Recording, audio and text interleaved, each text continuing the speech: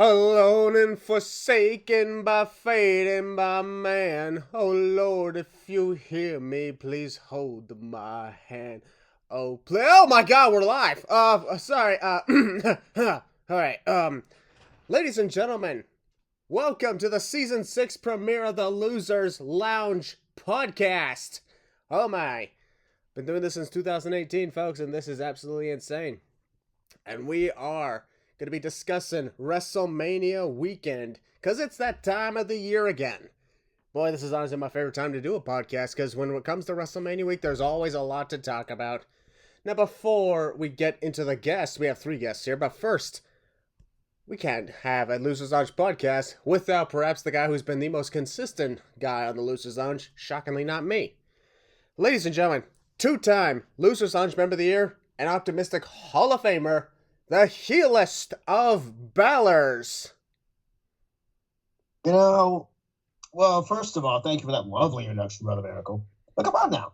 You're as good as this as I am, too. God, for God's sakes, this is your channel. I mean, yeah, but I'm not as consistent as you. Oh, come on now. This is a team effort. It works, indeed. By the way, are you excited for this? I've been excited, dog. You know what's up? Guys, for all of you who are watching right now, kick back, get some popcorn, maybe get 2 buckets of popcorn, maybe get some more water, get some other drinks, because this is going to be a long podcast. For you guys, anyway. For us, it's literally 2 days worth of recording, so not as long for us. In the meantime, please welcome back to the Losers Lounge 2022 Optimistic Hall of Famer, Steep. Hello, everyone. Little case of deja vu. I was not here last year. It's an honor to be back. I am Steve, the self-proclaimed Prince of New York, my state, my city that I run, the Drip King, Mr. East Coast. I have a handful of nicknames, but that's not important right now. You guys just make sure you stay tuned and have a wonderful episode. You see, this guy is goated. He's even got his own nickname now. And we're not going to say it. You're just going to have to figure that out for yourself, folks. In the meantime, we have 2 new guests here who have never been on the podcast before. First of all, please welcome Dustin. What's going on, everybody? I'm just so glad to be part of this wonderful podcast. Thank you, Christian Maracle, for that wonderful introduction. It's surreal that we're finally on WrestleMania weekend. It's crazy. And folks, I wanted to give... It's been so far. Yep, and folks, I wanted to give a little bit of a heads up on something. The heads up being there are times where in the background... Hold up a second. Yeah. There may be times I have to press the mute button every now and then, but that's because our good boy Dustin here is hanging out at a birthday party for somebody. Family member, I believe. So, there's that. So if you hear any background noises every now and then, that's what's going on. So folks, if it's a little too much for you, we apologize in advance. But hey, we're just a bunch of guys just hanging out, and we're losers. That's kind of how this works. In the meantime, our other final guest is also here for the first time ever. He also shares my name, but his name is Christopher, not Christian. Ladies and gentlemen, please welcome Chris. Oh, what's up, everybody? They call me the E-Man. That's how most of this goes. Excited to be here, though. Yeah, the E-Man, Chris E-Man. So, folks, if you ever see him, please put some E's in the chat. Yeah. Absolutely. All right.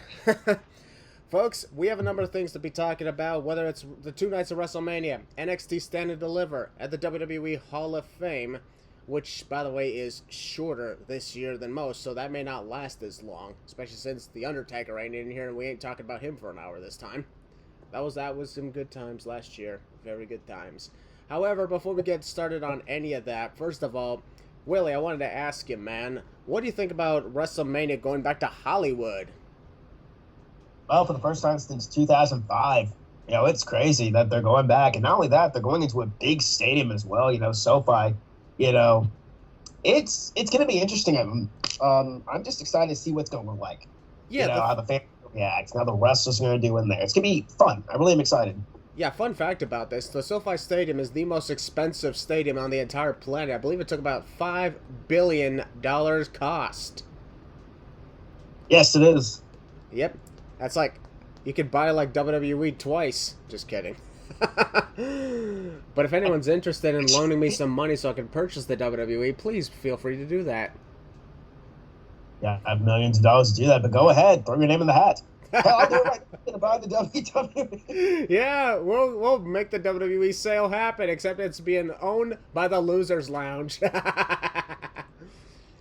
work as well. Okay.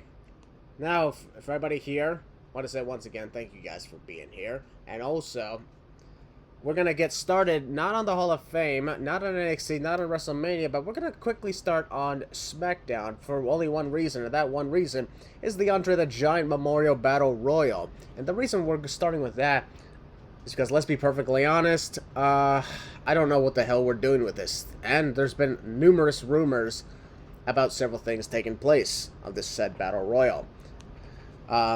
Over the years, it started off as just like a one-time thing. And you know, when the Andre the Giant Battle Royal started off as a one-time thing in 2014, I was like, oh, okay, that works. It's WrestleMania 30, you know, big main event here. Not really a main event, but you get my point. Big memorial for Andre the Giant. This is excellent. It allows these guys to be in, but then it became a yearly thing. And I also noticed something. Willie, I don't know if you noticed this, but it just says Andre the Giant Battle Royal. They took out the word memorial. What was with that?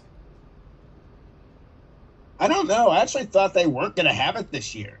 This Road to Mania's just been wild and weird. That's all I got to say. So I'm surprised they actually kept the they kept the Hall of Fame. Hall of Fame. We'll talk about the Hall of Fame later. The Battle Royal. Because, like, I legit thought they got rid of it. Because they weren't talking about it for weeks. And months, technically. Like, so, I'm surprised they kept it. So, I think it's pretty cool to keep it, honestly. Still, honor the Giant, you know, his legacy and his memories. So, that's a pretty cool thing that they kept it. So, I'm glad they didn't get rid of it. Well, sure, but don't you think that maybe they should have put it on WrestleMania? Oh, there are a few matches on Mania that should be kept off, but that's just me. I would have put it on Mania, like maybe on the kickoff. I guess there's not really gonna be like a big kickoff shtick. I don't know, but you know, I don't know what Triple H is cooking up, man. But I don't know. I really don't know. This is a roller coaster. Yeah. Hey, Chris, you're new here, so I'll actually start with you. What's your thoughts, honestly, on what's going on with the Andre the Giant Battle Royal? It's kind of complicated to me. Like, it was fun in like the first 3 years when like there was a bunch of different superstars winning, like Cesaro, and then Big Show winning was pretty cool. But then now it's just like seems repetitive overall. Like, sure, it's cool to have a memorial for Andre the Giant, but I think we're doing too much at this point. Yeah, I can understand that. Like, you know, it started off with, you know, when Cesaro won, you were thinking, oh, big push coming. Big Show won. It's fitting because, you know, Andre the Giant. Then Baron Corbin debuted from NXT and won the Andre the Giant Battle Royal. That's the moment we were like, oh, looks like we're using this to bring in new stars. Nice. What are we going to do next time? Mojo Rawley. Yeah, and then he got help from Gronk, didn't he? Yeah, to last eliminate Jinder Mahal. And then, you know, woken Matt Hardy. And then Braun Strowman. Another, oh, okay, I understand about that. 2020, there wasn't one, but 2021, Jey Uso. One would think, oh, main event Jey Uso, making a big moment here. And then last year, it was Madcap Moss. Yeah, I'd be fine with all these, like, lower quality, not quality, lower credible stars winning if they gave them a push afterwards. But most of them, when they win, they just get the one-off victory and then just fade into obscurity, which is weird to me. Understandable in that case. Dustin, since you're also new here, your thoughts overall regarding the Andre the Giant Battle Royal? I think Andre the Giant Battle Royal I think it's fine. Like, yeah, you're paying homage to Andre Giant. You're giving him his own Battle Royal. I also, to piggyback off Will and you, I think they should have put it on Mania. There's a couple matches on Mania that I think should have been left off, but that's just me. But yeah, I'm excited for a Battle Royal. That's gonna be fun. Battle Royals are my favorite match type anyway, so I'm excited no matter what type of battle royal it is or Royal Rumble. So, You see, that's it, it'll be folks. fun. That's it, folks. It's just like quite a number of people. Yep, quite a number of people at times, don't really get the hype of battle royals because, it's, as I quoted it in my Sins videos, a bunch of whatever, because there's a lot of this and a lot of that. I can't keep up. But you know what? It's all good in the end because, in my opinion, it's just fun to be in the crowd to attend those sort of things. Like, I've been in attendance for Andre the Giant Battle Royals, even on the SmackDown prior to Mania. Like last year, that was fun. Steep, overall, what's your thoughts on the Andre the Giant Battle Royal and what we got going on? I think it's a great way to, as everyone else said, honor Andre. And, like Will said, I was reading reports that, like, oh, they scrapped it this year or was it going to happen this year? So I was kind of surprised when, they said it was going through with it. But I think it should be on Mania, like on the pre-show or just, like, kick off Mania because it gives a chance for those who aren't really on the Mania card to, like, walk the Mania stage and set. Like, I know, like, yeah, not everyone's going to have that big entrance. Like, they're just all going to come down pretty much together. But, it gives a chance for those who want to get on Mania, but who can't get on Mania, it brings a lot of people and it fits them onto that one type of match, and it really helps with that. Same with putting like a ladder match on Mania or something. I think a match that has so many people in it is really a fair chance to give, guys like people who are in the Battle Royal that's going to be on SmackDown. I think it should have been moved to the night after, like on the pre-show of Night 1's Mania. That's how I would have done it. But I don't have any problem with that. I think it's a great way to honor a legend just like Andre. And,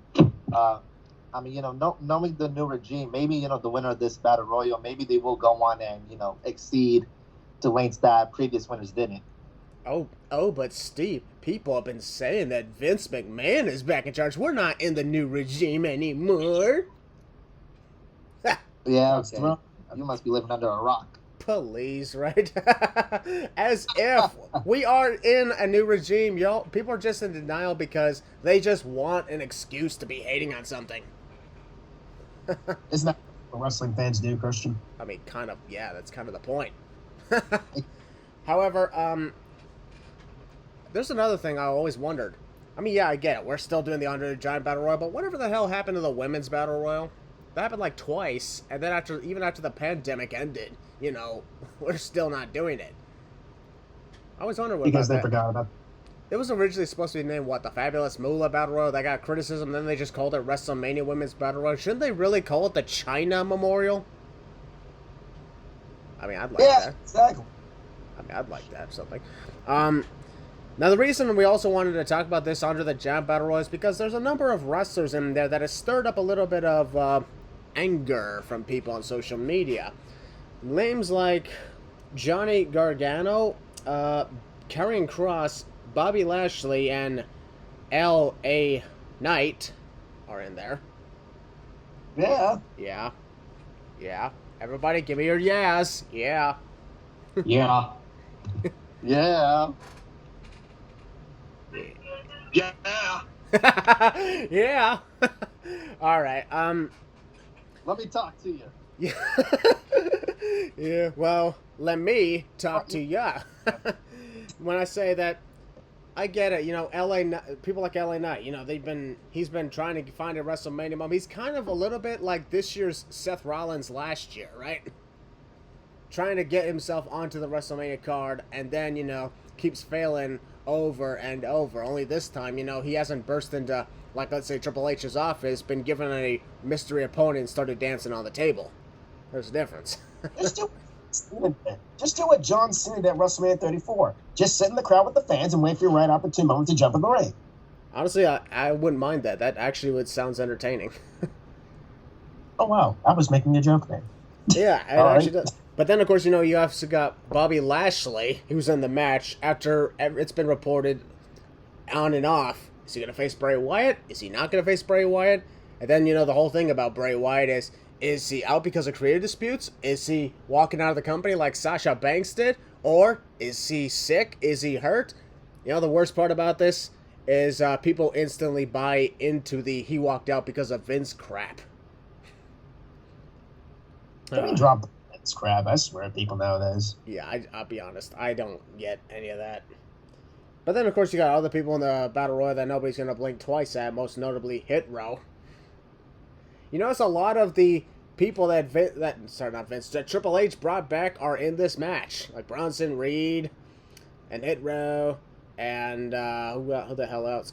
Dexter Loomis. Gargano. Yep, Johnny Gargano. Aaron Cross. Ethan Gargano's NXT the next night, which is... and Gargano's having a freaking week next week. Holy crap, poor guy. Yeah, Johnny Gargano, oh my god. We're going to be talking about him a little later.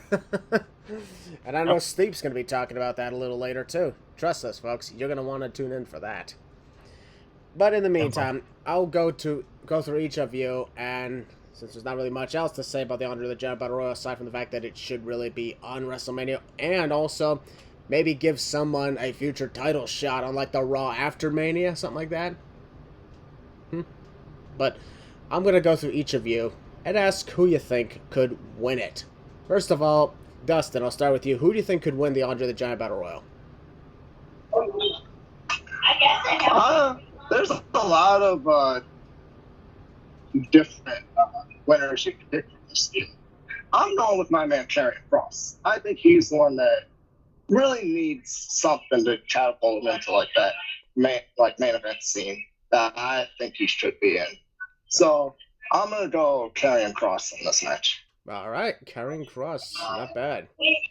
I'll be honest, yeah, Karrion Kross, in my opinion, sorry guys if there's a lot of big Karrion Kross fans out there, but his run since he returned has been a lot lackluster. Nowhere near as bad as his first time on the main roster, but lackluster nonetheless. You know?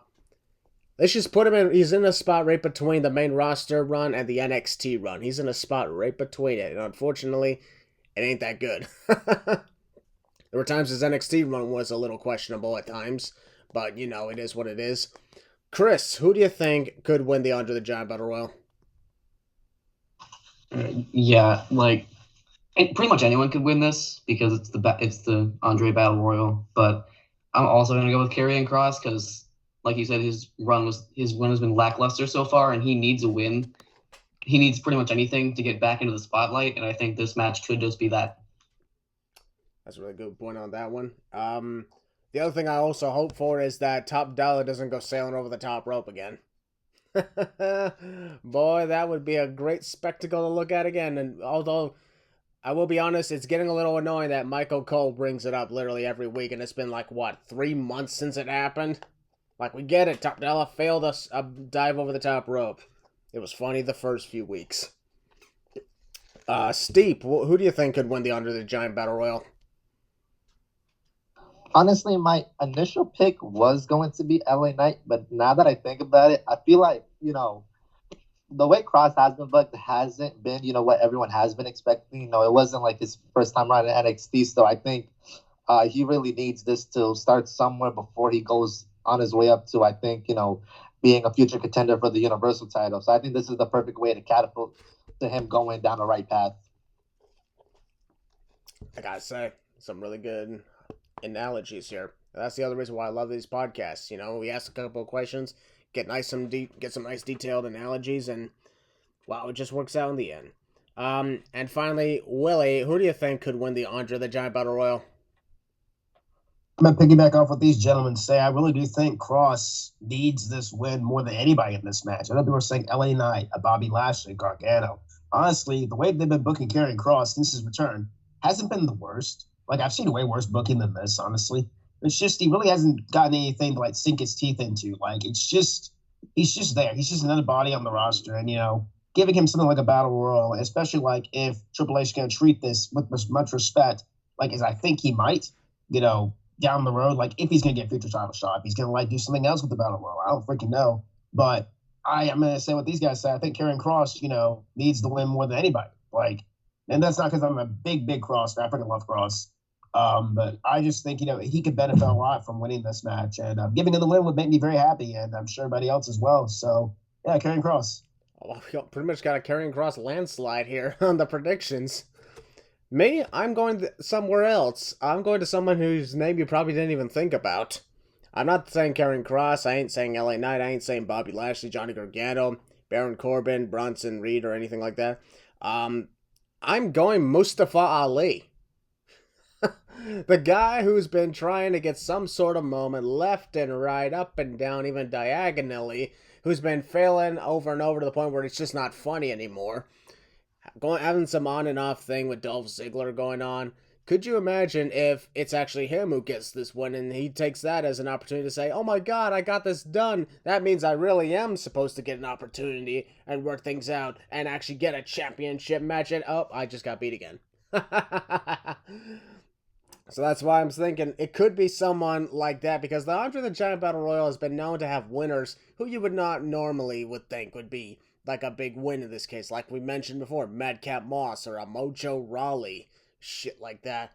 But Mustafa Ali, based off of his constant failures, that could be one. Santos Escobar is also a potential name.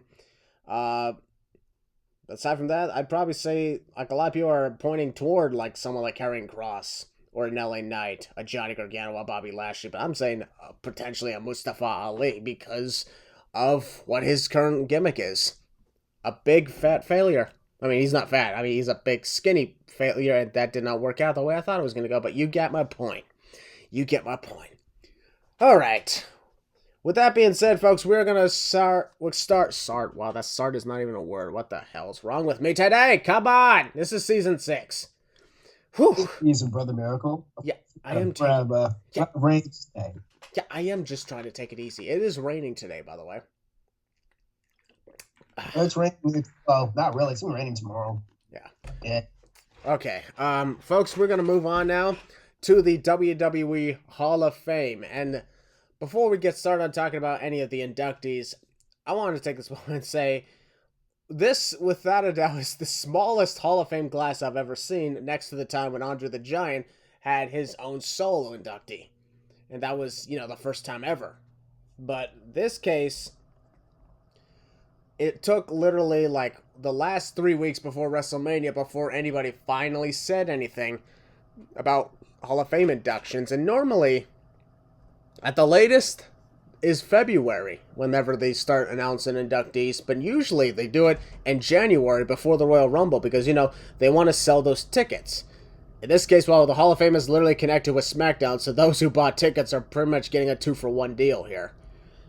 And even last year, though, when they were doing the whole 2-for-1 deal, it worked out because, you had The Undertaker going in, you had you had Chad Gaspard, you had Vader, and people were having a good time with it.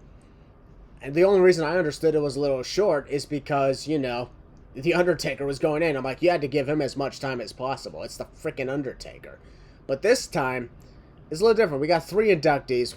We have a celebrity inductee, and we have Andy Kaufman. We have the Great Muta, and the leader of the Hall of Fame class is Rey Mysterio. I'll be honest, that shocked the hell out of me. I did not see that coming. A lot of people were talking the likes of Batista, The Rock, that sort of thing.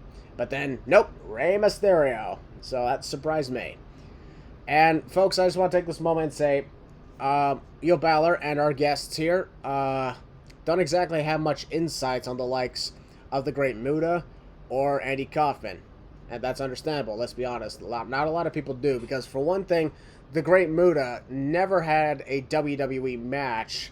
He's a legend from Japan wrestling, recently retired, and recently faced Shinsuke Nakamura. Speaking of which, where the hell is that guy?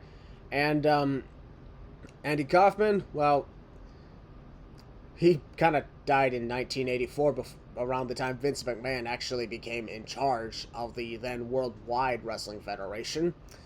And yeah, so he was kind of gone before any of us in this call were even born, so there's that to think about.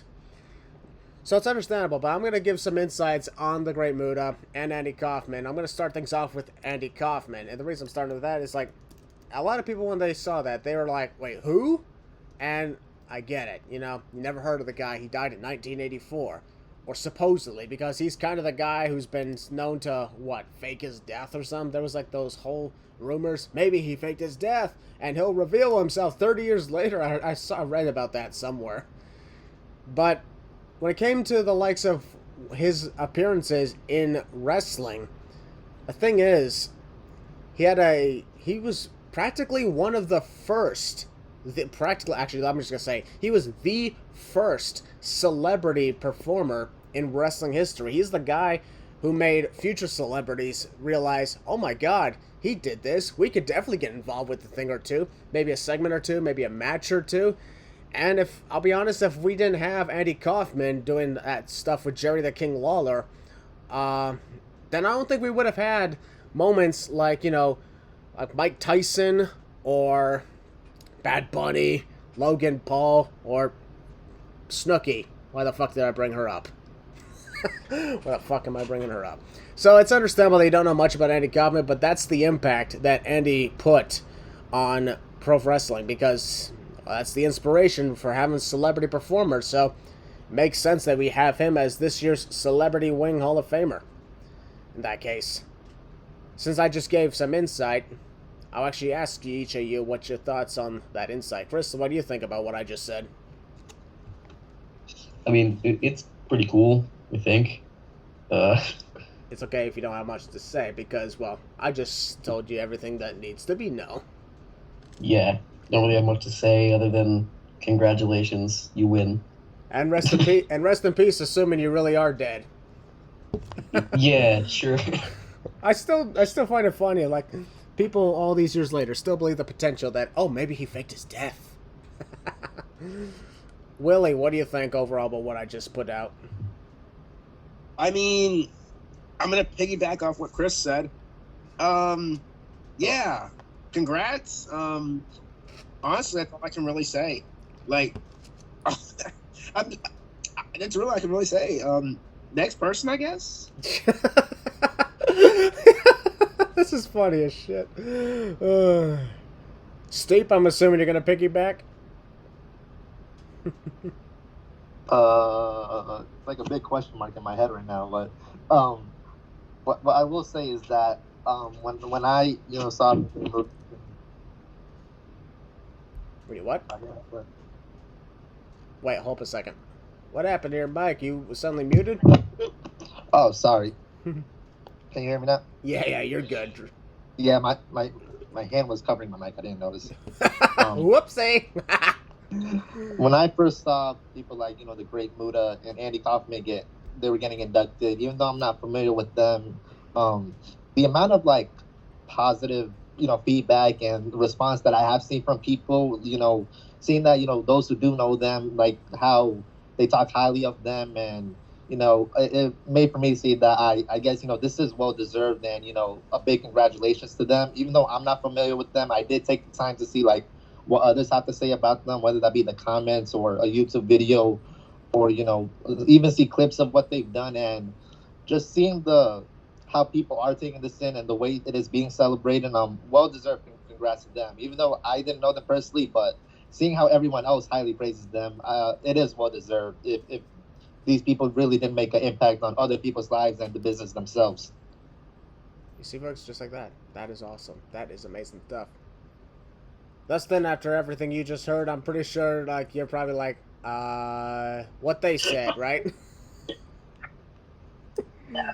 Pretty much. Big congratulations to Andy Kaufman.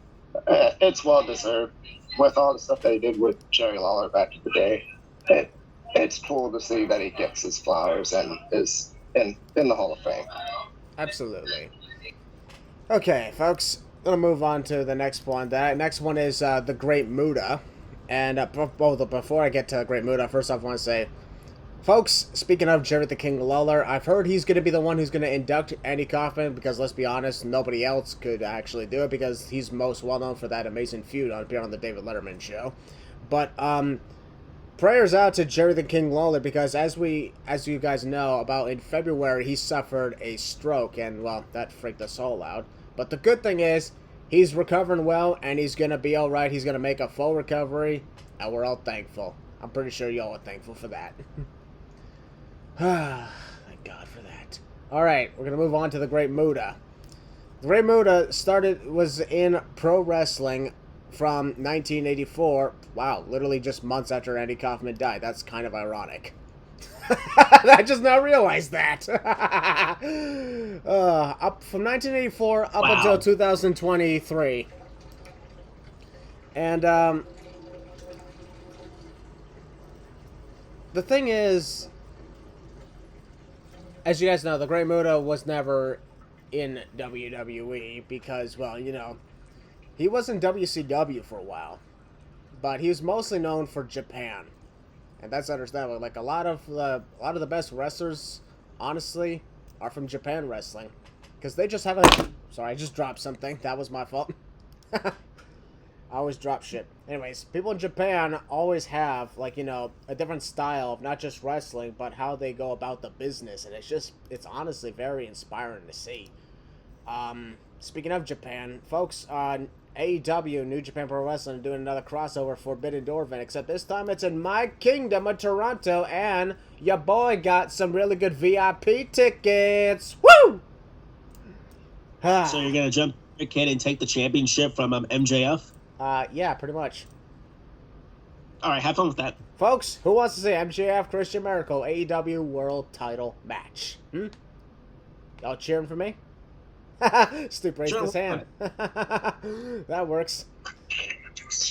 Christian would be a damn good world champ. You got damn right I will be. That's what I'm talking about. Oh, people are doing the raise their hand motions. Okay. Alright, but anyways, yep. The Great Muta made sporadic appearances starting in like 2000. Actually, here's the thing. His final years, he was here and there in not just New Japan, but in all Japan Pro Wrestling. Championships, match after match. He even appeared in AEW a couple times. And one of his most notable appearances in AEW was Full Gear in 2019, when he was one of the judges for the AEW World Title match between Chris Jericho and Cody Rhodes. If anyone remembers that dumb judge thing, at that moment I was like, remember that was done because of the whole time limit draw, and I'm like, why don't you just take off the time limit? The only thing I remember from that show is Cody getting his head busted open severely. That's about it. Yeah. Wait, no, wait, we're not talking about that. Anyways, however, in 2023, he was on his farewell tour.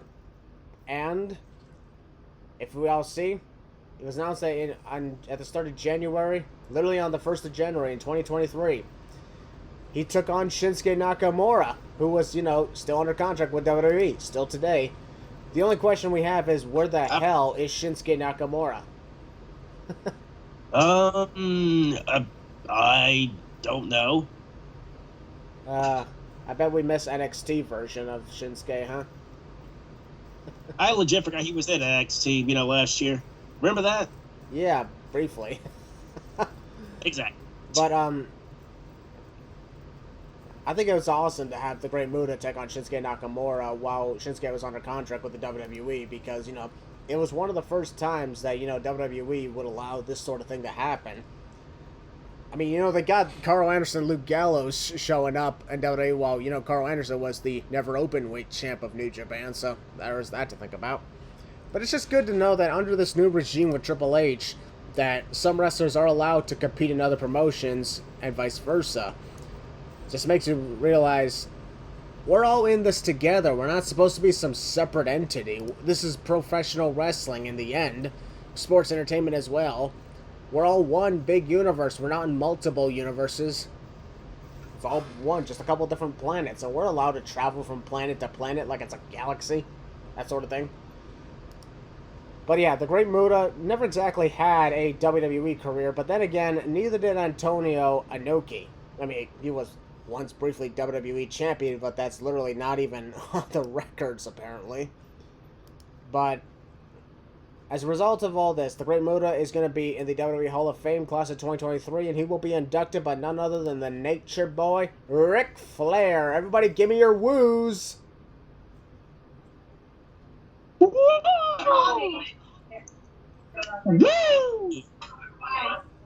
Woo! That was a little weak, but it's okay. Nature Boy. Nature Boy Ric Flair. So basically, I just gave the insight on that. Steve, you already had a really big monologue regarding both Andy Kaufman and the Great Muta, so you're covered. Well done. Balor, your thoughts on the Great Muta's career? I mean, honestly, besides, many of his accolades that he's had, I mean, with Great Muta, I think the first time I, saw him was, crap, I can't remember, 2018, I think. I don't know what show was that. Some indie show where he showed up and did some weird shtick and spit his miss, which was kind of cool. Yeah, he's but the last time I saw Great Muta. Yeah, he's also known for that, spitting the great mist and everything. That's what made a lot of other people do in the future, so.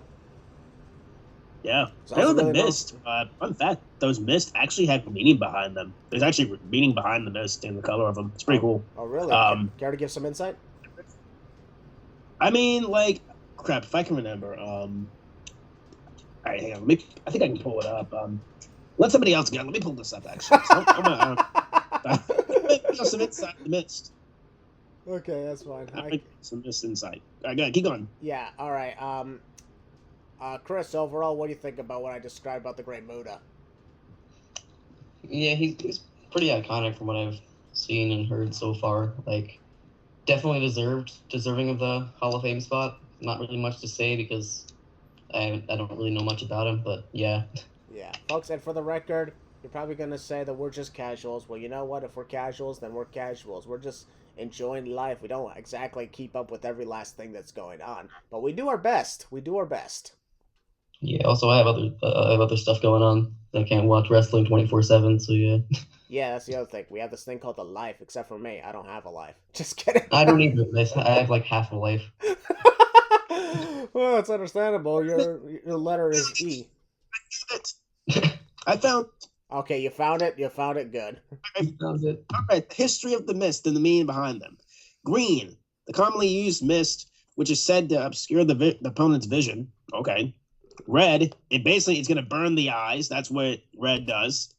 Isn't Black, that wait, sorry for interrupting, but isn't that basically the same thing as the green thing? The whole obscure your vision, burn your eyes. Doesn't that also obscure your vision? It's the red burns the vision. Okay, isn't that? But I don't know how that works, but all right. Black is said to blind the opponent for several weeks. Oh crap. Jeez. Blue sends your opponents to sleep. Oh, okay, I need that one.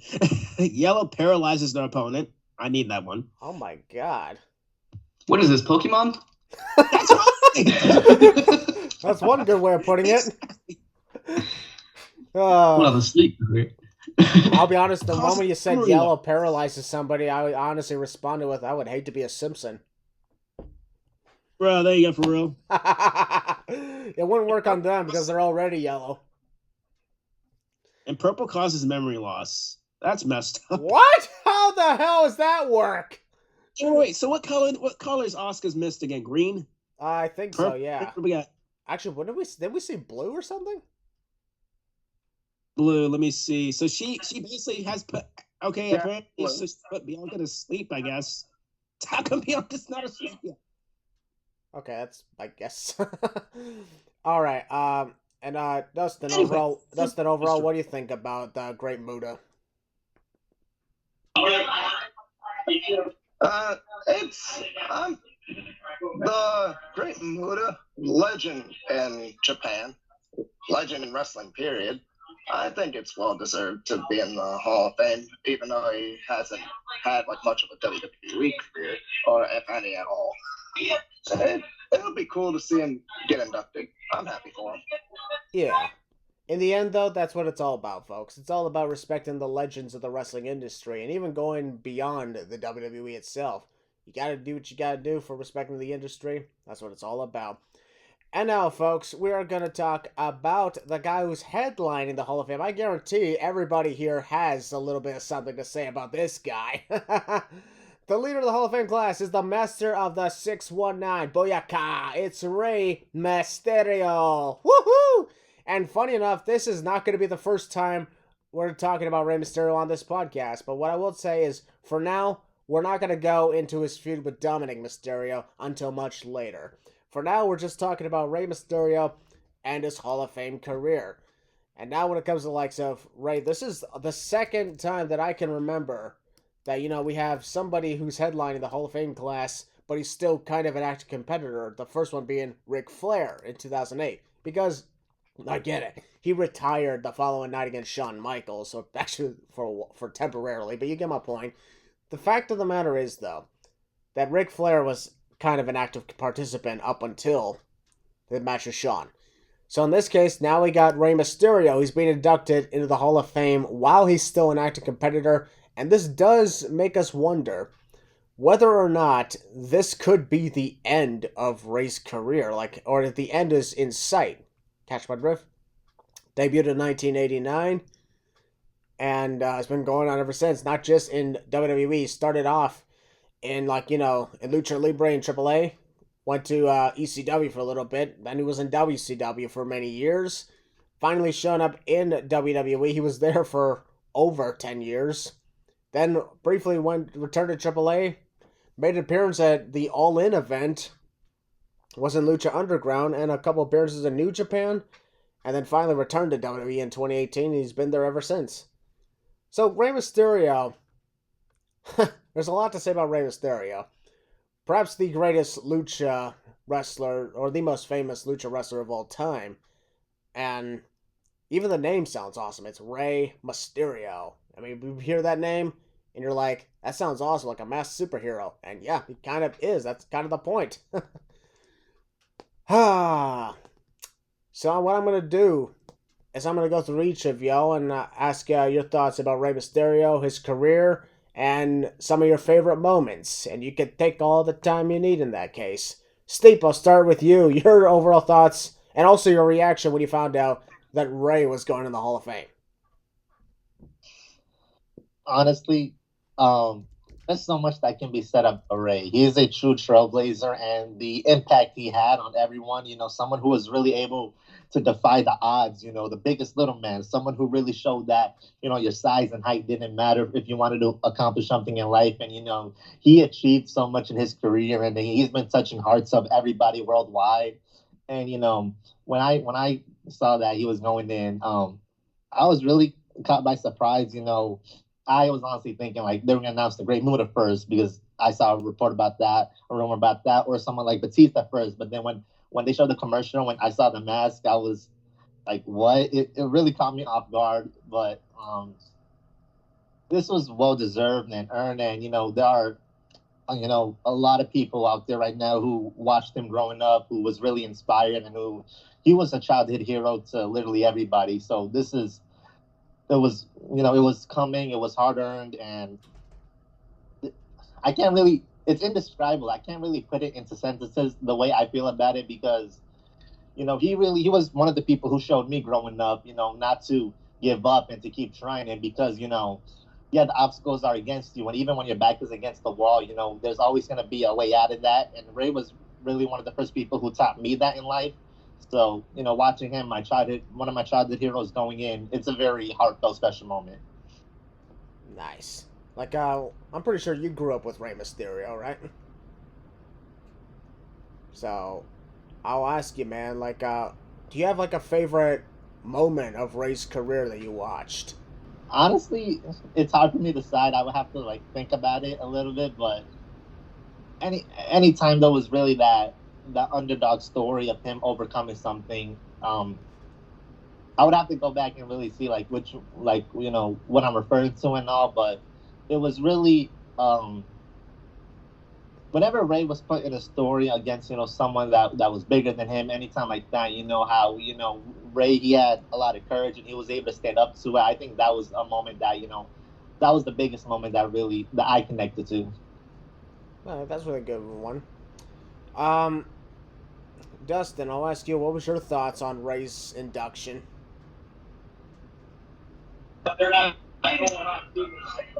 Rey's induction caught me by surprise.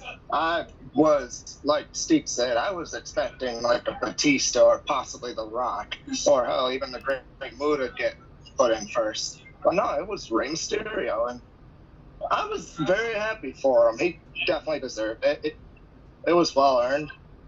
Greatest masked wrestler of all time, and it's just well earned. There's memories upon memories of this man in my life.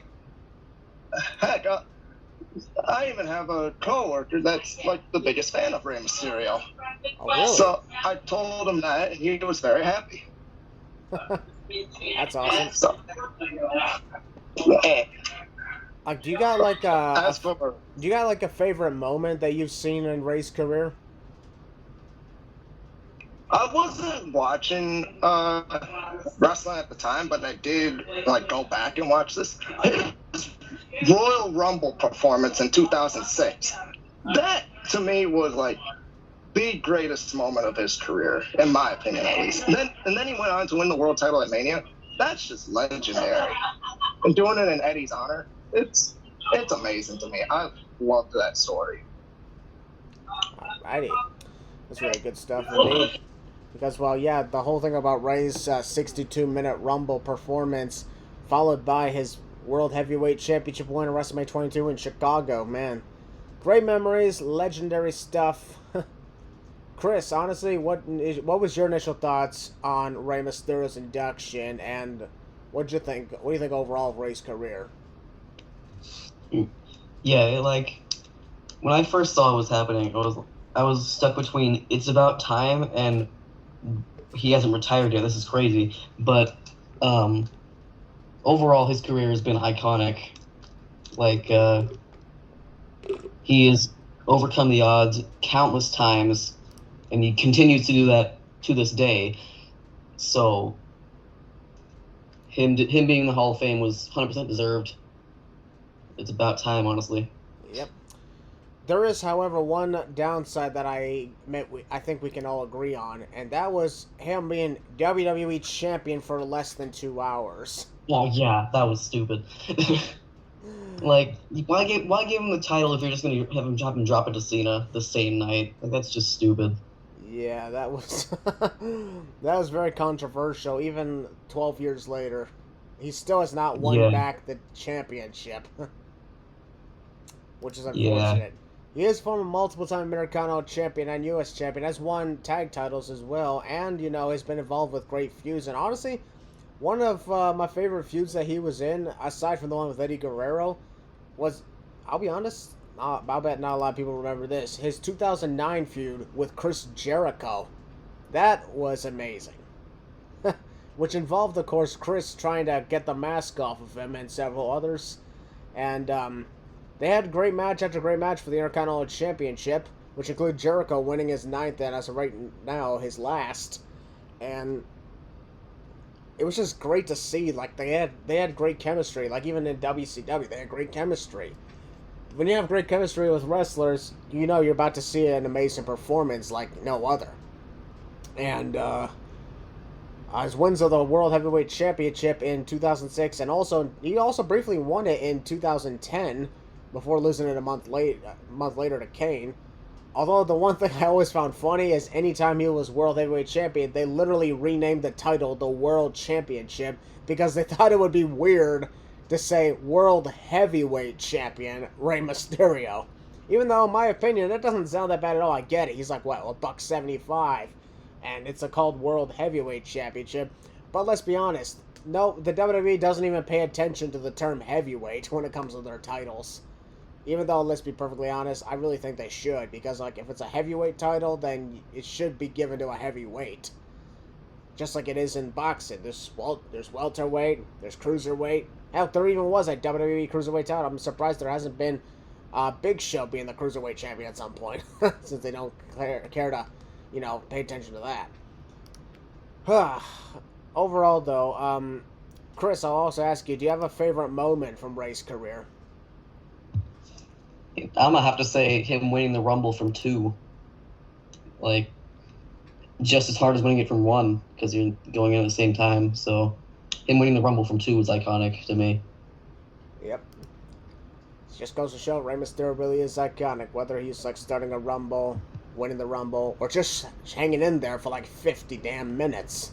And doing this and doing that. Heel Balor. I'm pretty sure you have quite a bit to say on the subject of Rey Mysterio. What you got?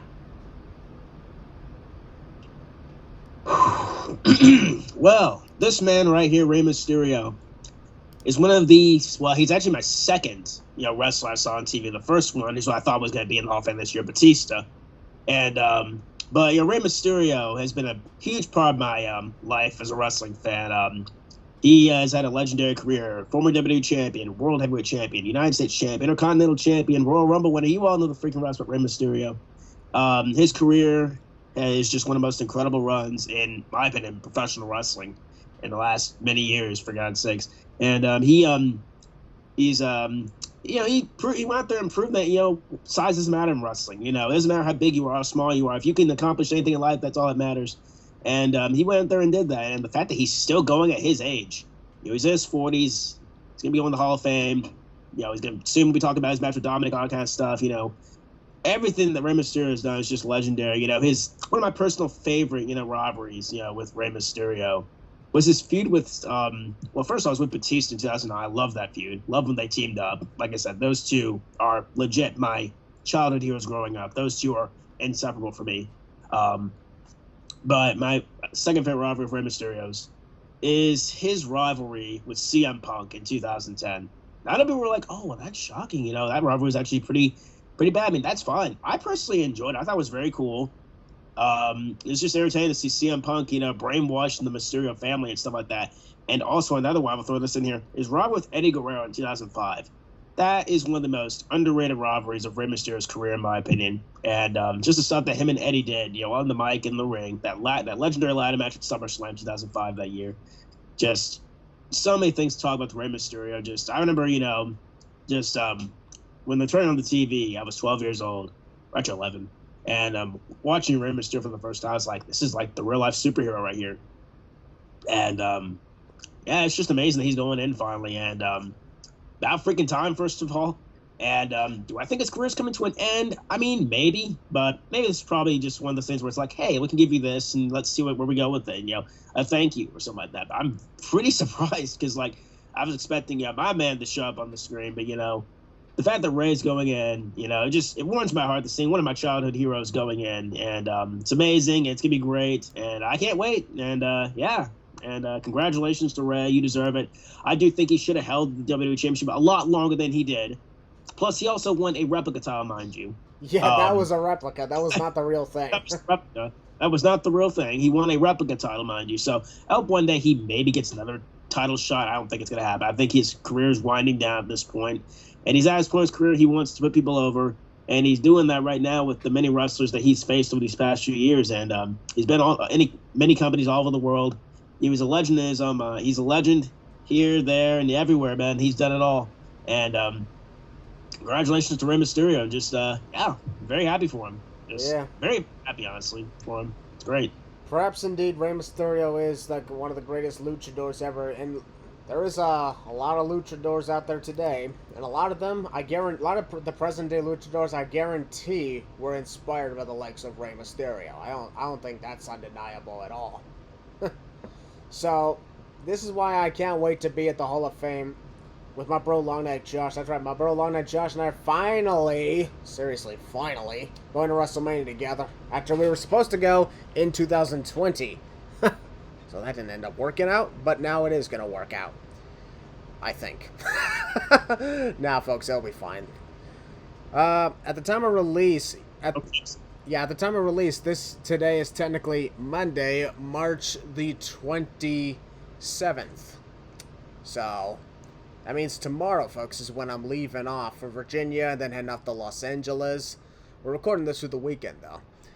And now, folks, before we move on, I just want to say one last time, the Hall of Fame, I really think, has been lackluster, and I don't think it's going to last that long when it takes place. Unless, of course, Rey Mysterio is going to talk for 2 hours. Like Ric Flair did in 2008.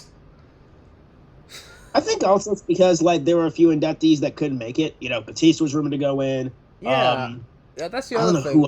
I'll be honest. There were a few people rumored to go in but couldn't make it. Yeah, in addition to Batista, I was also thinking maybe this could be when they induct The Rock.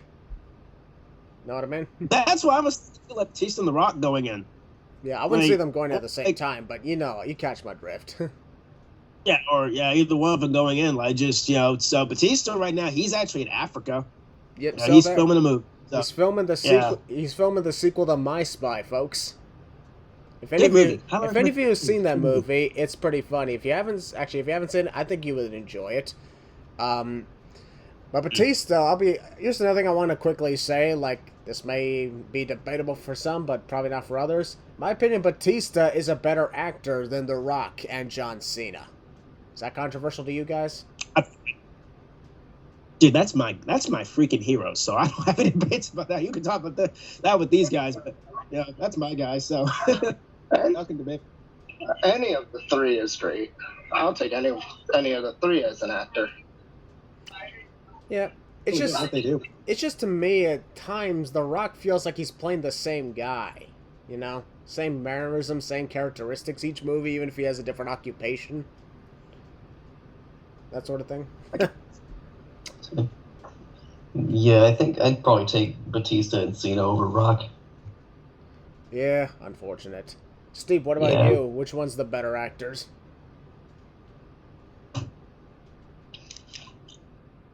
Is that even a question? I guess that answers it, huh? That's his boy. Yes, That's his boy. The Rock is his guy. That's understandable. And the best part about this is we may not agree, but we respect it. Oh yeah, totally, man. Absolutely. I think they're totally shoulder within each other. You know, it took me a while to really like Batista as an actor, but I saw one of his movies, Kickboxing Vengeance, and I think that he is really up there with Roxanne and Batista. Like, if anything, they're like my top three favorites. I know, like, yeah, they all came from the same spot like that. Like, I just prefer actors who come from, other fields, not actors who were actors like their entire career. Fair point on that indeed. Hadouken. Like, wait, what did I just say? I don't know what I just said. I'm just saying random shit now. What's wrong with me? It's Mania weekend. Everyone's wild today. Yeah, it's the WrestleMania weekend. It makes anybody wild. All right, folks. And that concludes the Hall of Fame. And now, we are being ready to talk about something else now. The next section, and that is NXT Stand and Deliver. And for once, I take a look at the card, it kind of... Here's the thing, Willie, does this kind of have a takeover vibe to you? Takeover? What are you talking about? Takeover? This kind of is takeover without the name. What have I been saying, ladies and gentlemen? You don't need the name takeover to, like, make it seem like a takeover show. All you need to do is make it feel like takeover, and that's it. Yeah. So this does give the quote-unquote takeover feel. Look at Vengeance Day. Probably one of the best shows, like, of February, in my opinion. That was really fun, and, like, the way that went, I think it's going to apply the same thing here because, in my opinion, last year's Stand Deliver, first of all, I didn't watch it. I did not watch it until, like, I got home. And from what I saw, it's like, yeah, this sucks. It sucked. I mean, of course it sucked. Yeah, Dolph Ziggler is the champion. Yeah, and Braun Breaker last. They won the title on Raw and it's held ever since. Yeah, I did. That part I didn't get. Yeah, for real. There was a ladder match. I remember that. I think it was 2 ladder matches, right? Or was there one? No, there was one. There's 2? No, there was just one. Just one? Okay. Remember, Mandy Rose defended her title. We had the tag titles change hands. We had a ladder match, of course. So anything else I'm missing? I don't know, but it was when that took place. I remember we didn't talk much about it on last year's podcast because we weren't really keeping up with 2.0. 2.0 memories. Yeah, thankfully that ain't the case this time. We have quite a bit to say about some of the matches, especially since a lot of the wrestlers that are now in NXT, we've gotten to get used to them more, and we're able to connect really with them as well. So there's that to think about. Especially 2 of my boys, so we'll get to later. Oh yeah, absolutely. I don't know why I keep saying it like that, but absolutely. What? I'm weird. I'm supposed to be weird. I'm part of. Do you need to lie down? Should I take over here? Hey! I'm part of a colony of weirdos here. Okay. We're losers, not weirdos. Well, wait a minute. Chris can abide by this. He's part of my colony, so ha! Okay, there you go. I'm a neutral party. Oh, fuck. Damn it! So close. However, I will say that the best Stand and Deliver had to be 2021. I'm pretty sure you can agree with that, Willie. Oh, for real, dude. And not just because it happened on our birthdays, both of them. Oh, for real. It's night 1 on your birthday, night 2 on my birthday, and I would probably say, sadly, Willie, yes, it was better on your night. Honestly, yeah, it pretty much was. Yeah. I guess I'll freaking. Even though my night had your boy Finn Balor and had Karrion Kross and had Adam Cole and Kyle O'Reilly, so even then, yeah, it just still wasn't as good as night 1. That's true. My opinion, they should totally do that again. The whole 2-night stand and deliver thing, because that was fun when it happened. For real. This time, folks, we have 7 matches on the card for NXT Stand and Deliver.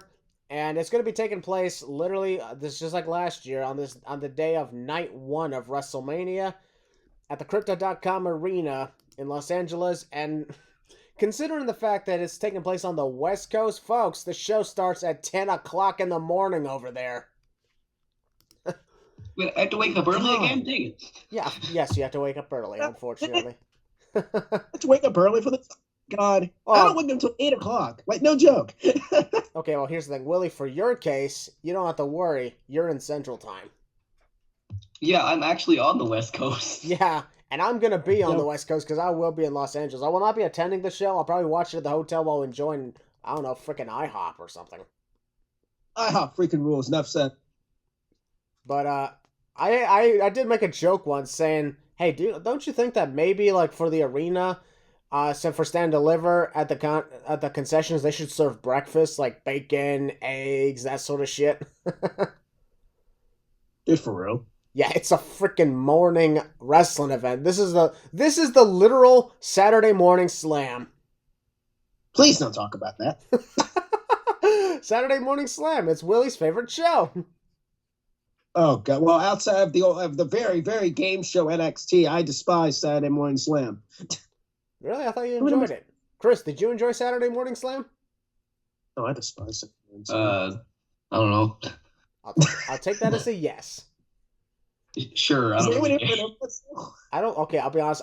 Did anyone here even watch a single episode of Saturday Morning Slam when it existed? No. I did. I did, and I regretted it. Oh, you did? I did. Dazzler Daniel Bryan and Foley was the freaking GM.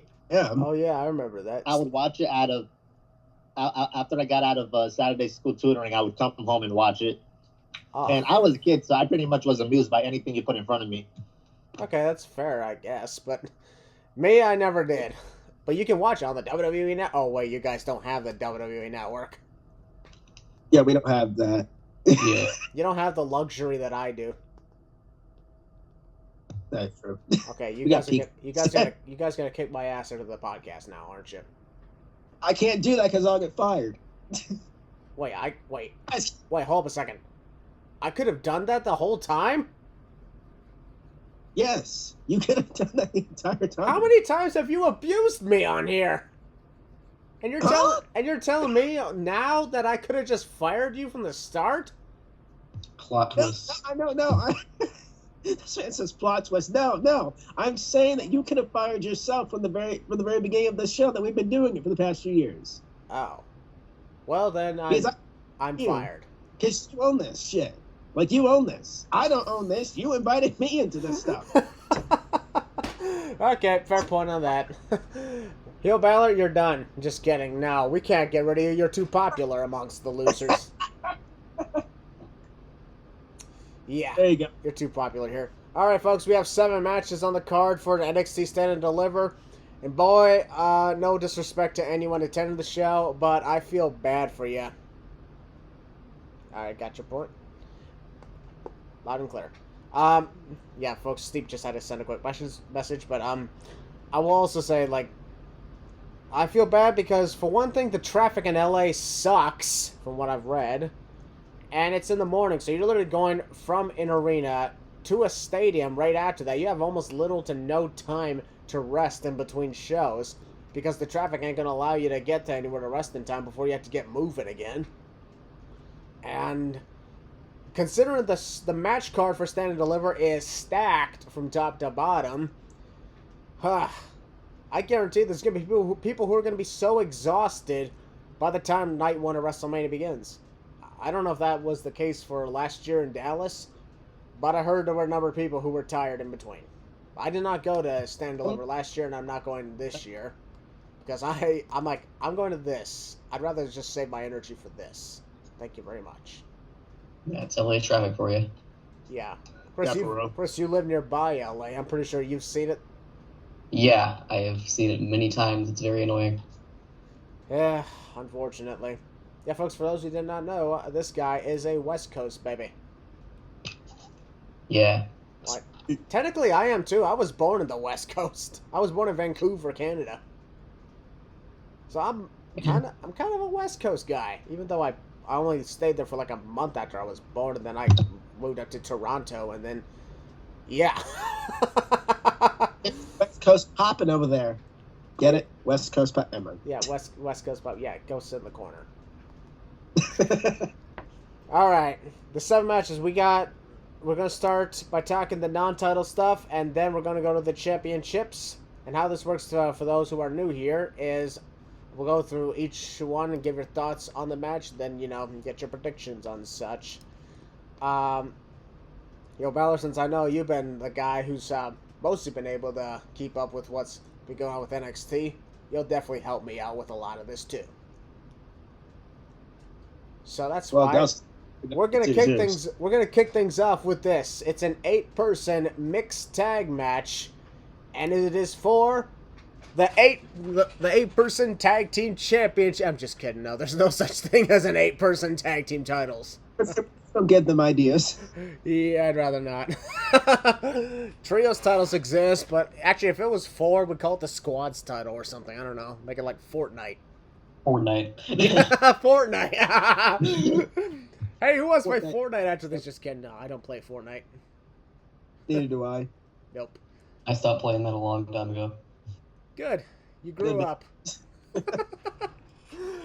All right. Yeah, it's an 8-person mixed tag match, and it's for the control of Chase University, apparently. Chase U is teaming with Tyler Bate to take on the Schism. The Schism. That's weird. Joe Gacy. The guys formerly known as James Drake and Zach Gibson, whose names I kind of forgot, but...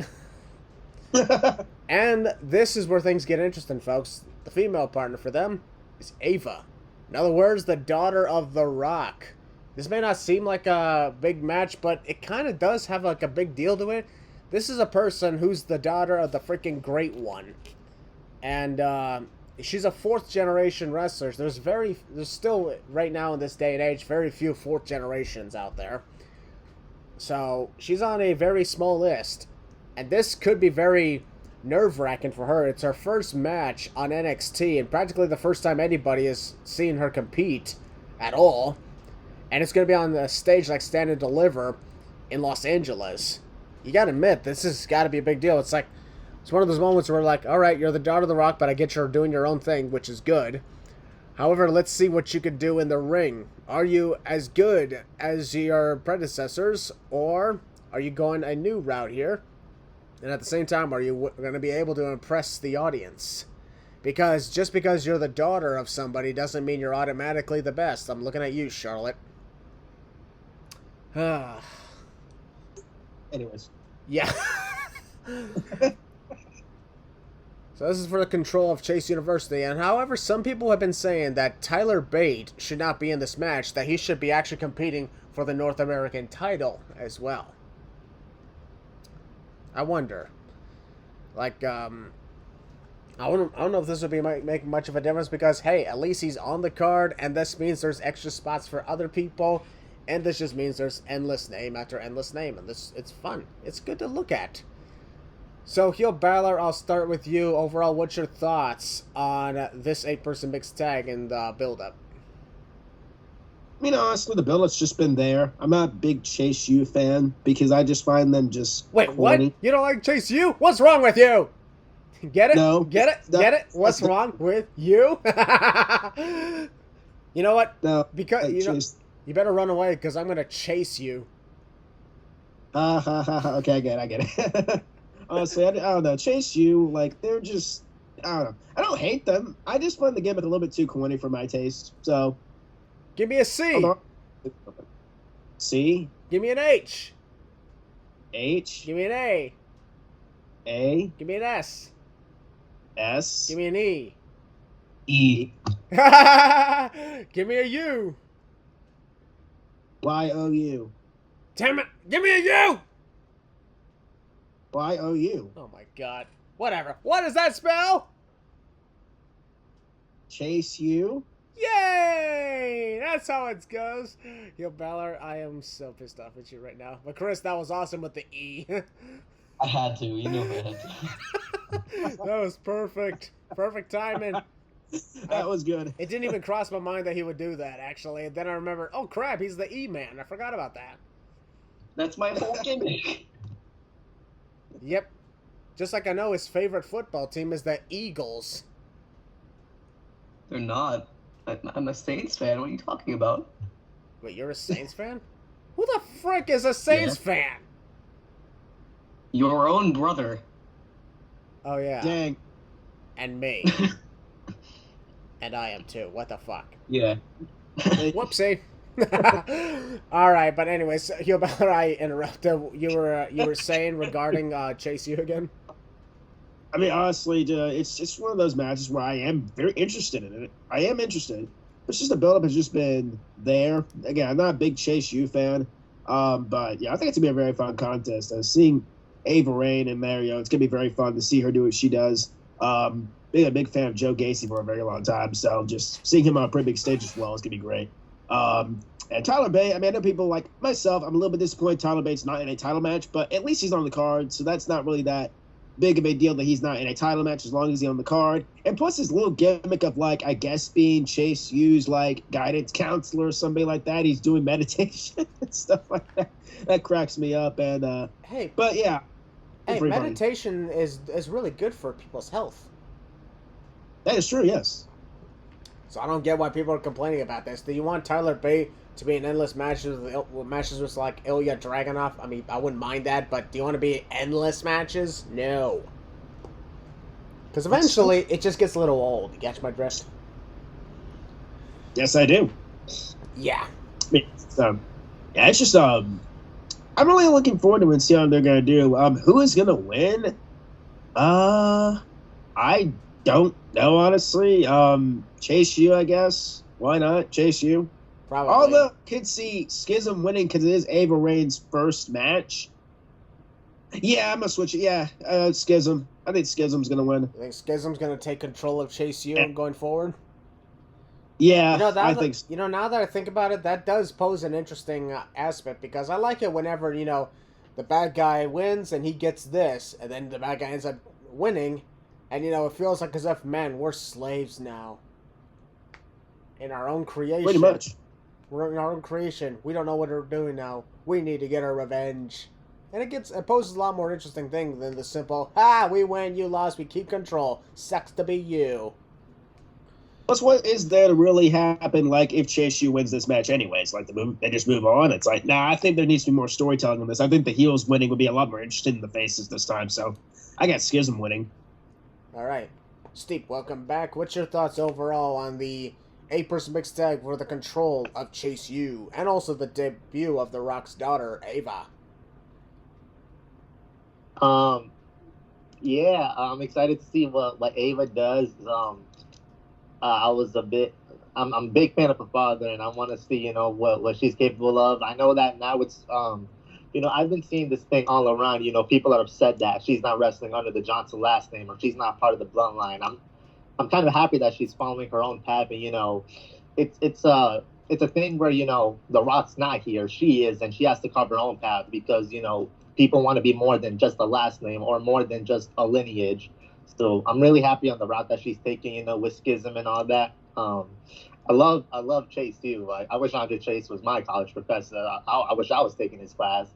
I definitely think Schism's gonna win, just because of one, it being Ava's debut, but also because I do want to see them take control of Andre Chase and the Chase U students. But I would not be upset if Chase U won because I honestly do prefer them as a stable.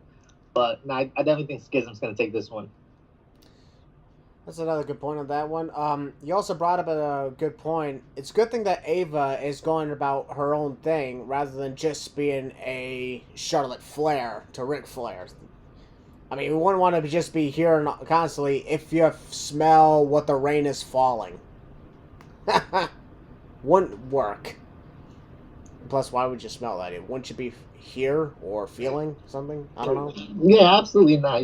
I know when Ava got here, I wasn't expecting her to come out to "If You Smell" and stuff like that. Doing Ava's elbow or a rock bottom and stuff like that. Because there's only so much that living under your legendary family can really get you. So she wants to be more than that.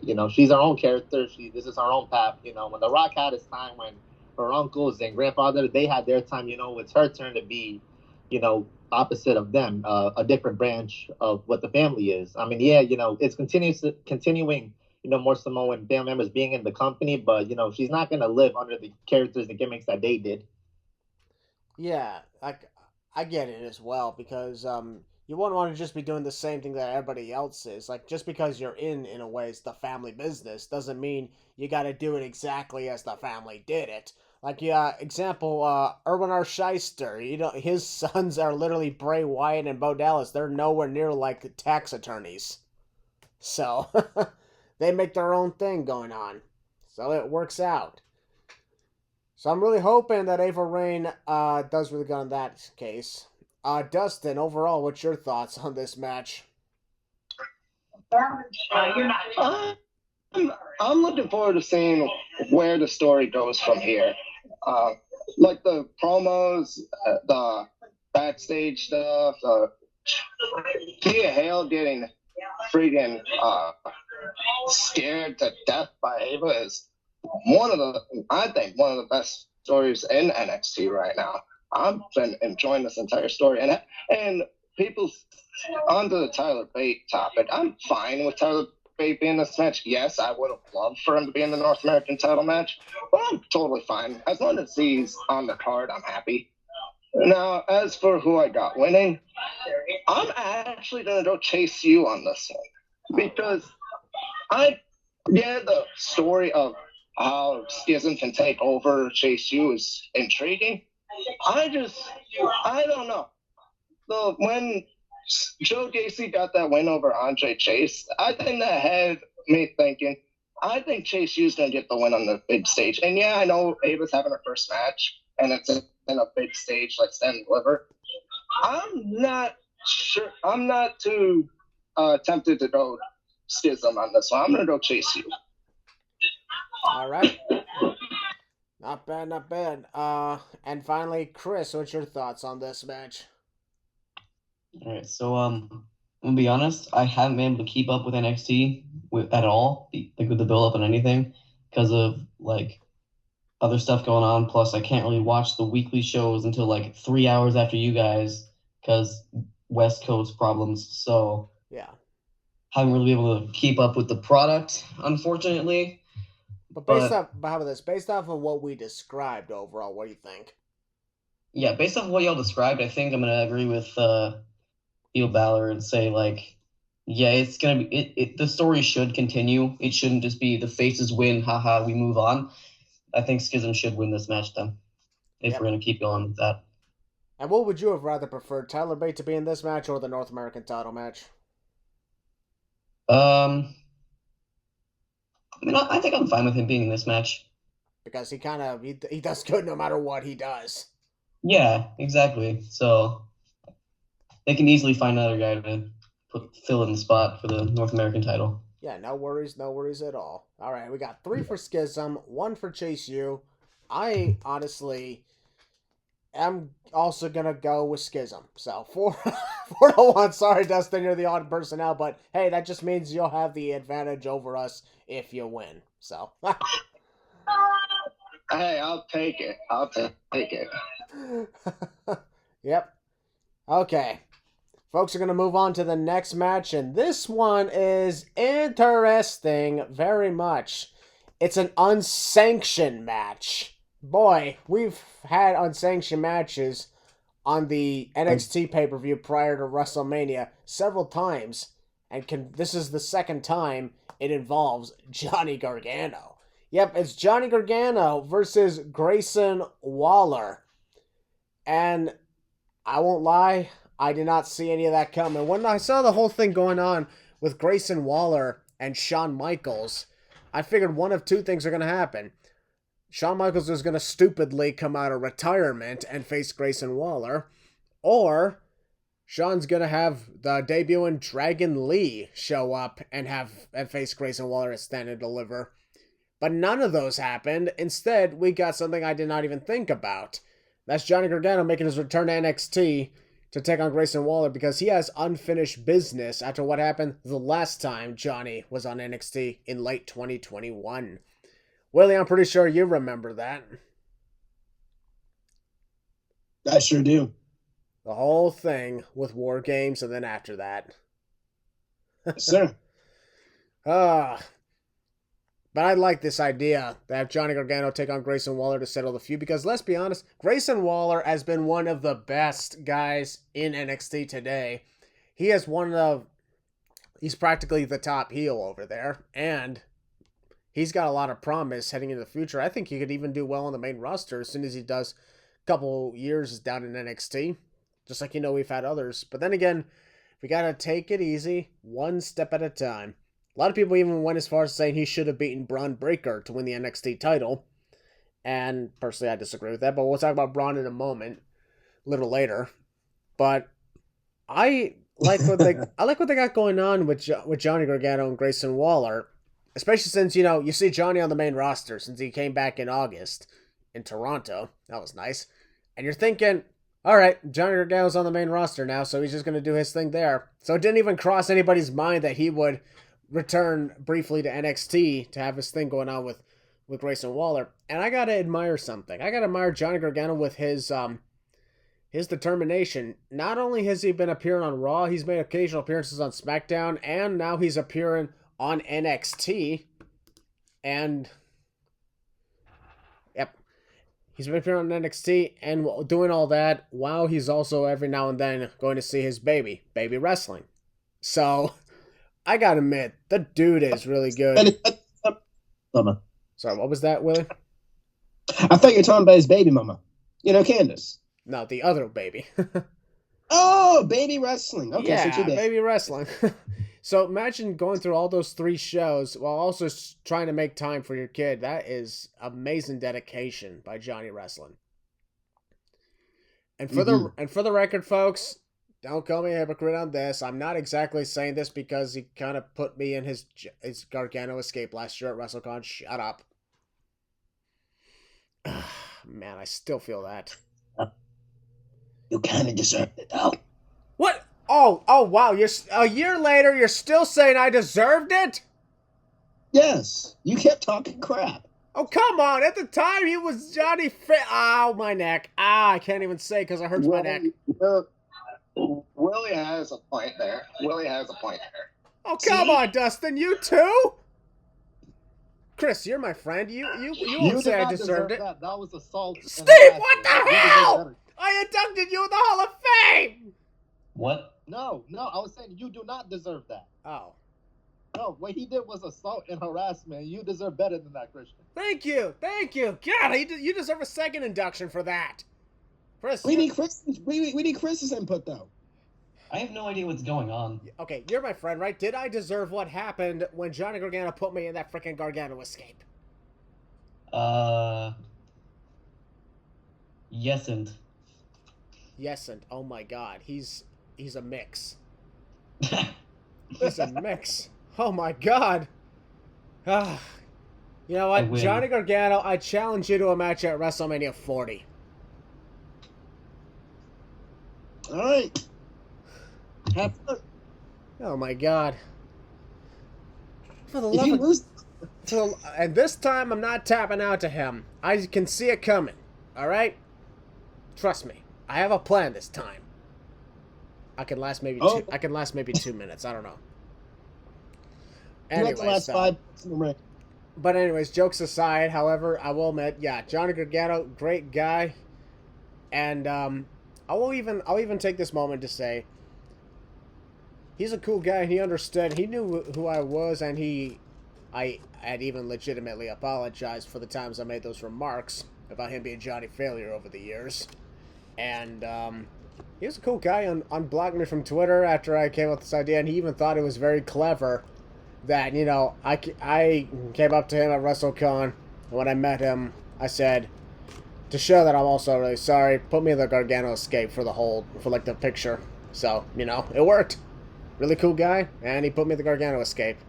And a lot of people are like, oh my god, Christian Miracle with the long-term storytelling. He got the last laugh over me. I'm a storytelling guy. That's what I'm doing. But, yeah, the whole thing, that's why I also like how Johnny Gargano taking on Grayson Waller, another long-term storytelling thing.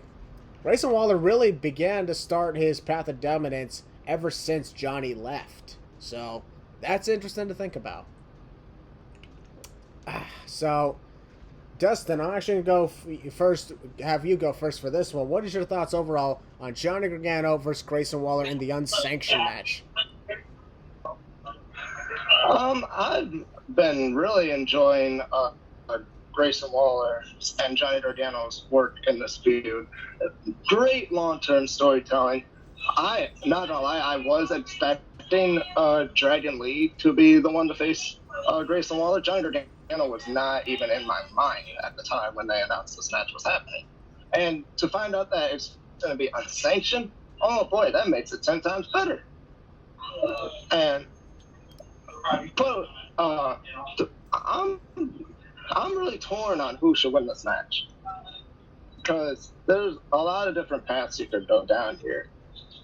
I'm gonna go with Grayson Waller getting the win, because I think Grayson just needs a tad more than Gargano. Yeah, it'd be nice to have Gargano get his revenge over Grayson Waller and win this match, but I think there's bigger plans in store for Grayson if he wins this match. So I'm going to go with Mr. Say So, and I'm going to go Grayson Waller to win this match.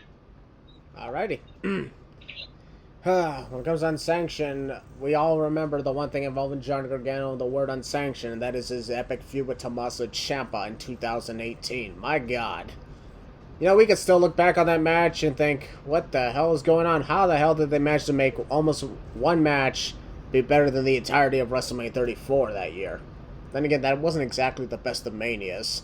Which is unfortunate because WrestleMania was on my birthday, and NXT New Orleans was on Willie's birthday, and damn it, Willie, you had an event better than mine again! Well, to be fair, I'm getting WrestleMania again next year, so it's all good. Screw you! I also got WrestleMania 35 for my birthday. So technically, the last half hour was on my birthday because I went past midnight. That is true, but I got many things. I got Kofi Kingston winning the WWE Championship for my birthday. Yeah, I got the first ever women's main event on my birthday, so suck it. All right. You don't really care about that, do you? No, I don't. Oh, you also got Demon Balor winning the Intercontinental title on your birthday. Damn it. Yes, I did. Yeah, I don't think this feud's ever gonna end. Why couldn't you have been born on the same day as me? Couldn't you have just waited in there for 24 hours? No. That's totally how that works. Oh yeah, I was a month late. Okay, I was a month late. So I proved I could. Technically, I was playing poker and didn't realize I was past my time. But you get my point. How will you be playing poker in the womb? Don't ask! Very carefully. Yeah. Big but poker. What, don't you realize it's like Las Vegas down there? I wouldn't. Okay then, Steve. I bet everybody's like, "Oh my god, this is so weird." What the hell's happening? I don't. It's a birthday rivalry with me and Christian. It's a birthday rivalry, and I kind of said that my mom's womb was like Las Vegas. I'm going back to mute. I don't blame you on that. Good plan. Yeah. However, in the meantime, we'll just continue moving on. Chris, what's your thoughts on Johnny Gargano and Grayson Waller? All right, so this is like the one storyline I've been able to keep up with because of social media and stuff. So, this is going one of two ways. It's either Gargano gets his revenge, he gets like one final send off from NXT before going back to the main roster and doing whatever he wants to do there, or Grayson Waller continues his whole shtick. So, it's a tough choice, but I think I'm gonna have to go with Johnny Gargano on this one. Yep. All right, Yo Balor, what's your thoughts on this unsanctioned match taking place? Honestly, the rivalry for me has been very fun. Like everyone knows, I'm not the biggest Grayson Waller fan character-wise, obviously. The guy can go. The guy is so charismatic. The guy has, like, fantastic character work, in my opinion. In my opinion, Grayson is probably one of the best, heels in professional wrestling today, right now. Like, I know that's a stretch. I know it's very controversial to say. That's how good Grayson is. Like, you could ask Steve up in here. You could ask Dustin. Yeah, whenever Grayson's on my TV, I just feel the anger and rage. Like, he's so good at his job, He's just so good at riling people up, getting them mad. And that's great character work. Gargano, of course.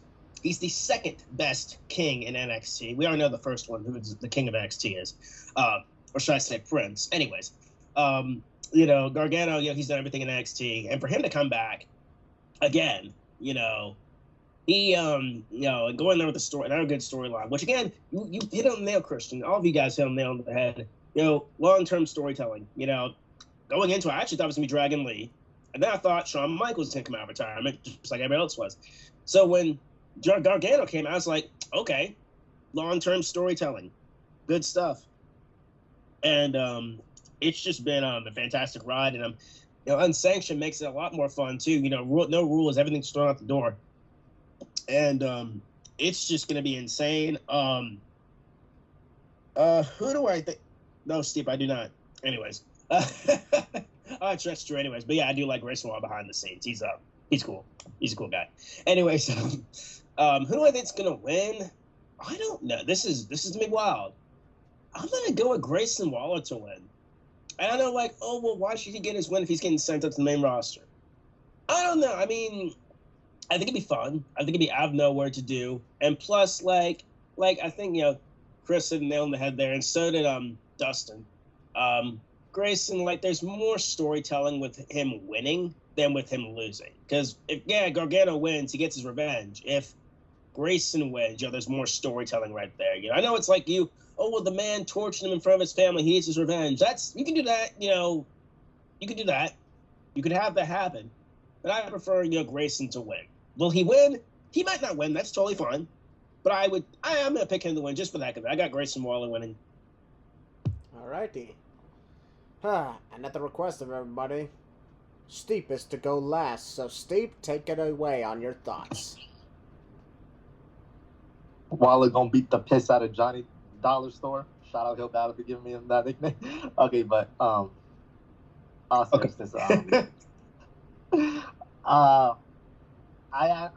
think that this has been one hell of a feud. It has been, from when in December 2021 when Waller kicked Gargano out of his quote unquote home and him coming back later now to get this revenge. I think that this has been a great story. I think every time I noticed this, in his past feuds, like with Braun Breaker and such, every time you put Waller in a feud, he really goes to lengths to make it, seem as legit as possible. We saw with Braun Breaker how we raided the Performance Center and started throwing water bottles, and then they were brawling. Now trying, getting in front of Johnny's house, whipping him, beating him in front of his wife and kid. This is incredible storytelling, and it's really leading to him being the bad guy, him getting the upper hand, him beating up, everyone's favorite from NXT. And I've been a fan of Waller since, the start of 2.0. And I, in my opinion, he is the greatest heel going on today. I think he's the second coming of the Miz. And I think, Gargano's doing what everybody else who comes from the main roster back to NXT does. I think he's there to put over, the NXT talent, that being Waller. And I think, I wanted Waller to get called up, but I was thinking about this earlier today. He's really, the main roster is really full right now, and it's kind of really occupied with people. I think pushing his call up maybe down to SummerSlam would be, after that SummerSlam would be a better idea. Maybe, get another chance at the NXT World Title when it's off of Braun. Yeah, I think Waller is going to win this, and I think, it's going to lead to maybe them possibly running it back again, or even when they're both on the main roster at the same time, maybe one more match up there. All right. So, is it tough for you to decide? No, I definitely think Grayson's winning this one. I definitely do. I don't think Gargano needs this win, but if he does win, I mean, I won't be the happiest about it, but I'm not going to, lose sleep over it. But I definitely think Grayson's getting this one. Yeah, there's a lot of people who these days, whenever someone they don't like wins, they always lose hope on things. And this is why a lot of wrestling fans, no disrespect, but y'all got like no patience for anything. And whenever you don't get what you want, you act like it's the end of the world. Like, what the hell's like with you? People, honestly, a lot of them need to grow up. I mean, things don't go the way you want. Well, life is much worse than wrestling. So even if things are not going your way in wrestling, that doesn't mean it's the end of the world. But unfortunately, a lot of people treat it like it's the end of the world. It's unfortunate. But you know what? The good thing is, none of us are like that. If something doesn't go the way we hoped it would go, we just deal with it. When you just deal with it, you just deal with it, and you move on like it's nothing. You may release a little bit of frustration, but then you move on like it didn't even happen. That's the way of putting it. Okay, folks, now we're going to go on to the championship matches. We got 5 title matches, and that's pretty much all the NXT titles that are on the line. Yeah, you get my drift. And this one, we'll start off with this, because there's not really much to talk about in this case, and that's the NXT Women's Tag Team titles. We got the champions, Fallon Henley and Kiana James, defending against the interesting duo of Alba Fire and Isla. Willie, are we still not saying it right? Isla Dawn? Dawn. Isla Dawn, yeah. We're still not saying it right. I remember when we were having problems with that, like, what was it? Halloween Havoc or Deadline? That's just silent. Somebody told me it's Isla. Isla. Dust. What is it? Is it Isla? It's Isla Dawn. That's the silent. Yeah, I think it's Isla. The S is okay. The S is silent. Isla? That's weird. Okay, so it's Isla. Isla Dawn and Alba Fire.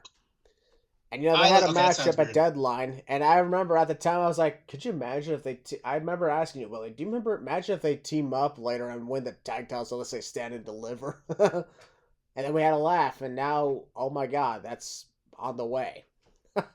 So I guess it did work out. They kind of had similarities, so that's why I was like, why are they fighting each other? They should be teaming with each other. And the women's tag team division could use it. At the time, though, we didn't think Toxic Attraction would be gone, but now Toxic Attraction is entirely gone. Talk about that. Anyways. We miss Mandy Rose. Fallon Henley and Kiana James won the NXT Women's Tag Team titles at the Vengeance Day event. And I won't lie, I was shocked when they beat Katana Chance and Kaden Carter, because I thought at the time it was just going to be, okay, they're going to take this one, win this one, and probably drop the titles to Alba Fire and Isla Dawn. But I was like, no, Fallon and Kiana got the win. I was like, oh, congratulations, I guess, because wow. And don't worry, folks, since there's not really much to say about the NXT Women's Tag Team titles, I think we'll just go around and ask everyone here their predictions, unless they do have a little bit of something to say, in which case, feel free to go forward with that. Heel Balor, I'll start with you. What's your thoughts? Honestly, with this match, there's really not much storytelling. I mean, there is, but it's not concerning the tag title. It's more about, Kiana James and her crush, and something like that, and, I don't freaking know. The storyline's just there. Fallon Henley's doing her thing, and then the challengers are just there. Yeah. That's really all I can say about it. They're like setting things on fire and forging things. Yes. Because, Alba Fire and Isla Dawn or something like that. Surprised they didn't make Twilight references.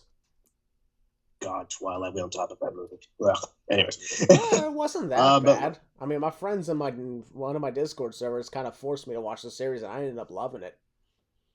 So bad for you. I'm kidding, mostly. But in all seriousness, there you But in all seriousness, it's just there. I mean, just the women's tag titles on both shows just irrelevant. As much as I'm loving the current champs on the main roster, they're just non-existent. Tag titles for women, like, you should have just, again, this goes to the main roster and to any division. Like, you should have just built up your division in general for, like, getting the tag championships, like any tag title, like, out there for, like, the women, or man, it can be men, women, doesn't matter. Like, don't matter none of the gender, as long as, like, you got the division all set up. Like, that's the only thing that matters at that point. You got the story, you gotta get the division out there, you gotta get the right teams. You don't just throw people together and just say, hey, it's a tag team, and just, I don't know. There's your little rant about the women's tag titles. I just find them irrelevant at this point. They've been irrelevant for a very long time. And honestly, I could care less who wins this match, but I guess I'm going to go with new champs, Alba Fire and Isla Dawn. Why not? I mean, there you go. Be nice, I guess, to see like a new set of what's going on. So yeah. First, honestly, what do you think about this? I mean, I'm not really sure how to feel about this match. Like I said, I can't really keep up with most of it, so... And even then, even if you did keep up, there's not really much to keep up with. that too, yeah. No, I'm gonna say screw it. I'm gonna go new champions here. Alright then. Dustin, you got any insight?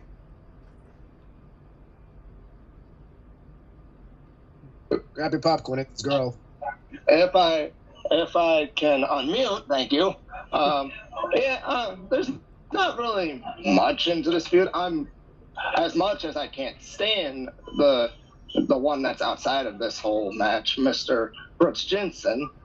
I'm loving the story that they're doing that's not really involving this match. Yeah, what is it? The whole like, what is it? Like someone's cheating on them or something? Apparently, Kiana James is cheating on Brooks Jensen.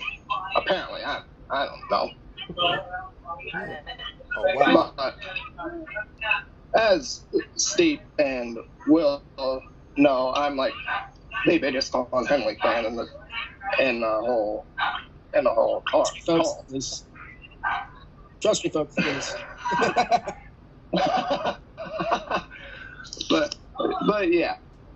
As much as I do like the whole tandem of Kiana James and Vaughn Henley, the whole like can't trust each other type of thing, I'm definitely going new champions on this one. I'm going Isla Dawn and you said Isla. Yep, I did. Yep. But yeah, I'm going Isla Dawn and Alba Fire to win this match and take the women's tag titles. All right then. ID at this point. Yeah, at that point I don't. At that point, we're gonna say like different variations of that name going forward. And finally, Steve, if you have any insights, go ahead.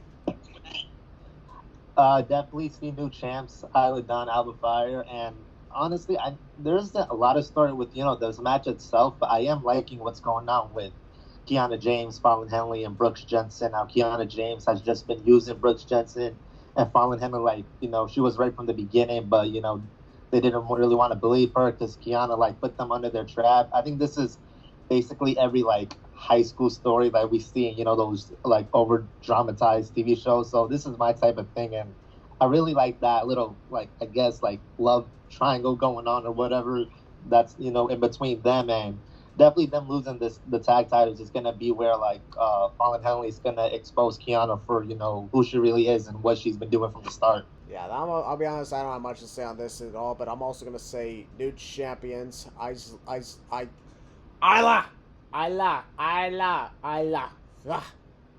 Dawn and Alba Dawn. Alba Fire! Damn it! It's ID. It's ID and Isla Dawn. Isla Dawn. AB, we got AB and ID. There you go. There's their names now. AD and IB. AB and IB. This is weird ass tongue twisters. Okay. You reject wizards from Harry Potter. I don't freaking know. I don't know. Okay, we're gonna move on to the next match, and this one we may have a little bit more to talk about. The NXT Women's Championship, folks, is vacated. and now it will be decided in a fatal 5-way ladder match. As of right now, though, we only know, actually, we only know 4 of the participants. And because there's going to be a last chance match on NXT this upcoming Tuesday, so check that out. But the 4 participants who are confirmed: Zoe Stark, Gigi Dolan, Tiffany Stratton, and Lyra Valkyria. Ladder's match for the vacant NXT Women's Championship. And why is it vacant? Well, folks, on Roadblock that took place a couple weeks ago, champion Roxanne Perez took on Meiko Satomura for the women's title in a great match. But then after the match ended, all of a sudden she collapsed. And I won't lie, that for a while I actually thought for a second maybe that could have been legitimate. But based on the fact that the cameras kept rolling and kept the complete focus on her, I think that was supposed to happen. That was part of the storyline. But it was pretty eerie and pretty dark when that happened. And I was, for a while, legitimately concerned. But thankfully, of course, this is a storyline. And that's what we're at least thankful it's a storyline. It wasn't legitimate. Because if it was legitimate, holy crap, it's just a scary thing. Because I've seen people collapse in front of me before. And it's not a good thing. When someone has a sudden medical issue, like a lot of times, like I mentioned, it's sudden. It happens out of nowhere for a lot of people. And it's just not really... It can make you feel shook up. Could traumatize some people. Because it's like as if you saw death right in front of you. And that's a sight nobody wants to see. But thankfully, of course, Roxanne Perez, we can at least confirm, folks, is okay. Legitimately. But in storyline, we're seeing where this is going on. Because it reminds me so much... This is done exactly like what happened with Shawn Michaels, passing out in the whole match with Owen Hart in 1995, the same way. But now, as a result of this, the NXT Women's title is vacated and will be decided in a fatal 5-way ladder match. There will be a last chance match taking place on NXT, like I mentioned, for the final participant. So, we won't exactly begin there, but we do have, like I mentioned, the 4 participants who are confirmed. Lyra Valkyria, Zoe Stark, Gigi Dolan, and of course, well, Tiffany Stratton. So, Balor, I'll actually start with you on this case. What was your thoughts on what went down with Roxanne Perez? Well, I mean, I thought it was real, honestly. You could tell Steve, you could tell Dustin. I mean, we were in a little call together watching the show, and we actually thought it was real and legit. Like, just the way it was shot, the way everyone just went silent, kind of stuff. The crowd was in shock. I was in shock. Like, everyone was like, bruh, like, what the heck is going on? But, what kind of gave it away a little bit, and Steve talked about this. We talked about this together. Was Shawn Michaels basically telling Roxy that the camera was still on her, and she had her eyes up, and Shawn's like, close your eyes. We're not off camera yet. And I was like, yeah, this isn't real. This is scripted. Which I actually thought it was real again. Like, thank goodness it wasn't. Thank goodness Roxanne's okay and stuff like that. But yeah, like, just the way it was shot, so that was just wild. But the match itself, it's gonna be fun. The participants are fine. I do like pretty much everyone in this match. Who are in this match is very cool. All have great, I guess gripes to be champion at this point. And yeah, I mean, it's just gonna be a fun contest, and ladder matches are really fun, honestly, especially involve the women sometimes. Because occasionally women ladder matches doesn't really go well sometimes. But I think this one will exceed expectations. Who do I think is going to win? This is a tough one. My girl Gigi's in it, so I'm happy about that. Zoe Stark, maybe potentially. I don't think so. Lyra Valkyria, yes. And the 4th individual, or the last individual, I don't know who it is. You don't know Tiffany Stratton? Oh yeah, Tiffany, yeah. I wonder the last person's gonna be in there anyways. I don't know the last person. We still, because here's the thing, we got to keep in mind that there was still potential. The 3 participants who are going to be, actually no, the 4 participants, sorry, I think, are people who have previously tried to qualify and failed. So, sir. Like I mentioned, it's a last chance match, so we got to keep in mind that there's still that possibility. Because, yeah, dude. So, like, what we got here, like, the last chance match taking place is, the between, let me take a look, Indy Hartwell, Ivy Nile, and Sol Ruka. Oh, Sol Ruka, because she's freaking awesome. And she's hot. Anyways. I'll also ask you that. Who do you think will win that last chance match? I don't know why. But my mind is telling me Indy Hartwell is going to make it into it, and that's going to piss me off so badly. I like Indy, but you need to be called up immediately. You don't need to be getting in championship shots, but please get a care. Did she appear in the Royal Rumble match this year? Yes. Yeah, she did. Huh. Okay. I really hope it's Sol Ruka because I am a big fan of her, and she's good. She's really grown on me. She's very athletic. She's very good in the ring. And I think she could be the one to be in this match. She should have been, but it is what it is. So Zoe Stark won that match, but it's all good. But yeah, who do I think is going to win this match? I'm going to go with Tiffany Stratton, honestly. She's been one of my personal faves for a pretty long time. Her character cracks me up. I don't know why, but just the way that she just yells and screams sometimes. Yeah, it gets annoying about that. And yeah, people call her basically a rip-off Charlotte Flair. I mean, I don't know where you're getting that one from, but all right. Yeah, not once. I get that Charlotte, would be trying to replicate her father, but not once is she's all like, I'm doing this because my daddy's rich or shit like that. With Tiffany, she's playing Tiffany's the spoiled brat here, and that works for her character. Tiffany's basically the female version of MJF, if you think about it. I guess so, yeah. Only difference is her father actually likes her. Damn. That is true. That is true. But yeah, I think Tiffany can win this match. That's what I'm gonna go with. Tiffany Stratton. I think it's time. I think she'd make a very fun champion. And plus her gimmick just cracks me up, honestly. And I'm becoming a big fan of hers, and her entrance is just cool as heck, honestly. And I think she can be the one to win. Do any of the others in the match need to win? Not really. I mean, Zoe Stark, no. I don't know why you give it to her. Gigi, it's too soon for Gigi, honestly, to win the title. Who else is in this thing? Let's see.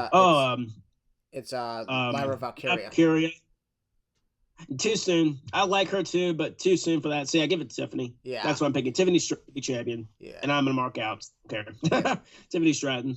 Yeah. Chris, I know you probably don't really keep up much with NXT, but I'm pretty sure you heard about what went down with Roxanne. What was your thoughts when you heard about that? Yeah, I heard about that. Pretty crazy to me. Even Google thought she was dead. So yeah, Google. Thanks for bringing that up. Google thought that she was dead. You Google up Roxanne Perez at the time, and it said deceased. Yeah. I was like, what?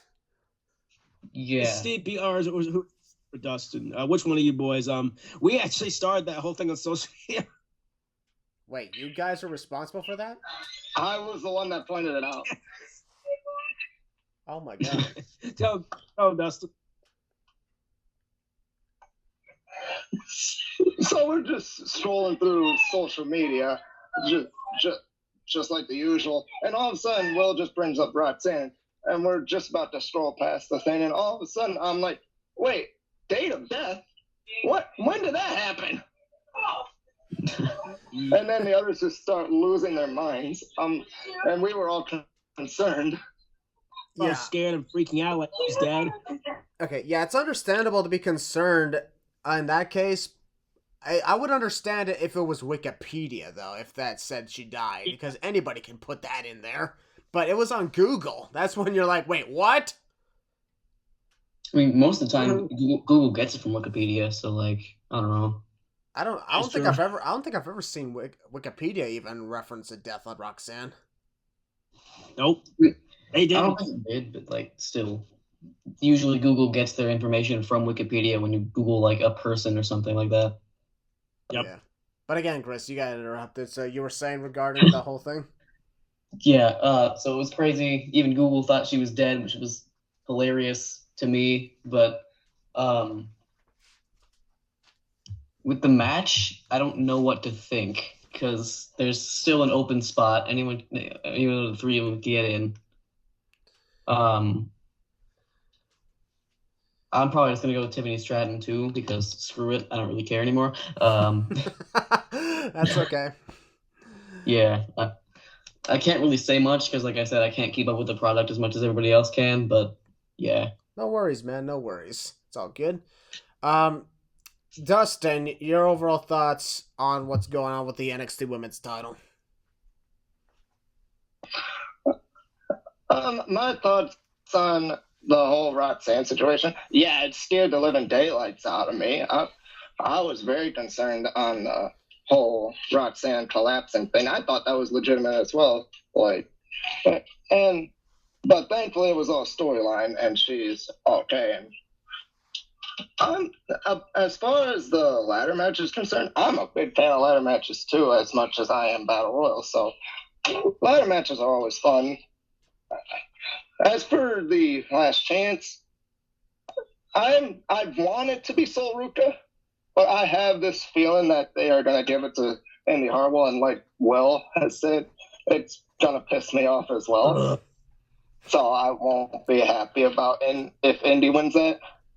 As for who's going to win the ladder match, I'm going to go, and Will, you're not going to like me saying this, I'm going with Gigi Dolan. Because I think the story of Indy, not Indy, screw Indy, you need to go to that main roster. You meant Gigi. For Gigi. Similar names. For Gigi and JC. For Gigi and JC, I would like the feud to be for the title. That I think can be a big enough feud for the championship. But who knows if that's going to be the case once JC returns from her injury. But yeah, I'm going to go Gigi Dolan on this one. I think she could be a good champ. All right, then. All right. With that being said, that leaves none other than Steep. Your thoughts on the NXT Women's Title and Roxanne situation? Yeah, like everyone has said, when that thing with Roxanne happened, it did scare the ever-living shit out of me. And, you know, there were two sides of me. One of them was like, you know, I hope this is just story. You know, I hope this is just something that's going to be implemented as, you know, something in the future. Your hands on the microphone again. Oh, sorry. That's a habit. Okay, but I was saying, yeah, when I first saw the Roxanne thing, it really scared the shit out of me because there were two sides of me. One was, you know, saying to me, you know, I hope this is a story. I hope that, you know, this is just going to be, you know, an angle that they're going to come back to down the road. And then another side of me was like, you know, there have been times, not just in wrestling, but sports all over where they did catch, you know, something tragic happening on camera and on the air. So, you know, that was also that side of me. But seeing that, you know, she's okay, you know, thank God, you know, we really did, you know, help clear things up. And, you know, going on to the Women's Championship, a ladder match, I'm really hoping that the final participant will be Sol Ruka. But then again, there's always, you know, Indy getting her way into things. So I'm iffy on that. As far as who's going to come out champion, Stand and Deliver, yeah, I really want Tiffany to do it because I absolutely love her character, and her with the world title, with the women's title, would absolutely be incredible to see. You know, I think it will elevate her character even more. But also on the side, like, I also do want Gigi to win just to continue that thing with JC with the world title. But I definitely do want to see Tiffany with the title a little bit more, just because I think it's going to do wonders for her and, you know, add to the personality she has. All right. Not bad. You know, I'm just going to just randomly say this. Imagine this. I can hear a lot of uhs from Yo Balor in a moment. How about Indy Hartwell wins the last chance and then wins the ladder match? No. Return the shop. No. I'm sorry, I'm laughing at Will's reaction. Well, Yeah. Will, your reaction will be the same as mine. You know, we should totally pull for that win just so we can hear the reactions. No. Let's not do that. No. Please, God, no. Thank you. We don't want Indy Hartwell as NXT Women's Champion. She needs to be on the main roster with a character. Screw it. You know what? Just for the reactions, let's do it. No, Steve, you're on my side. Steve, why? Why, Steve? Why? Indy gets in the match and Indy wins the title. Please, God, no. Steve, Sean, unfortunately, from what I've heard, your friendship with Yo Balor's been canceled. Sean, I know you don't listen to my podcast and all that. Just don't do that. Steve, Please. if you call that, I'm going to be disappointed in you. I'll be honest, you can be disappointed in me because I'm the one who started it. Yeah, I Chris know will put it out there. I'm just supporting it. You're not going to be in a call. That is true. Because I'm crazy. Okay, you want to know what my actual prediction is, though? Yes. My actual prediction is Indy Hartwell! He's actually choosing to be in the match and win the freaking title. No. Regardless of who qualifies last, I don't think they're going to be the one who actually wins the ladder match. I also believe it's going to be Tiffany Stratton. Because I just think that would be the right thing to do in this case. Lyra Valkyria, you just got here. Sorry. Gigi Dolan, too soon for you. You're in a fresh feud right now, outside of Toxic Attraction. Zoe, I'm sorry, you just haven't exactly been proven that well lately. So no offense to you. And whoever is that last person who qualifies, good luck to you, but no thank you. And that just leaves you, Tiffany. Wins. Enough said. I think Tiffany wins the title, and then that's when Roxanne returns. Magically out of nowhere. You want to know what I got another thing to say. All right. And Antoine brought up a good point. There had been a little bit of a rumor that maybe Roxanne could be like a last-minute placement into the match. You never know. I can definitely see like Roxanne being like last-minute placement, even with the last chance. So basically, it'll be a 6-person ladder match then. You know what? That'd be very person ladder match. But at the same time, I'd question the relevance of this though, because I'm like, if Roxanne was always going to be in there, why take the title off her just to, I don't know, get her have it back unless she doesn't win? I don't think the title was ever taken off her. I think she was still listed as champion. No, she's actually not. Really? What I'm reading now, apparently she is still listed as champion for some reason. They vacated the dang thing. I don't know That's what weird. the hell's going on. Regardless, it's a wacky, weird. Regardless, I think I really think that there should be a new champ in Tiffany Stratton for now.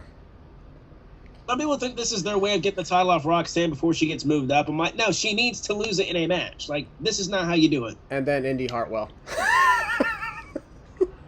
Chris, I swear to God. Wait, did you just call me Chris? What did Chris do to this? Chris. Oh my God. You know what I do? Yeah, what did he do? You know, you're mean. You know that? Hashtag Team Indy Christian, really? Okay, how about we move on to the next match before I piss off Yo Balor even further? Does that sound good to you There guys? you go. Yeah. Fine with me. You can't piss me off in the main event because I'll be finding the well, actually, no, we'll talk about that in a minute. Yeah, I mean, I can also piss you off with another thing, in which case would be Demon Balor gets squashed by Edge in 2 minutes. That happens in turning off WrestleMania. We'll talk about that in a moment, but, a little later. But, in the meantime, folks, yes, we are going to move on to the next match, and this is a triple threat for the NXT Tag Team Championships and the champions. What? A threesome. Oh, wow, you just had to do... Well, technically there are 6 participants, so that's an orgy. Yeah, an orgy. Okay, there you go. The fuck just happened? I don't know. Oh my God. You know what? You're on timeout now. Okay. Yeah. Christian, you made the orgy joke. Of course. The champions are Gallus, Wolfgang, and Mark Coffey. One of the best tag teams from NXT UK, in my opinion. And the challengers, the 2 sets of challengers. The first ones are the Creed brothers, Brutus and Julius. And they're accompanied by Ivy Nile. And, of course, the D'Angelo family. Tony D'Angelo and Channing, Stax Lorenzo. It seems to me like everything is in multiples here. There's 8-person tag, a triple threat tag, a fatal 5-way ladder match, and a fatal 5-way match for the North American title. At that moment, you look at Braun Breaker and Carmelo Hayes, who we'll talk about later on, and they're like, wow, we're the only singles title going on here. There's either tag teams or multiple people in this match. Except for us. We're good.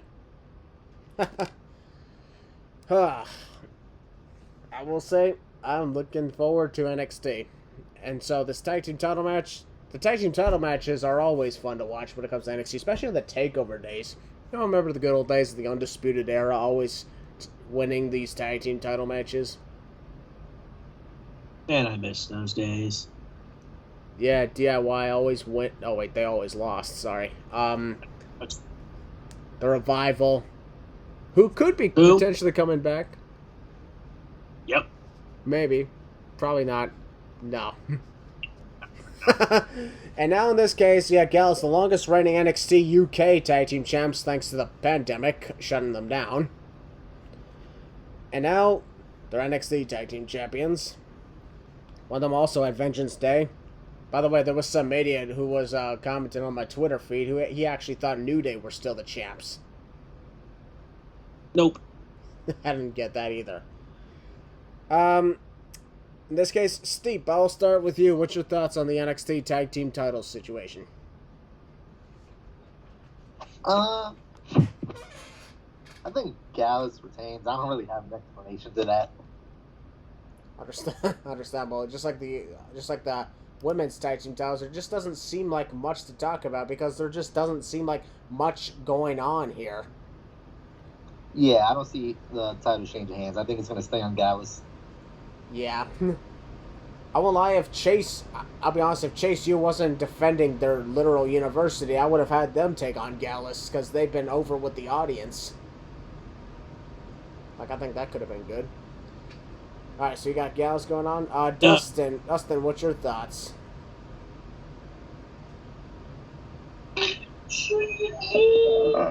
Not really much to say about the NXT tag title match, but I think you should definitely keep the belts on Gallus. Gallus have been doing pretty well as tag champs. There's really no reason to take them off them. As much as I like the Creed brothers and the D'Angelo family, it's not time to take them off Gallus just yet. All right. Chris, what about you? Yeah, I'm just going to agree with everybody else. I'm going to say Gallus keeps the titles here. Not really much to say, because obvious reasons. But yeah. For more than obvious reasons, actually. Yeah. I'll be honest, out of all the build-ups to the matches at NXT, this one is by far one of the worst. Because why doesn't the tag team titles have storylines? Because why does everybody else get storylines, but these guys don't really get one? I guess we'll try and figure out a way to get some sort of insight on it. Heel Balor, do you have anything to add? Gallus wins. That's it? That's about it. Okay, let's move on to the NXT North American Championship that's being defended in a fatal 5-way. However, we only know, just like the previous match, we only know the first 4 out of the 5. Because there's going to be a battle royal taking place on NXT to determine the final spot. So tune in for that, folks. However, the 4 participants are the champion, Wes Lee, taking on Dragon Lee, Ilya Dragunov, and JD McBig Mac. JD McDonough. The 5th participant, we don't know that. But in this case, I like what was going on. I just want to take this moment to say, Wes Lee's been an interesting champion. I like that he's been, ever since the whole thing with Nash Carter last year, which is unfortunate. Hopefully, everything's okay. I like that Wes Lee's been doing well on his own.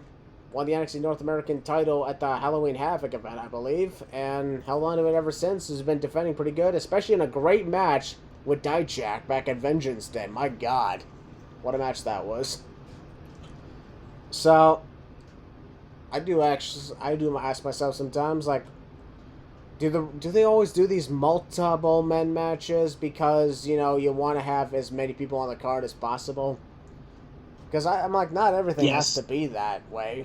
I mean, look at NXT TakeOver New York in 2019. That's perhaps been known as one of the best takeovers ever, and there was no multiple man matches for the titles. They were all one-on-ones. Or the tag title situation, 2-on-2s. Multiple man matches are cool, but they don't always have to take place on the big event. And in this case, like, a lot of people are saying that this one should have also had a ladder match like the women's, or they should have replaced the women's ladder match with this ladder match. I don't know where to go with this, because the North American title was defended in a ladder match at last year's Stand and Deliver when Cameron Grimes got the win. Speaking of, where the hell is Cameron Grimes? Does anybody know? To them. Oh, wow. He's too busy. He's Too busy getting. About to be on the main roster after Mania. Okay, that could be I it. guess so. All right. So, like, Dragon Lee is the guy who was put into the match. I don't think he qualified. He just, you know, he was there. I don't think anybody else did either. Wasn't JD McDonough and Ilya Dragunov just put in as well? Yeah, nobody qualified.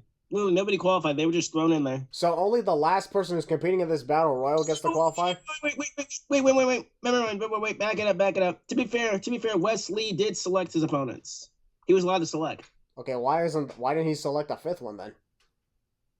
I don't know. He's an idiot! Ask Shawn Michaels? Oh, said ask William Regal. William Regal doesn't exactly work in that department. Not really. No. Okay, but overall though, I will admit, he did pick some really good participants. The debut in Dragon Lee, JD McDonough, oh yeah, Dragunov, my god. He really wants a big challenge, and this is not a ladder match, so it's first pin or submission gets it. So this is gonna be a tougher challenge. I don't even know if Wesley's gonna survive this time. Because it just seems to me that not a lot of champions end up surviving as champions on the big pay-per-view during WrestleMania.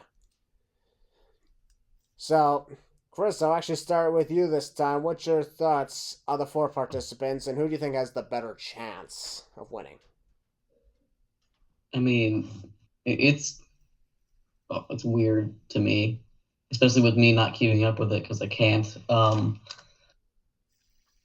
right. It's going to be a good match, hopefully. Like, Fatal 5-Ways are usually decent.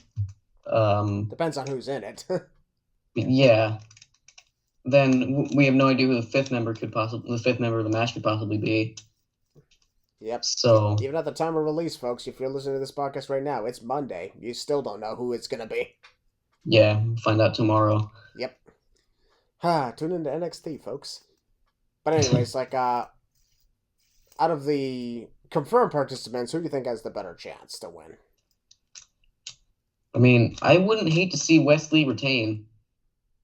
Because Dragon Lee, I don't think you should give him the title that early. I mean, I don't even know if he's had a match so far. No. Nope, he has not. Like, he hasn't? Okay. I don't think you should just give him the title immediately when he hasn't done anything yet. JD McDonough, that's a fine choice if you end up giving the title to him, and Dragunov is just amazing after that UK title run he had. Yep. Any of these guys would be pretty good options, but I think the best chance would probably be either Dragunov or Wesley because, yeah. Alrighty. And in this case, since there's 5 participants, in this case, well, technically 4 right now, I should say we can pick more than 1 in this case. It looks like you got 2 horses on the racetrack then. Woo. I win. Not exactly, no. Damn it. Dustin, what's your thoughts on this match? The Fatal 5-Way for the North American title. I've been enjoying Wesley's run as champion. It's been pretty interesting with all the open challenges with guys like Von Wagner and possibly Axiom in the future if he does survive this, and Nathan Frazier. My God, what a match that was! But as for this match at Stand and Deliver, I do also have two winners in mind. I'm gonna go with Dragunov or McDonough to win this match. I think either way, we're getting a new champion. All right. Okay. What the hell was that playing in the background? I wonder. That's my little sister's devices. Oh my god. It sounds like Dora, but not really.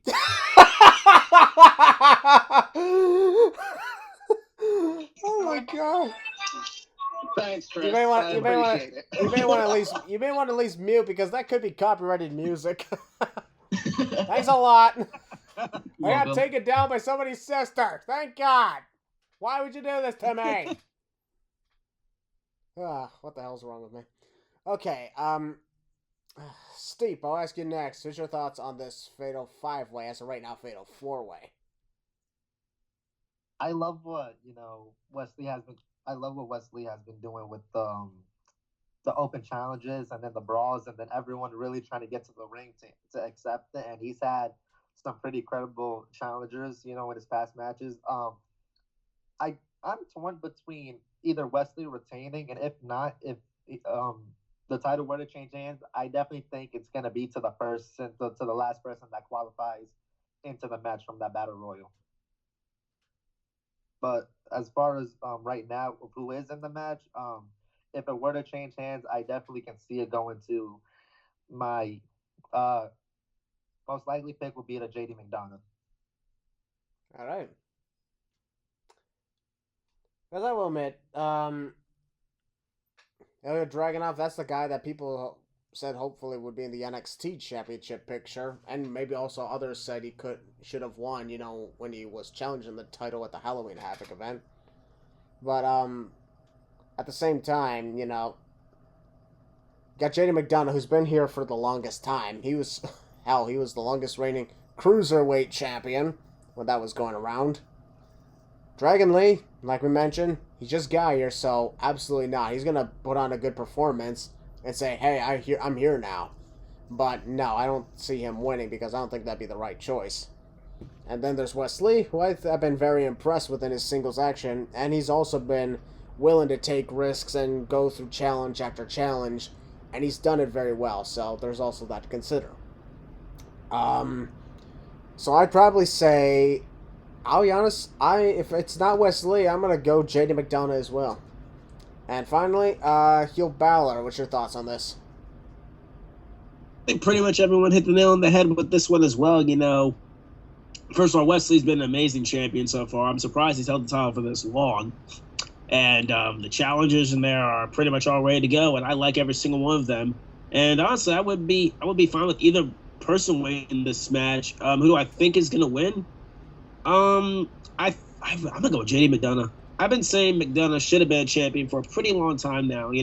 I thought he was gonna be the NXT champion. I thought he was going to be Braun Breaker, but that didn't happen, obviously. And I think it's long overdue for him to have a championship. I know people were saying Ilya Dragunov. I know people were saying Wesley should retain. That's another person I can think of when it's Wesley. He can also retain. Dragon Lee, he just got there. I mean, I've done Dragon Lee for a pretty long time. Great time if you've never seen him. But I think I gave it to JD McDonough. I think, it's long overdue for him to have a championship. You can give him the title. And then Wesley moves on to bigger and better things, probably the NXT Championship in the near future. And I guess Dragon Lee just got here. He'll be a champion pretty soon. But for now, give it to JD, and they continue this feud with Ilya Dragunov. So give it to Finn Jr. Because the Irish need to rule WrestleMania weekend. So my God. Give it to Ilya Dragunov. You still call him Finn Jr. Wow. Yeah, that's my shtick. He is trained by Finn Balor, so Finn Jr. Oh, boy. Well, we'll give it to JD McDonough. Jordan Devlin, whatever you want to call him, JD McDonough, Jordan Devlin, JD. Just give it to him, and I think he can do great things with it. Didn't we call him JD McBig Mac? JD McHappy Meal, bro. What are you talking about? JD McHappy Meal. That's the one. JD McNuggets. Okay, now you're making him for McDonald's. Like, goddamn. Yeah. I think Chris would have called him JD McGee. Nah. No? Wow. Nah, it doesn't have the right ring to it. Damn it. How about Tits McGee? Okay. Alright.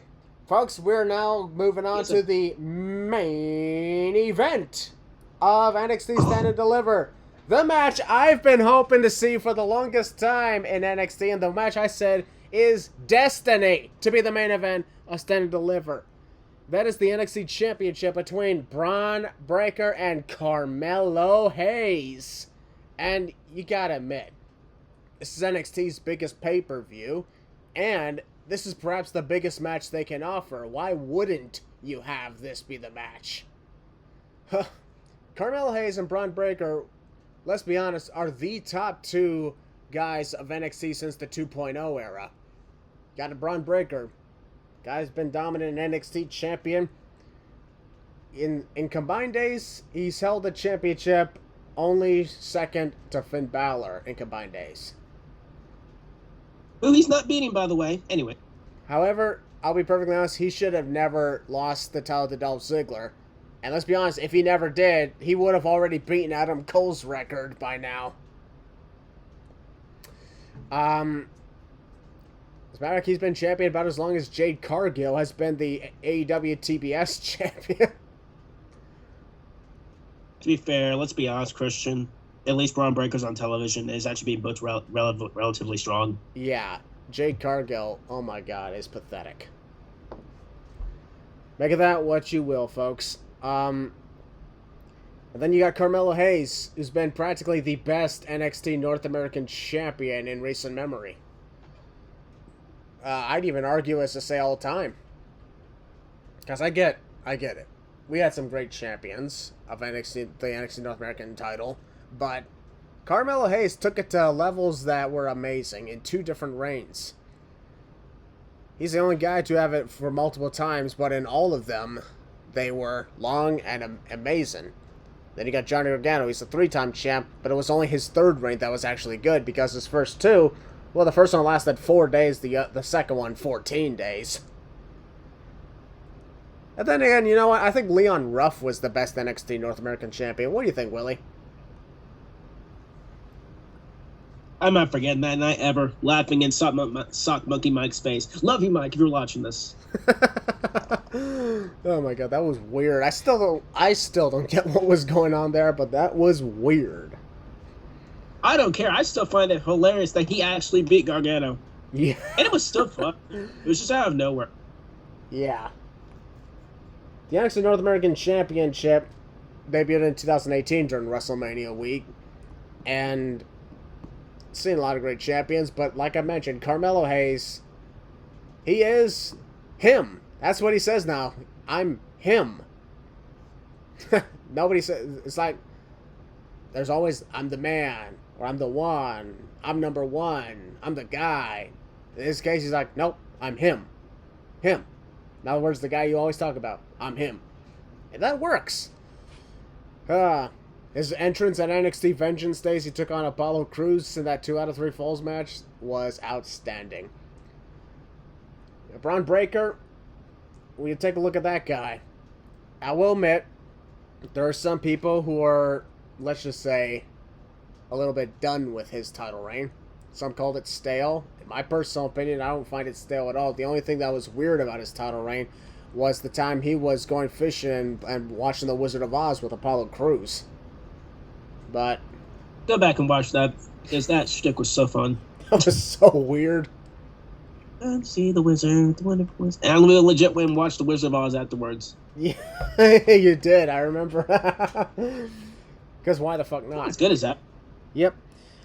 In my opinion, Braun Breaker, he's great on the mic. He can back up his claims, and he's been one of the best athletes in the ring. So I personally don't see what is stale about his reign. Is it just because he's held it for so long? I don't. Yes. Yeah, I don't see what's so stale about it, because I think it's been amazing. He's had great match after great match. I don't think I've ever seen a really bad match with Braun Breaker in NXT. And the same can be said with Carmelo Hayes. I haven't seen a really bad match with him. Especially since you remember when he took on Ricochet at the Worlds Collide event. That was fun. God, that was a good match. It was. Hell of a weekend, Labor Day, with 3 pay-per-views. Oh, Lord. Yeah. My God, that was wild. But For now, real. of course, I'm honestly, like, I was saying for the longest time, like, we gotta see Braun Breaker and Carmelo Hayes at the Stand Deliver event because they've never faced each other in one-on-one action, and it seems like they've been intentionally keeping them away from each other. And after Braun Breaker, was dominant as NXT champ, and Carmelo Hayes dominant as North American champ, I was like, yeah, as soon as Carmelo loses that title, he's got to work his way up to the NXT championship, and that's exactly what he did. I just loved at the end of Vengeance Day, Braun Breaker beat Grayson Waller inside the steel cage to heel Balor's delight. And then... Yes. Yeah. And then after that, Carmelo Hayes appeared on the stage and stared him down. That's when I was like, yes, here we freaking go. It's happening. And yet, some people thought there was going to be a match at Roadblock for that. And I'm like, no, they're not going to waste that match at Roadblock. To be fair, I was one of those people who thought it was going to happen, but it is what it is. Yeah, I was like, why would you waste that on a TV special? That's your biggest pay-per-view match. You wait until the pay-per-view. That's the right way to do it. And that's exactly what they did. So, and I gotta say, the promos that they've been putting up against each other have been amazing. And I just know that this main event is going to be awesome. And a great way to make everybody get so exhausted and then realize, oh crap, we still have WrestleMania to go. So, Chris, I'll actually start with you. Your thoughts on this Braun Breaker Carmelo Hayes main event, and your thoughts overall on Braun Breaker as the champion. Well, Breaker as the champion has been solid. It was really good in the beginning. It has started to slow down a little bit, but it's not stale like some people have been saying, in my opinion. But I think that it is Carmelo's time. Because like he said, he's him. So it's his time to shine. It's his time to get into the main, the world title picture, even if it is NXT. So I think Carmelo Hayes is going to win the match, and then maybe Braun Breaker main roster run after that. Absolutely. Matter of fact, I'm thinking Braun Breaker could be a guy who could be in contendership to. I'm just saying this maybe out of nowhere. But, and maybe, me overthinking things, but I think Braun Breaker could be the next in line to be the face of the company. Oh, yeah, he definitely could be. I really personally think so. I get it. There's, other people they'd want as the face of the company, but Braun Breaker has shown extreme promise, just like Roman Reigns did. I get that people would disagree with that, but let's be honest, Roman Reigns took that torch and ran wild with it, and it worked. And look where he's at. So, and I went as far as to saying, if Roman Reigns is still the champion, maybe he should drop it at WrestleMania 40 to Braun Breaker, who becomes the next face of the company. I wouldn't have a problem with that, but I think that everybody else people would really complain about it. Yeah, everybody else would have a problem. Everyone's gonna hate it if Roman Reigns holds the title for that long. Hell, they're gonna be mad if he holds it past WrestleMania. Yeah, they'll be pissed off if he holds it past 39, but they'll be livid if he holds it 240. Yeah. So I don't know if they're gonna make that move. I think we'll get to that tomorrow. Yeah, we'll get to that later. But in the meantime, yeah, you pick Carmelo Hayes, and I understand that. My pick is also Carmelo Hayes because I think it's time for Braun to go to the main roster and begin his domination streak before. Maybe even win a mid-card title. Maybe he's the one who beats Gunther if he retains at WrestleMania, who we'll also be talking about later on. Or becomes U.S. champ as well, because I think he should definitely be a mid-card champ before he becomes world champion. Absolutely, he should be WWE champion at some point. But, that's later. Alright, Dustin, what's your thoughts on this main event?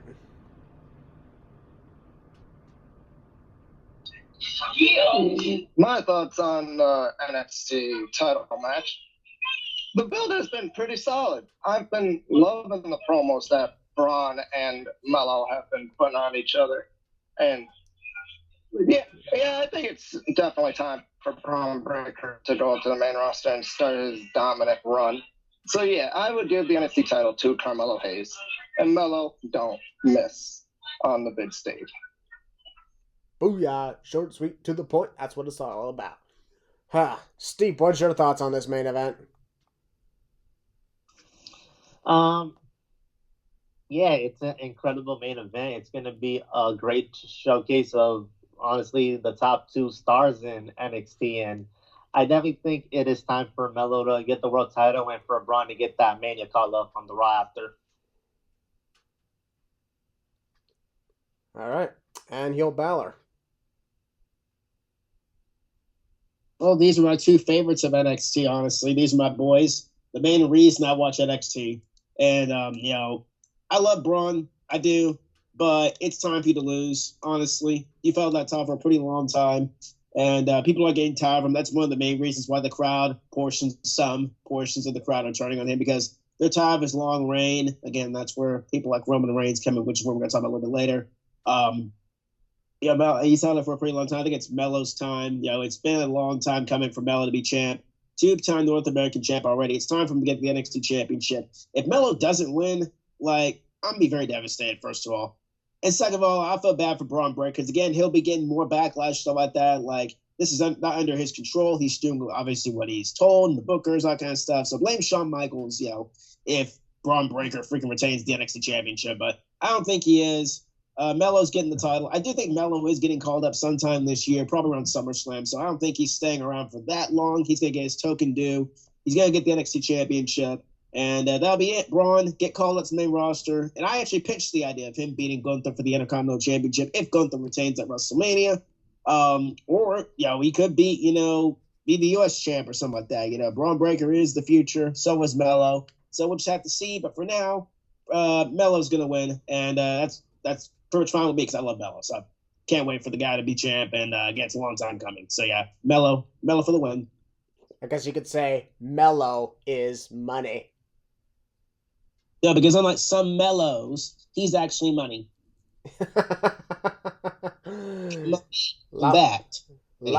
lot more money than some cars called a Mercedes. I mean, what? Dang it. Whoopsie. All right, well, folks, that concludes the predictions to NXT Stand Deliver, and that was stacked. That was insanely stacked. More stacked than the main roster in 2008. Yeah, wait, what? You heard me? More stacked than the main roster in 2008. Okay, is that like a running meme or something that's going around? Yeah, apparently it is. Okay. Yeah, apparently it is.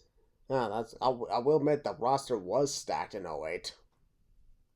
But the only reason people are saying that now is because, well, they took a look at the roster then and then they look at it now. Exactly. So, they do comparisons. I guarantee in about 10 years from now, they'll say that the roster was stacked this year. Something like that. Yeah, for real. And now, ladies and gentlemen, it is time to move on to WrestleMania 39. Yep, 39th edition of WrestleMania. My God, next year we'll be at WrestleMania 40. Man, I feel freaking old. I was born right after WrestleMania 12. That's nice. And maybe before we get to starting the predictions of WrestleMania, I'm going to ask each of our guests here, and Heel Balor, of course. Heel Balor, obviously, you were born a day before me, so you and I were born right after WrestleMania 12. Yeah, and that's really just an odd thing. Honestly, it's just really odd. Yeah, we're coming up on WrestleMania 40 next year. My God. The season 7 premiere of the podcast is going to be wild. Dude, I'm going to be 28 on WrestleMania 40. I'm getting old. I'm scared of that. Yeah. Steve, when you were born, what was the WrestleMania that took place right before you were born? I was born in September 02, so I want to say that's 5 months after WrestleMania 18. Yep, Toronto. Last time my kingdom held it, and I was not even there when it did because I was 6, and I was, at the time, too young to do this. Yeah. All right. Dustin, what about you?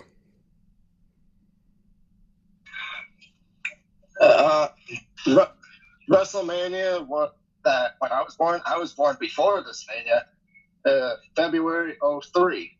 I think that was 19. 18, 19? Yeah, you're 19. coming up on 19, yeah. But 03. WrestleMania 19, in my opinion, one of the best ever. That's cool. And Chris, what about you? To be honest, I forgot. I mean, you were born in what year? I was born October 07, so. Wow, right after WrestleMania 23. Okay. So in other words, the first WrestleMania that took place after you were born was the first one in HD. Oh, damn. Yeah. That's cool. WrestleMania 24 was the first time it was in HD. But yeah, 23 was also fun. It was in Detroit, which, by the way, folks, Detroit, the Ford Field, hosting SummerSlam this year. That's exciting. What? My city. The logo is fire. Yeah. For wait, real. So I'll wait, be going hold to on, that. Dustin, you're from Detroit? I'm in Michigan, though. Okay, I'll close be enough. going to that show. Close enough then. I may or may not go in. It depends on where I'm at. Balor, obviously, you're the guy. You're the Alabama guy. Yeah, you know what's up. Yep, Steve, you're the. Wait, what state are you in? The Big Apple, Oh, Florida. Got it. New York. Oh, right. Thank you for the effort. Yeah, Big Apple. And Chris, you're from California. I know that. Yeah.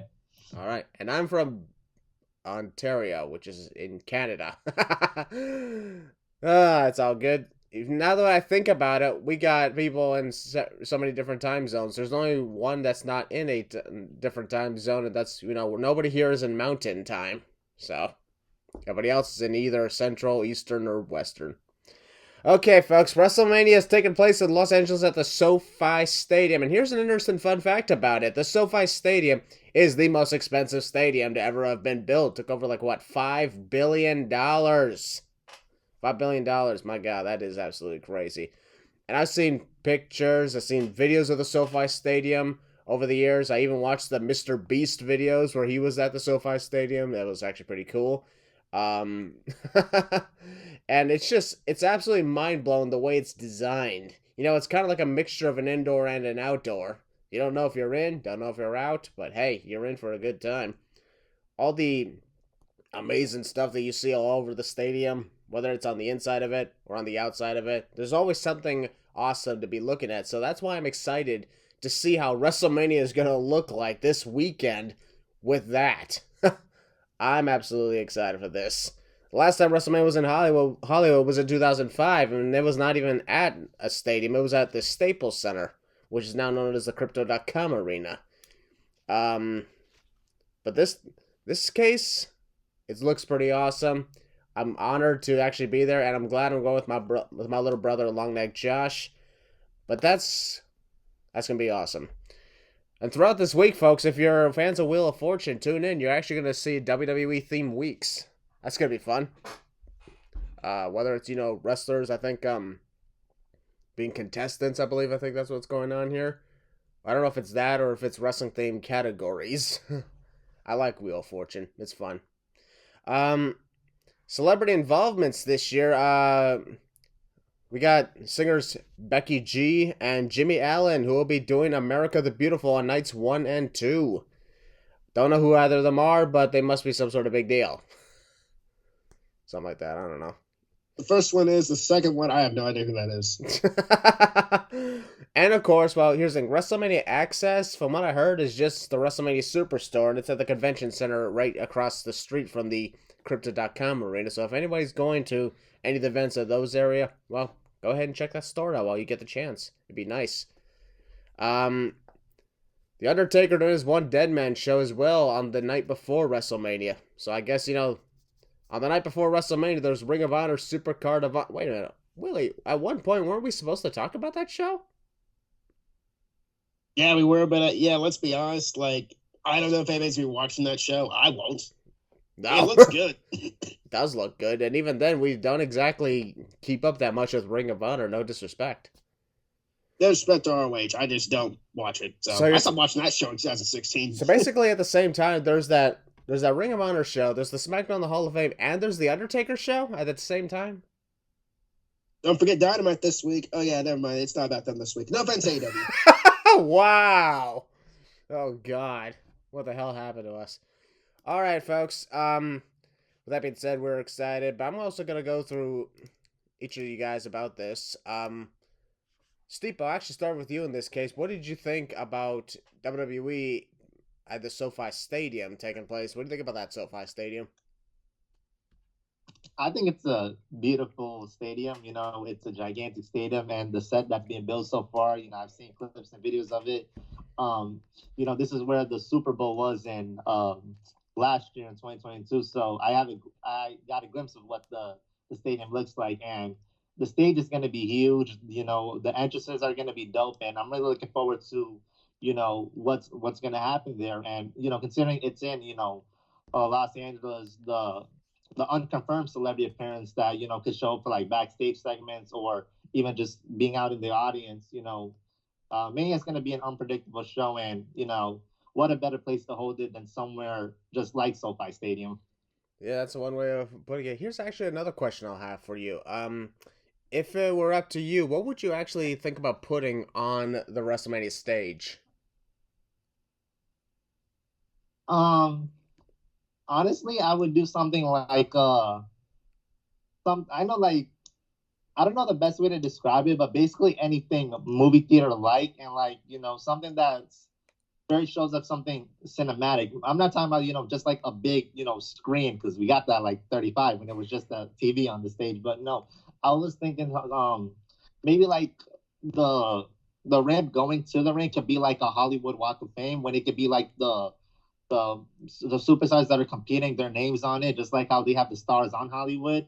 And as far as like, you know, what can be like over the ring and stuff like that, I don't know, I guess landmarks from California or from LA, basically anything that represents, you know, the stardom and, you know, different time, maybe like pictures or like phrases from celebrities, something like that. Yeah. I'll be honest, this is actually another thing that's also taken place, folks, is this is the 4th year in a row that the theme song is by The Weeknd. In this case, it's Less Than Zero. That's the song title. I listen to it. It's actually pretty nice. Hey Chris, what's your thoughts honestly on the SoFi Stadium, and what would you do for the stage? I mean, for the stage, I'd probably still do like movie theater themed, because it's going Hollywood. You have to do that. So big IMAX screen, got it.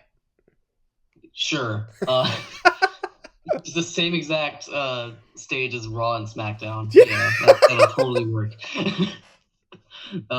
Anyway, SoFi Stadium is fun. I think I've never been there, but I want to. I was gonna buy tickets to the show, but then they sold out like immediately, so I couldn't. Not to mention those resales were absolutely heavily priced. Yeah, those too. But it's just weird to me because they put all that money into that stadium for 2 NFL teams that can't get the job done ever. No, that is right. Sorry, guys. The Rams now suck. The Chargers choke. So, yep. Anyway. But hey, you know, at least it's got state-of-the-art stuff, and, well, WrestleMania will probably be known as one of the greatest things that ever happened there, so. Yeah, that's true. So the stadium, from what I've seen, it looks really cool, so they should do a good job on the stage, hopefully. Yeah, from what I heard, I've seen pictures of this, but it's quite possible they may have a WrestleMania 33 style ramp again, you know, starting from high above and going down to the ring. That'd be cool. At least I think that's what that is. I don't know. I you know, when you look at the pictures of the stage construction, you don't exactly know much of what's going on here. Dustin, what's your honest thoughts on the SoFi Stadium? Or what would you do for the stage? SoFi Stadium looks beautiful. I love that stadium. I would love to go see the stadium in person. As for the stage, I'm piggybacking off of the rest of the guys here. I would definitely do like something that revolves like movie theater related, and have like certain landmarks LA. Like, I would have, they can try to do like the LAX type of sign there that they have in LA, or the LA sign. I'd like to see if they can incorporate that into the stage. And like Steve said, I would love like the Walk of Fame, like the stars be like the wrestlers' names on them, like as you're going down the ramp. I love that idea. But overall, I just can't wait to see what the stage looks like for Mania. It's gonna be wild. Buck wild. Wait, what? No. And then of course, Yo Balor, your turn. I mean, honestly, this was the same that was supposed to host WrestleMania in 2021. Of course, the pandemic took that away. When I first saw SoFi Stadium, I was like, yes, this right here is a place to have a wrestling show. This is a place to host WrestleMania, SummerSlam, a big event, like WWE likes to throw. And, it has the state-of-the-art advanced technology that a stadium nowadays pretty much should have. It has the LED roof, which I'm thinking about you seeing. You can put like pictures on the roof itself, like when you're in the air and you're like flying over a plane or something like that. You'll be seen like down below, like through the stadium, like wherever they're showing on the roof. It's pretty cool. As for the stage, I mean, I'm gonna piggyback again what these boys are saying. I mean, it would be Hollywood-esque themed. I would combine the stages of WrestleMania 26 and 24. If y'all remember those stages. Oh yeah. Those are my personal two favorite stages in WrestleMania history, alongside 33 and a few others. But this is my personal favorite two stages. But I would personally combine those two stages into one and make it all Hollywood-esque themed. Have the stars, the Walk of Fame, whatever. That'd be pretty cool. And I think they're gonna have a red carpet or something like that. There is video of some of them building the stage, so apparently it's gonna be very big. Like they're taking out, there's gonna be lots of pyro apparently. So this will be a very big stage, and I'm looking forward to seeing it. I cannot wait to see what it's gonna look like. Yeah, for my case, I honestly wouldn't use remnants of the WrestleMania 24 stage, but I would also combine it with the SummerSlam 2008 stage. Remember that one? I do. Yeah. Because do that, combine those in, now it definitely looks like a movie premiere place, like a big Hollywood premiere place. And you know how there's like, I was thinking on the rampway to the ring, it'd be just like the red carpet, and there's also, the VIP, whatever the hell they're called. Oh yeah, for real. Yeah. So in other words, maybe get some paparazzi to show up. Like, let's contact Melina. Let's get her paparazzi over here. Something like that. But all right, folks, we're also going to get talking about what's going down. But before we do, I'm going to ask each of y'all what you think about a certain something. And that certain something is, Yo Balor, what do you think about The Miz as the host? I mean, there's nobody else better, honestly. He is the Hollywood A-lister himself. I mean, there really honestly wasn't much for him to do on the show. So, him being the host is going to be very fun. Miz is very entertaining. Miz is very fun. He can be a little bit out there at times. And he's the good fitting host for WrestleMania. I think he's going to do great. And I think he's going to make an entertaining show. And I can't wait to see it. Yeah, when it comes to The Miz, what I like about The Miz is he's even said in his documentaries that when there's nothing much for him to do wrestling-wise, he still finds ways to get involved, and hosting events is one way of doing it. So he previously hosted SummerSlam because there was nothing else for him to do, so this works. And the Hollywood A-lister, I think he should get, maybe this is where he should have a segment with maybe LA Knight. Yeah. So Chris, I'll also ask you, what's your thoughts on The Miz as the host? I mean, it's pretty fitting. If you're going to have a movie-themed WrestleMania, you have to involve The Miz at some point. If you're not going to have a match, the host is like a perfect opportunity for him. His whole gimmick is like the A-lister, so it just makes sense that he's the host if he's not going to have a match. Yeah. There's one thing I still don't get, though. Why the hell was Alexa Bliss the host in 2019? I have no idea. That was just random. Yeah, same thing with New Day in 2017. Even though at least the New Day brought in the Hardy Boys. That was fun. Dustin, what's your thoughts on The Miz as the host?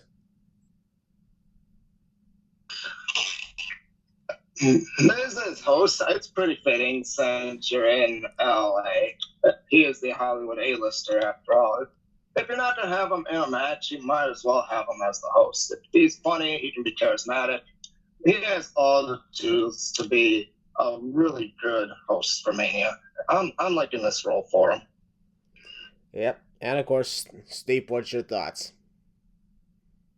But yeah, like everyone else said, it's perfectly fitting, the setting where Mania is, the Mania goes Hollywood theme.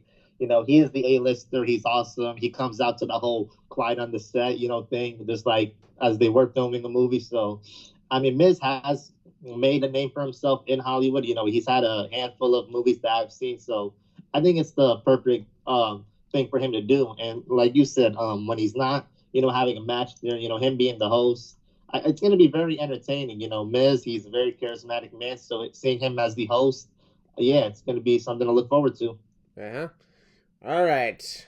And now, folks, we are getting started on going on to the matches. Are y'all excited to talk the matches we got? We got a stacked card for both nights. Oh, heck yeah. And folks, Hell yeah. Yep, folks, we will not be going in the order of which night they're taking place because, let's be honest, for a lot of them, we still don't know where they're taking place. And I actually like that better. I prefer that. Imagine if, we're going in, you don't know which matches you're going to see. That's exciting. What we're going to do is, well, non-titles first and then titles next. That's how we usually do it, folks. That's the good old-fashioned way of doing it on the Losers Lounge podcast. And we're going to start things off by talking something that, let's be honest, what the hell is the point of this? These are the WrestleMania showcase matches. We'll start with the women's match. This is honestly weird because I get that, we're not going to have the pre-show battle royals for the men or women on WrestleMania, so instead we got Fatal 4-Way tag team matches. But there's a question I definitely got. Willie, I'm pretty sure you can backtrack on this as well. Why did the women have to qualify, but the men didn't have to qualify? I mean, I honestly have no idea. Ask Triple H. Really can't answer that one. Or ask so-called Vince, and since the rumors are saying, "Oh, Vince is back." Whatever. But yeah, I'm like, the women's tag team division is practically non-existent, yet somehow they were able to just throw random teams together and have them qualify in matches. Meanwhile, the men, they're like, "Hey, you four guys, you four teams, you're in." Even though the men's tag team division would have been perfect for, doing qualifying matches, because the tag team division for the men has a lot of teams now, so it's not exactly empty. For the women, absolutely empty. As of right now, folks, we only know 3 of the 4 teams for the women's match, and the teams are as followed: Liv Morgan and Raquel Rodriguez, Natalya and Shotzi, and Shayna Baszler and Ronda Rousey. But the 4th team, we have no idea who it is, so I'm automatically assuming it's going to be the Garcia twins, the Bella twins. Don't give them ideas. I probably should not, but hey, they're not under contract anymore, so I can do that.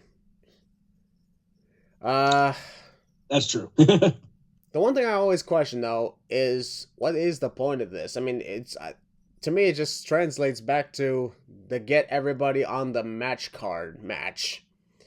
And this is one way of doing it. It's just, not the way I would have done it. I mean, I guess I'll get my, predictions, some of that out of the way. I'll talk about this a little bit. I mean, yeah, you're right, Christian. It's just to get people on the card. And honestly, Steve has said this best. Not everyone needs to be on WrestleMania. Not everyone can make the big show. That's why you have the Battle Royals and stuff like that. That's why you have, the segments, some of that in between the matches. Like, this is not needed, honestly. It's just some big showcase to make everyone on the card, make everyone feel better and stuff like that. So I understand you want to be on WrestleMania, but it's like, again, not everyone can make the card. Yeah. So honestly, it's just there for a reason. Yeah, I'd probably reason, actually. Yeah, I'd probably ask myself, like, is the winners of these matches getting like tag title shots or something like that? I don't know. I don't freaking know at this point. I could care less, honestly. Yeah, we haven't heard anything about what the winners are getting because, this is a showcase match. And one would think, why would you get nothing for this match if you win, especially since you had to qualify to even get here in the first place? Like, clearly there's something, there's something on the line. And yeah, it all goes back to Ask Triple H. Yep, Ask Triple H. Yeah. That's what we're saying this entire episode. Ask Triple H. Yeah, you guys notice that a lot of his his re-signings are not on the WrestleMania card this year. Fails. Especially Hit Row. When you overbook things. Yep. Who? Hit Row. Who? I forgot about them legitimately. That and well, It's not taking on their case, but I legit forgot about him representing the company. yeah, it's understandable. But here's another thing, of course, like, I guarantee this is also was put in so people like Liv Morgan, Shayna Baszler, and Ronda Rousey would not be left off the card. And I know a lot of people are not exactly fans of Ronda Rousey's current run, but I think Triple H also did this because, well, you know, got to get Ronda Rousey on the card because of her status. And as of right now, Ronda is a megastar. And as of right now, her status is actually injured. Yes, she is hurt. Yeah, was a fractured elbow after all the years of the armbar in the UFC. Mm-hmm. Yeah, finally caught up to her. So that's another thing, folks. If you do, like, if you're very physical and things, eventually injuries are going to come back to haunt you. So be careful in life. So since there's not really much of anything to talk about, I'm just going to get started and say I'm actually going to take a shot in the dark. You ready for this? What you got? My prediction is the unknown fourth team. Yep, I'm doing that. I'm doing the unknown fourth team. We're probably going to know, based off, since folks, it's Monday on the 27th right now at the time of this release, we'll probably know who that final team is tonight on Raw, or maybe this Friday on SmackDown. But regardless, I'm just going to take a shot in the dark and say whoever the hell the fourth team is my pick to win. Heel Balor, I'll go with you next. I mean, again, it's a throwaway match. Again, I could care less, honestly, of what happens. I know that sounds weird, but I just don't care. I guess I'm going to go with...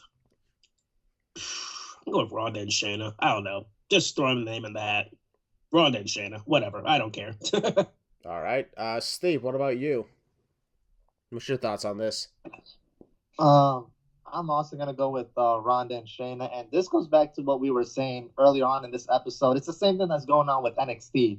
Not a lot going on with, these tag team championship matches or these tag team matches. This was a random fatal four-way tag match. And I wish there was more to it, some stakes on the line or, some type of story behind it. I like steaks. Yeah. Huh? I like steaks, especially medium rare.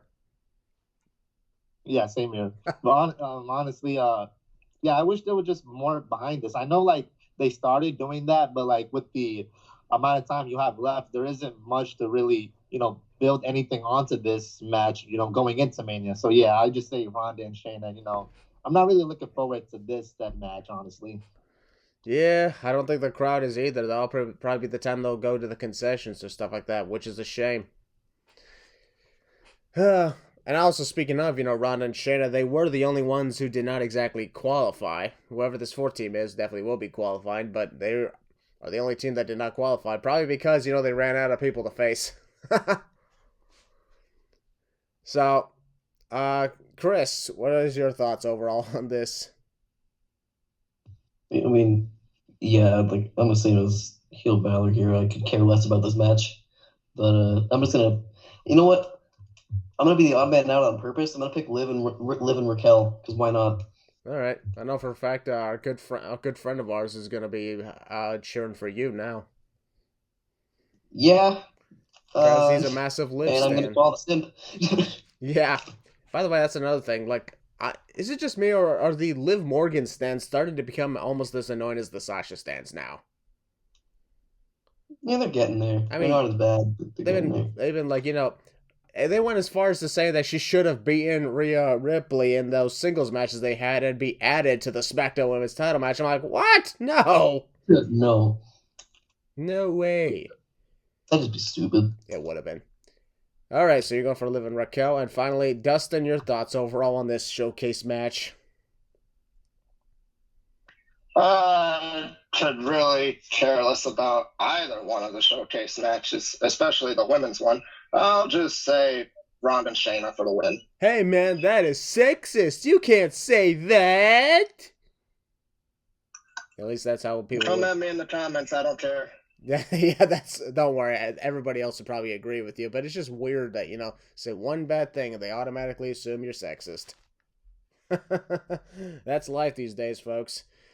All right, so I gotta say, 3 of them, for Ronda and Shayna. I'm going for the unknown fourth team. Chris is going for Liv and Raquel, and nobody's going for Natalya and Shotzi. I feel bad for them. Oh, well. Folks, we're going to move on to the second WrestleMania Showcase match. This one's for the men, and even though, the same thing as applies as before, it's not exactly, not exactly anything relevant going on. I had this odd feeling they're actually going to put on a banger of a match, the men's anyway, because you got Braun Strowman and Ricochet, you got the Street Profits, Alpha Academy, and the Viking Raiders. So, 2 teams of Raw, 2 teams of SmackDown. And I actually like, in some ways, where this is going. Because Street Profits, they're awesome. They're amazing. Viking Raiders, they're on a domination path. Alpha Academy, they got their issues every now and then. Because Otis is, hanging out with the maximum male models. And then you got Braun Strowman and Ricochet.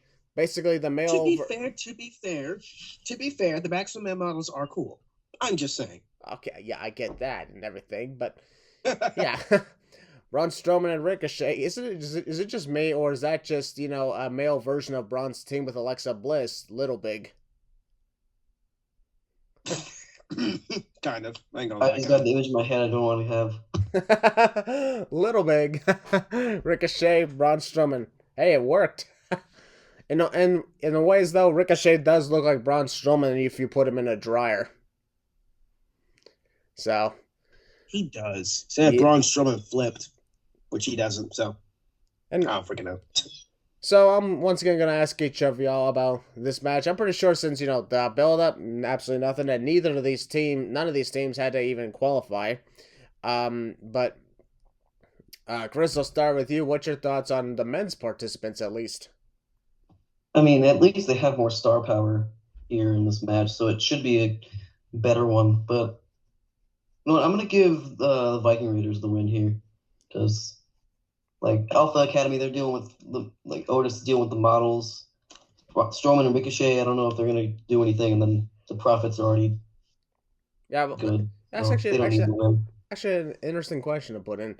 Is the Profits close to, moving parting ways or something like that? They could be. After all, Montez Ford did a great job at the Elimination Chamber, and, Angelo Dawkins honestly needs to step things up, because, I'll be honest, I get it, folks. People like Montez Ford a lot, but I love Angelo Dawkins almost as much, and I don't want him to be like Marty Jannetty. I don't want him to be the forgotten member of the team. That's just wrong. No, they could both be really good single stars. Yeah, absolutely. Everybody's just veering toward mostly Montez Ford because, of his amazing athleticism, which looks like once-in-a-lifetime stuff. But I'm like, Angelo Dawkins is also, he's just, in my opinion, the better wrestler. Because Montez Ford, he's the high-flying guy, but Angelo is more of the wrestler. Montez is the gymnast guy. There's nothing wrong with that. It's just, no offense, the gymnastics doesn't instantly equal star power in pro wrestling. Especially if you're that one guy who faced Kenny Omega, whose name I completely forgot. Anybody remember that guy's name? Nobody? Good. Why did I say good? That was just mean. Okay, so Chris, you're going for Viking Raiders. Dustin, what about you? What's your thoughts on this match? Like I said for the women's showcase, this one not as probably just as much story, if there's not really much of any, but it does have more star power than the women. If I had to pick one, I'm gonna go Braun and Ricochet. Actually, I think they could definitely use the rope at Mania. Yeah, Braun Strowman does have a weird history of teaming with little people at WrestleMania. Awkward silence from WrestleMania 34. Oh, man. Don't remind me of that. I forgot that happened. I remember that very much. Oh, my God. Let's see, Nicholas, he was 10 years old when that happened. That means this is 5 years later. He's like 15 years old now. Oh my God! So he still have a few more years left before he'll actually show up in WWE and actually team up with Braun Strowman or maybe feud with him. You left me behind, man. You went to control your narrative, and that sucked. Anyways, Steve, what is your thoughts on this match? So yeah, this is pretty much the equivalent to like the women's showcase, and at least with this, there's somewhat of that history within these teams with the other teams, and I honestly think not just because they're my favorites out of this whole team, but I think Braun and Ricochet are gonna take it. I think they can use the big win. I also been really liking them as a team, and hopefully one day to see them as SmackDown Tag Champs. All right. And heel Balor, I end with you. All right, I'm right here. Honestly, I mean, again, gotta go back to it. It's another throwaway match, but there is, like the others have been saying, there is star power in this match. Honestly, I'm gonna go with the Profits. I don't know why. I'm such a big fan of the Profits. They're very entertaining. They're funny. They're cool. And I'm a big fan of both guys, So, honestly, again, just another throwaway match, but I'm just going to go for my boys, the Profits. So, Street Profits for the win. I'll just add on that one. I bring the swag like nobody can. That's a great theme song. I also wonder if is any of those guys gonna keep that theme song when they split up, or probably not. Nah, I don't see it, honestly.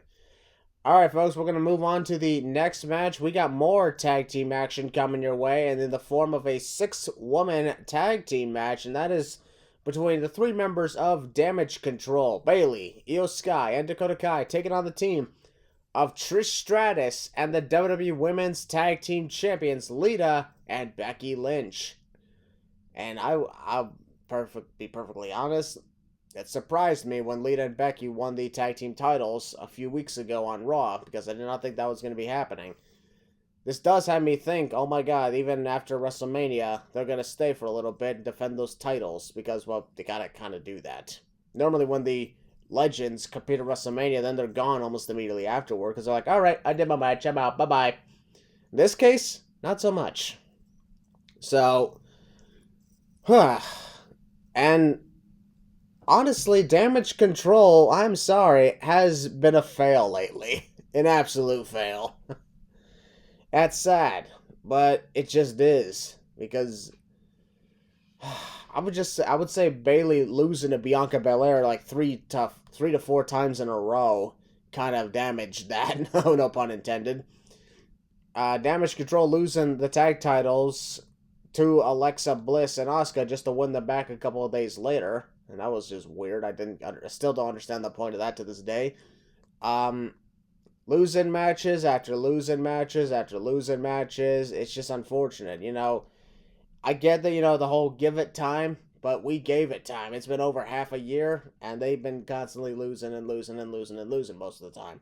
And not to mention, those tag team titles are practically irrelevant, because there's like almost little to no competition all the time. Hell, for God's sakes, the tag team champions are the makeshift team of Becky Lynch and Lita. No offense to Lita, it's great to see her as a champion for the first time in like over 15 years, but I'm sorry, I don't get what's going on here. And as for Becky Lynch, I'd say Becky kind of deserves better than this. But you know what, it is what it is, because we're here, that's what it's all about. Heel Balor, I'll ask you first, your thoughts overall on this 6-woman tag coming up. Well, first of all, it feels great that my girl's walking into Mania once again as champion. And hopefully she walks out as champion, and as long as, the winner of those certain tag matches over there don't, contend for the championships on that night.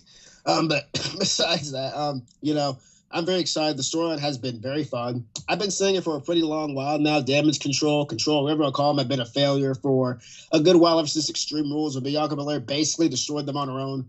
And they have not recovered since then. I know they're trying to kind of rebuild them, though, with Becky and, bringing in Becky, and her getting involved. And now you got the Legends involved. I just don't see it, honestly. It's just, it's over. It's time to break them up and just we move on from this nonsense at this point. Becky and Lita being tag champs, I mean, first of all, that's my girl. Love Becky. And Lita, one of my all-time faves, of course, myself and Steve, that's our girls. So seeing both of our faves, on that night doing their thing, it's going to be amazing. And Trish being back as well, being in action as well, that's great. Since SummerSlam 2019, that's going to be awesome.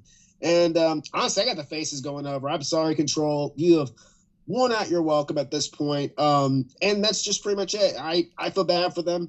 I really do. I feel bad for Becky. I feel bad for Bayley, Io, and Dakota because they've just been kind of just mishandled ever since Extreme Rules, in my opinion.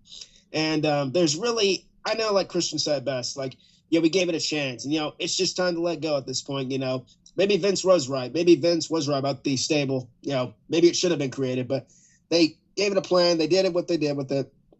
They ran with it. It just didn't work out. I think it's time to end Control and just have them all go off on their singles runs and stuff like that. As for there's rumors that Trish is going to turn heel apparently down the road to feud with Becky. Hopefully that happens because I want to see that match. And Lita and Bex, I think they're going to be turning the tag champs until probably next month or whatever, or into probably in the May or whatever. And we'll see what happens with that. But yeah, I got the faces winning. Yeah, there's no way Control wins this. If they do, that's fine and all, but there's just no coming back for what has been happening with them ever since Extreme Rules. So I got the faces winning. Yeah, that's a really good way of putting it in that analogy. Chris, what's your thoughts on this? All right, so I forgot what I was gonna say. Damn it. Okay, figured it out. Damage Control was a really good concept. The concept was there, the team was made, and the beginning was pretty good, but then the execution after that was terrible. They should not have. Bianca should not have beaten Bayley at Extreme Rules, as that is what ruined Damage Control for pretty much everybody. And with the other team, this is just the perfect opportunity to have the legends win. Yeah, you get my point. I forgot what I was going to say. No, it's all good. Yeah, I'm taking the faces here. Yeah, a lot of times I still question what the heck's going on here because I even mentioned Willie. You and I mentioned before, even on the Extreme Rules Review podcast last year, when Bayley lost to Bianca Belair and Bianca destroyed all three members of Damage Control by herself without even a little bit of help. That would have been at least believable if there was help. But at that point, I was like, oh my god, there's almost I don't know if there's any going back from this, or if I'm wrong. Hopefully I'm wrong. But then unfortunately I was proven right. Bayley lost again at the last women's standing match at Crown Jewel, and then they all got their asses kicked and lost at the War Games. That at my point was the nail in the coffin. Didn't matter what they did because the whole thing with Damage Control not exactly been working out. Dustin, your thoughts overall on this 6-woman tag coming up?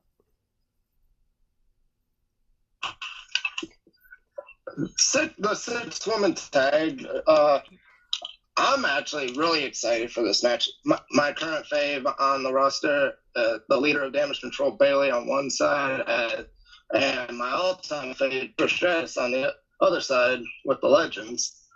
But I think this match is going to be way better than people expect. And I actually do think Trish is turning heel at Mania. I really think we're going to be getting Trish and Becky at SummerSlam.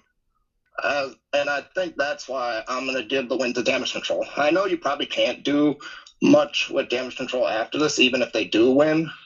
But I think with Trish turning heel, I think that's the way you give Damage Control the win. So I'm going to go Damage Control on this one. All right. Not bad. I like that. Yeah, I wouldn't say anybody would be doubting the match being good or bad or whatnot because, they're all really good women's wrestlers, and it's always just nice to see, these certain encounters happen. But yeah, I do worry about the relevance of Damage Control after this is all said and done.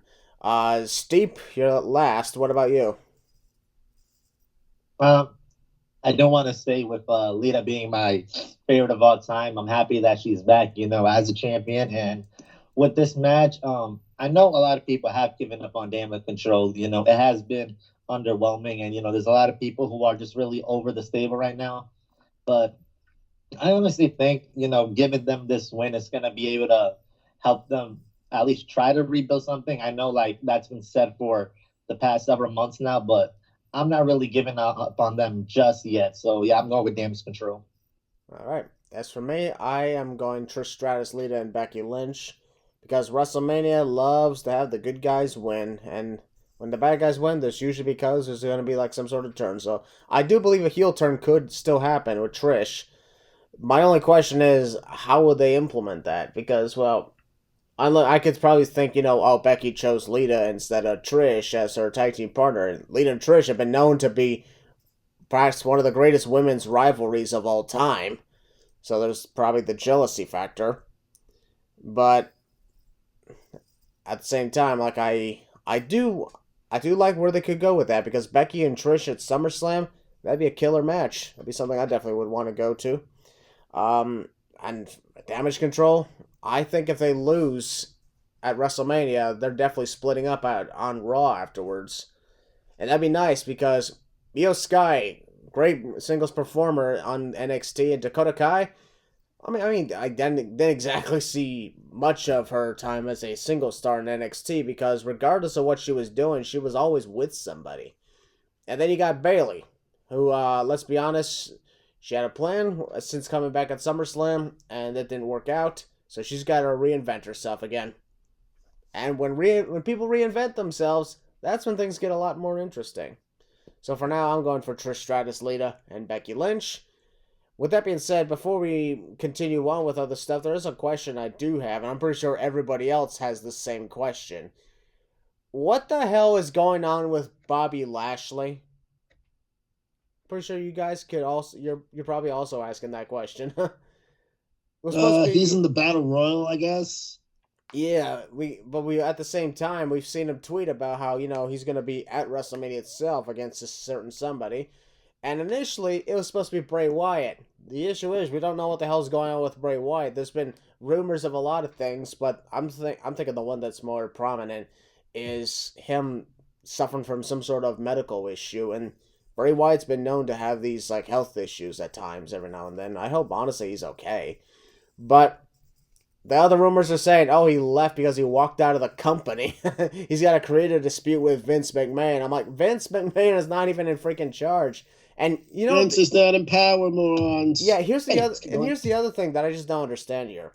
Whenever people ask, all right, can you prove to me that Vince is in control? Their response is, watch the show. I'm like, that means you got nothing. That means you got nothing. You got no explanation. You're just saying, watch the show. It's obvious. So I'm like, so in other words, you're just going by what you've seen on TV, even though, let's be honest, Vince McMahon's stuff has been a combination of good and bad, just like Triple H's stuff is a combination of good and bad. So how the hell can you really tell? Oh no, this is all Vince stuff. But this is another way of saying that, people are trying to protect Triple H, that he could do no wrong. I'm like, that is absolute bullshit. Triple H can and has done wrong. And he probably will again, because that's kind of how it works. You can't exactly impress everybody. But yeah, Bray Wyatt was initially going to face the winner, Bobby Lashley versus Brock Lesnar at WrestleMania. And did a couple of segments and then was never heard from. And here's the thing, if he was like, gone, I think they would have took care of that by now. And plus, that being how the rumors are around these days, that would be running more rampant than illnesses and injuries. And I honestly, personally believe it's an illness or some sort of health issue. Don't know what's going on, but whatever's going on, I hope Bray Wyatt's okay. I even heard rumors that he could still be at WrestleMania to face Bobby Lashley by costing him the Andre the Giant Battle Royal. So I'm thinking that could be the case. Steve, I'll actually start with you. What do you think's going on with Bobby Lashley? Will he be at WrestleMania or not? So yeah, I was a little surprised by what was happening with this Bray Wyatt. But I have seen reports, and I know there's rumors that he might end up getting into like a segment with LA Knight or so, or even like a physical altercation with LA Knight. I think regardless of what Bobby's doing at Mania, whether he's having a match or not, I think at some capacity he is going to be shown at Mania. It just really depends on in what type of manner, because I don't think Bobby's not going to be shown at Mania, and I definitely think there's going to be some part of the show where Bobby will be shown at least coming out to the ring or on a backstage segment. All right. First, what do you think's going on with Bobby Lashley? Do you think he'll be at WrestleMania? I mean, he probably will be at WrestleMania. It could be like a thing with Seth Rollins last year. It could be just like the same exact thing, like a mystery opponent type thing. I would say LA Knight is more the Seth Rollins guy. He's the one who's actually trying to look for a WrestleMania moment. Yeah. Yeah. I mean, it could. Hey, it could be like they're both looking for a match, so they could end up like something could happen. They could face off or something. I don't know. Yeah, that could be possible. Dustin, your thoughts overall? What do you think is going on with Bobby Lashley? I'm definitely thinking Bobby Lashley's going to be at Mania in some capacity. I'm kind of more on the side of him possibly facing LA Knight just from the Battle Royal thing where Bobby Lashley like throws somebody out and then he's distracted and LA Knight throws him out and Bobby's all pissed off and eliminates LA Knight from the match. And that's how they make the match for Mania. So yeah, I definitely see both LA Knight and Bobby Lashley going against each other at Mania. Yeah. And of course, Gil Balor, what about you? No, I do think Bray Wyatt's somehow going to make an appearance at WrestleMania. I'm not buying the dirt sheets or whatever they're saying right now because, like, they're irrelevant. They're fake. So, enough said. I do think somehow, Bray is going to make an appearance. Same with Bobby. They're going to do their little thing. And if not, I could see a scenario where LA Knight's going to have some with Bobby Lashley or Stone Cold or whatever, vice versa, returning Randy Orton. I don't know. But one of them is going to make an appearance at WrestleMania, no doubt. So, don't worry about that, people. Yeah. Another interesting thing, is yes, I've heard rumors about Randy Orton coming back, and now there's also something about Stone Cold Steve Austin. Makes you wonder who else will be showing up, so that's exciting to think about. But are you guys ready to move on to the next one? Because I guarantee you're going to love to talk about this. Are you guys ready to talk about the 2023 match of the year? That is Omos versus Brock Lesnar. 10 stars. Who the Fight forever. I'm sorry, I just Fight can't stop laughing at this Thank one. you. Oh my god. This is a match that honestly is really funny. Nobody thought this would ever happen at a WrestleMania. And it's because of that it's become one of the most memed matches ever. Omos Sapiens, I think it's called. Rise. Almost Sapien right here. Oh my god, everybody's rising. Almost Sapien right here, too. How about the rest of y'all? Y'all Homo sapiens? God. Nope. No. Nope, not me. Not me. You know what that means? Almost the superhero. You're homophobic. You know what? I don't even care anymore. Say no to homophobia. We gotta admit, though, the memes for this are absolutely hilarious. And it's been getting millions of hits on social media as well. No. At this point, some people aren't even Homo sapiens. They're homosexual. That's a good way of putting it. He wins. He wins Yep. it. Chris wins. The E-Man is the winner. Yeah. Give it to him. Hey, your prize I is did something. your prize is you're taking out Omos next year at WrestleMania. Hell yeah.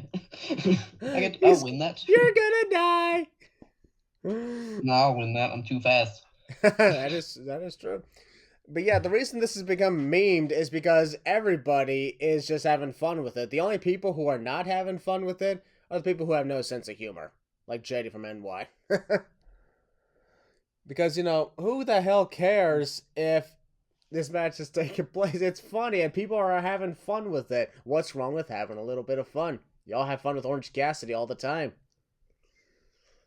And when they confronted each other, when Brock Lesnar and Omos had that stare down, the fans were instantly chanting, "Holy shit!"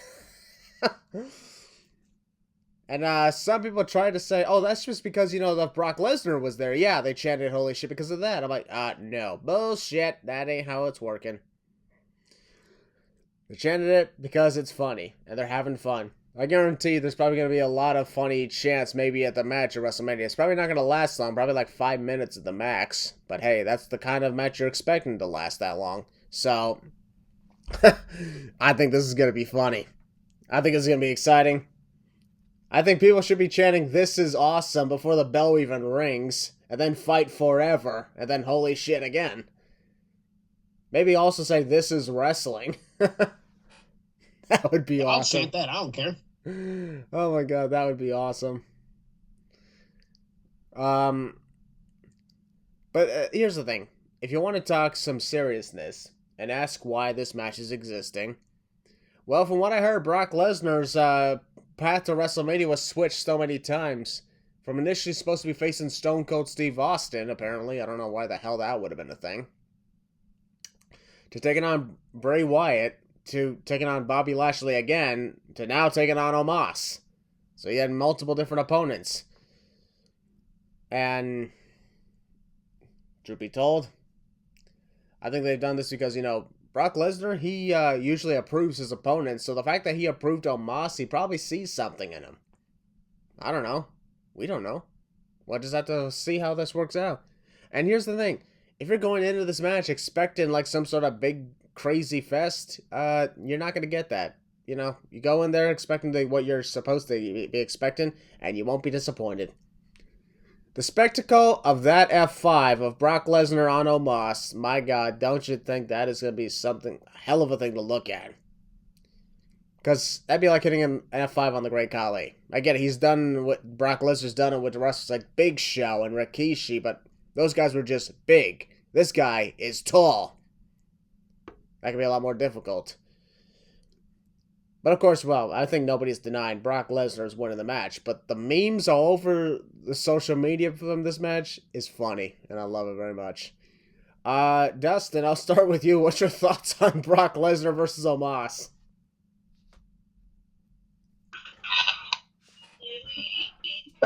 Brock and Omos, when they announced this match to be happening at Mania, I wasn't a big fan of it. Yeah, the spectacle's going to be there. Those two being there, I'm sure the crowd's going to be chanting "Holy shit" and "This is awesome" and all that. The whole thing, I'm not buying into this feud at all. I'm really not. I don't have a care in the world for this match. Yeah, the memes are funny. But the match itself, I have no care in the world. Really, the only thing I care about is the F5 spot that you said. Yeah, Brock Lesnar's winning. Enough said. All right. Steve, what's your thoughts on this match?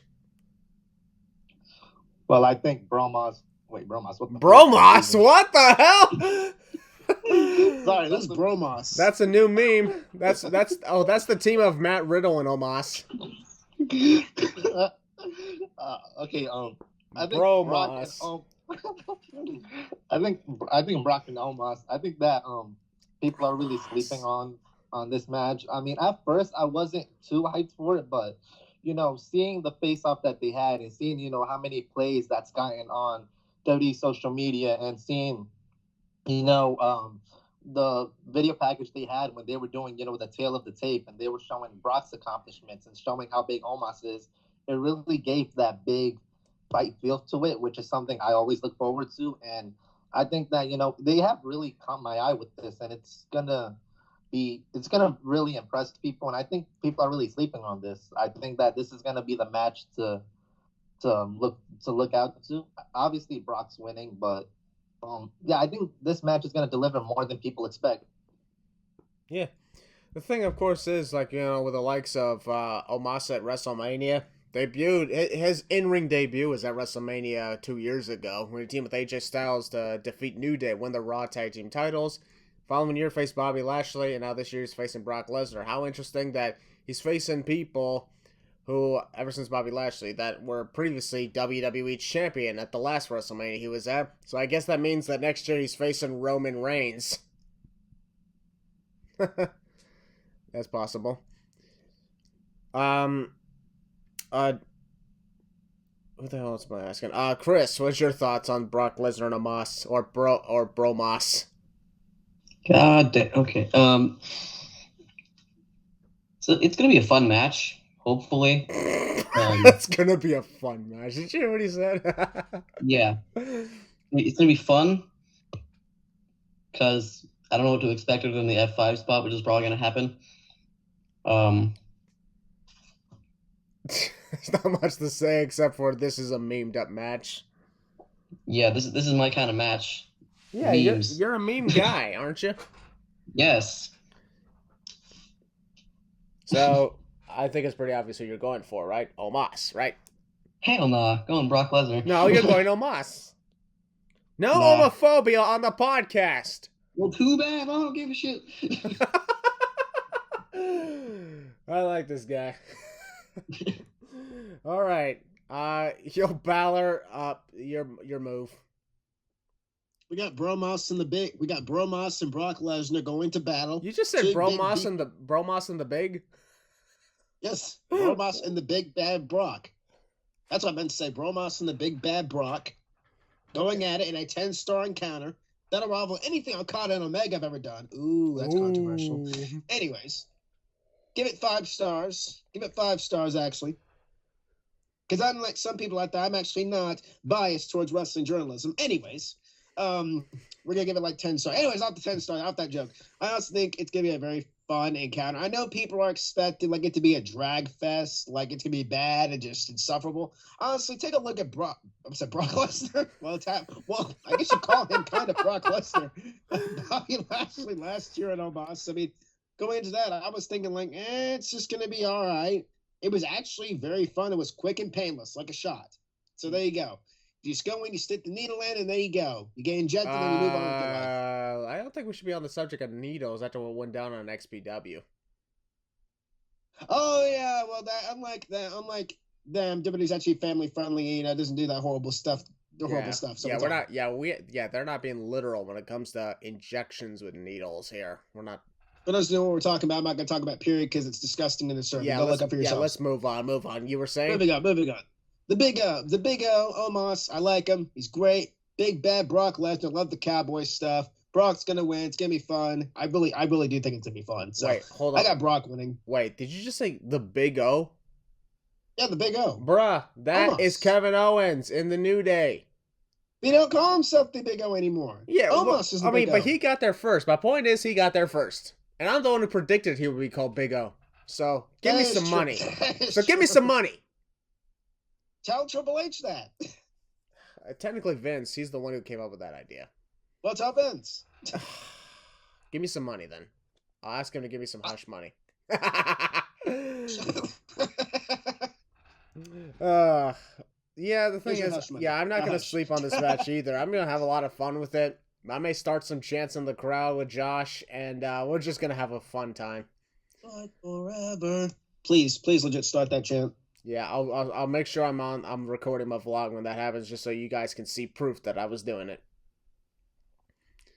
Yeah, I don't expect much from the match aside from the big spectacle of the F5. I also have Brock Lesnar. He's winning the match, but I just love the way this is being memed up all over the place. Everyone's having a great time, and that's the best part about it.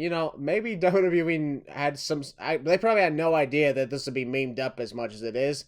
Probably expected everybody's going to be hating on this, but they're like, oh wait, oh my god, everybody's having fun with it.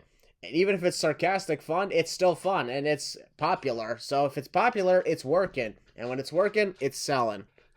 There you go, guys. Brock Lesnar, all of us say that Brock Lesnar's winning the landslide, so I guess in a way we're all homophobic here. But even though we're not truly homophobic, except for Chris, which he's a massive homophobe. That's crazy, but did I ask? Yeah, shut your mouth. Let's go. No. Oh, you want to fight?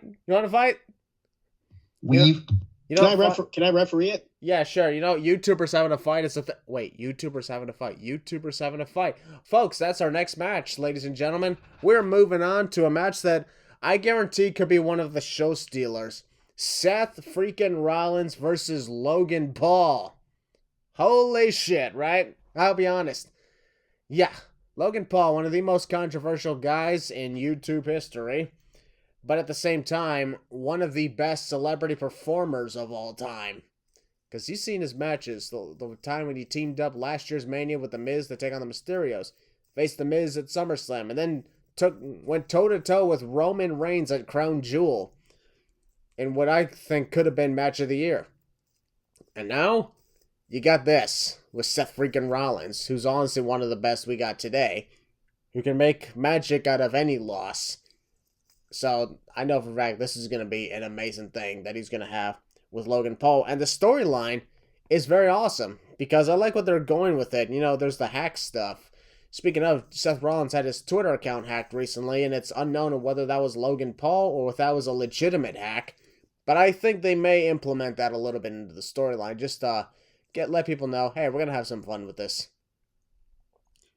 At this point, it's easy to hack people on Twitter for those who are now, unfortunately, not subscribed to Twitter Blue. What the hell's happening to social media these days? Elon Musk, what the hell's wrong with you? I'm probably going to get destroyed for saying that, but you know what? It's fine. I've been destroyed many times, many a time. Heel Balor, I'll start with you. What's your thoughts on Seth Rollins and Logan Paul? And also, it's been 1 year now since Logan Paul started wrestling in WWE. What do you think overall also of Logan's performances? As much as I can't stand Logan as a person, I'm pretty much anybody can say that. The guy is very good in the ring. He knows what he's doing. His character is basically himself. Like, that's the only thing you can do in wrestling is be yourself. Like, and Logan's very good at that. He's athletic as heck. Has legit background, of course, in this stuff. And he's hung in there with one of the best, and he's learned the craft and learned the ropes. He's doing very good for himself in the ring. I'm enjoying the storyline. It's very fun, very entertaining. Seth is doing his best work as well. Last year he's going into WrestleMania with basically against an unknown opponent, and of course we found out who was going to be Cody Rhodes, of course. Now he's going into WrestleMania this year with Logan Paul. I think we all saw this coming out to the Royal Rumble when Logan Paul eliminated Seth Rollins. I'm like, we're getting this at Mania. It's going to be freaking fun. It's going to be fun. Trust me. These two can go. These two can fly.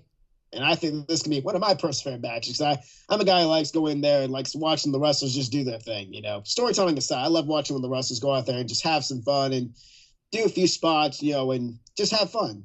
So, it's just been very fun, honestly. I think the match can be very good again, like I said. Who do I got winning? Originally, I was going to go with Logan Paul because, it's second Mania, Seth honestly doesn't need the win. He already has enough accolades under his belt. But the more I think about it, Seth Rollins keeps getting basically punched in the face 24/7 at this point, and he's been called a bitch, pretty much. Same with Logan. So I'm gonna get the win to Seth Rollins. Honestly, Logan will be fine in the end.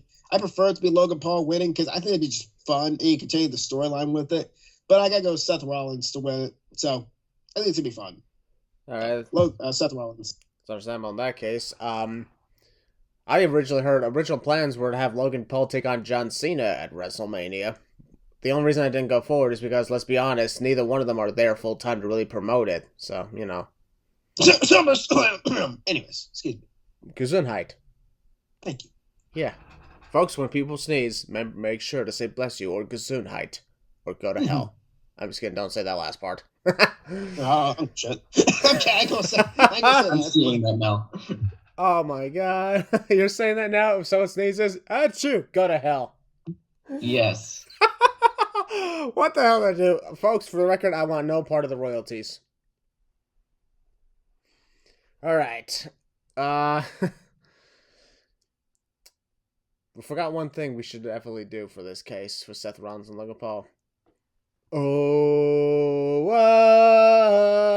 oh, whoa. Why aren't y'all singing? Oh, I'm kidding.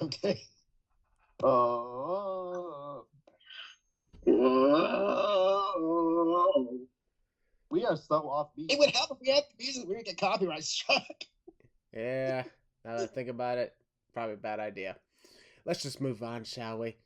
Steve, your thoughts on this match coming up? So no joke. I was telling Will and Dustin this. I've been saying this for a while now since it was obvious that match was happening. I actually wanted, for shits and giggles to for Seth and Logan to be a boxing match because I think it would be really funny if Seth just came out with weirdly designed trunks and then he had purple boxing gloves with glitter on it. Then every time he threw a punch at Logan, it just got over his face. I think that would have really entertain and really pop the audience. I think it would have been something fun to see, but yeah, I'm fine with how the match is gonna go and how it's gonna be. And not to mention, WWE doesn't exactly have a good history of boxing matches. Yeah. Yikes. I'm really torn on who does need the win, because honestly, Seth does have a lot of accolades under his wing, and he doesn't really need this, because Seth can take a million losses and still be fine and always end up back in a title picture or always end up in another big time feud. Then again, Logan being the star he is, and considering where this is going to be, I mean, I wouldn't want Logan to take the loss either. Honestly, considering the fact that Seth took the loss last year, I'm leaning towards more of him getting this one, because Logan, he's most likely not going to be around after this match. He's probably going to come back down here for SummerSlam. But yeah, I think just to play it safe, since Logan's going to be stepping away again, I would give it to Seth. Alrighty, that's really good analogies. That's the other thing I like about these podcasts. Great analogies, great people, except for Chris. Wow. I mean, Chris, it's your turn. He's probably going to deal with me later. Wow. Okay. Well, I'll let you go ahead. This match could go either way, honestly. Yep. I wouldn't be mad with either of them winning, because it's Seth Rollins and Logan Paul, two really good superstars in the ring. So any of them can win, and pretty sure most people would be happy. Can't say everybody, because people are idiots, but yeah. You know what? I'm going to take Logan Paul winning this match, because I think there could be something much bigger for him down the line, and I think he needs to keep up his momentum for that to happen. All right. I like that idea. This is the other thing I like is, there's no obvious winner in this case. This ain't like Brock Lesnar and Omos. There is no obvious winner. We got a lot that could happen. Could go any way. Here, there, everywhere. Dustin, your thoughts on this match? I'm calling it right now. This is going to be match of the weekend. Logan Paul and Seth Rollins are two of the best wrestlers in the company, in my opinion. And I honestly think that, like I said, match of the weekend. I'm torn, just like Steve, on who should win this one. And I'm honestly going to go with Seth Rollins, because I think, like Steve said, Logan probably won't be around until probably SummerSlam. So plus he's probably going into another big time feud at SummerSlam anyways. So he can take the loss here. I think Seth's gonna take the dub here. All right. For me, I'm going for my boy Logan Paul, because, well, I like Logan Paul. Not as a person, but I like what he does in the ring. I always make sure to differentiate the difference between, someone as a person and someone in the ring. I never once look at someone personally and say, I'm not going to cheer for you because I don't like you personally, because to me, it ain't a personal thing in wrestling. That ain't how it works to me. If you're good in the ring, I'll cheer for you. If you're not good in the ring, I won't cheer for you. That's my point of views. Alright, folks, we are going to move on now to the next match, and who's ready to step inside Hell in a Cell? As Edge is taking on demonic Finn Balor. Oh boy.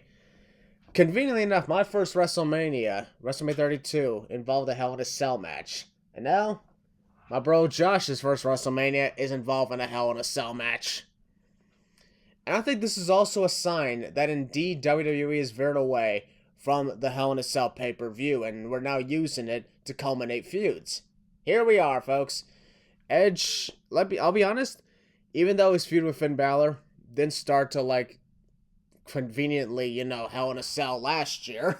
That's actually ironic.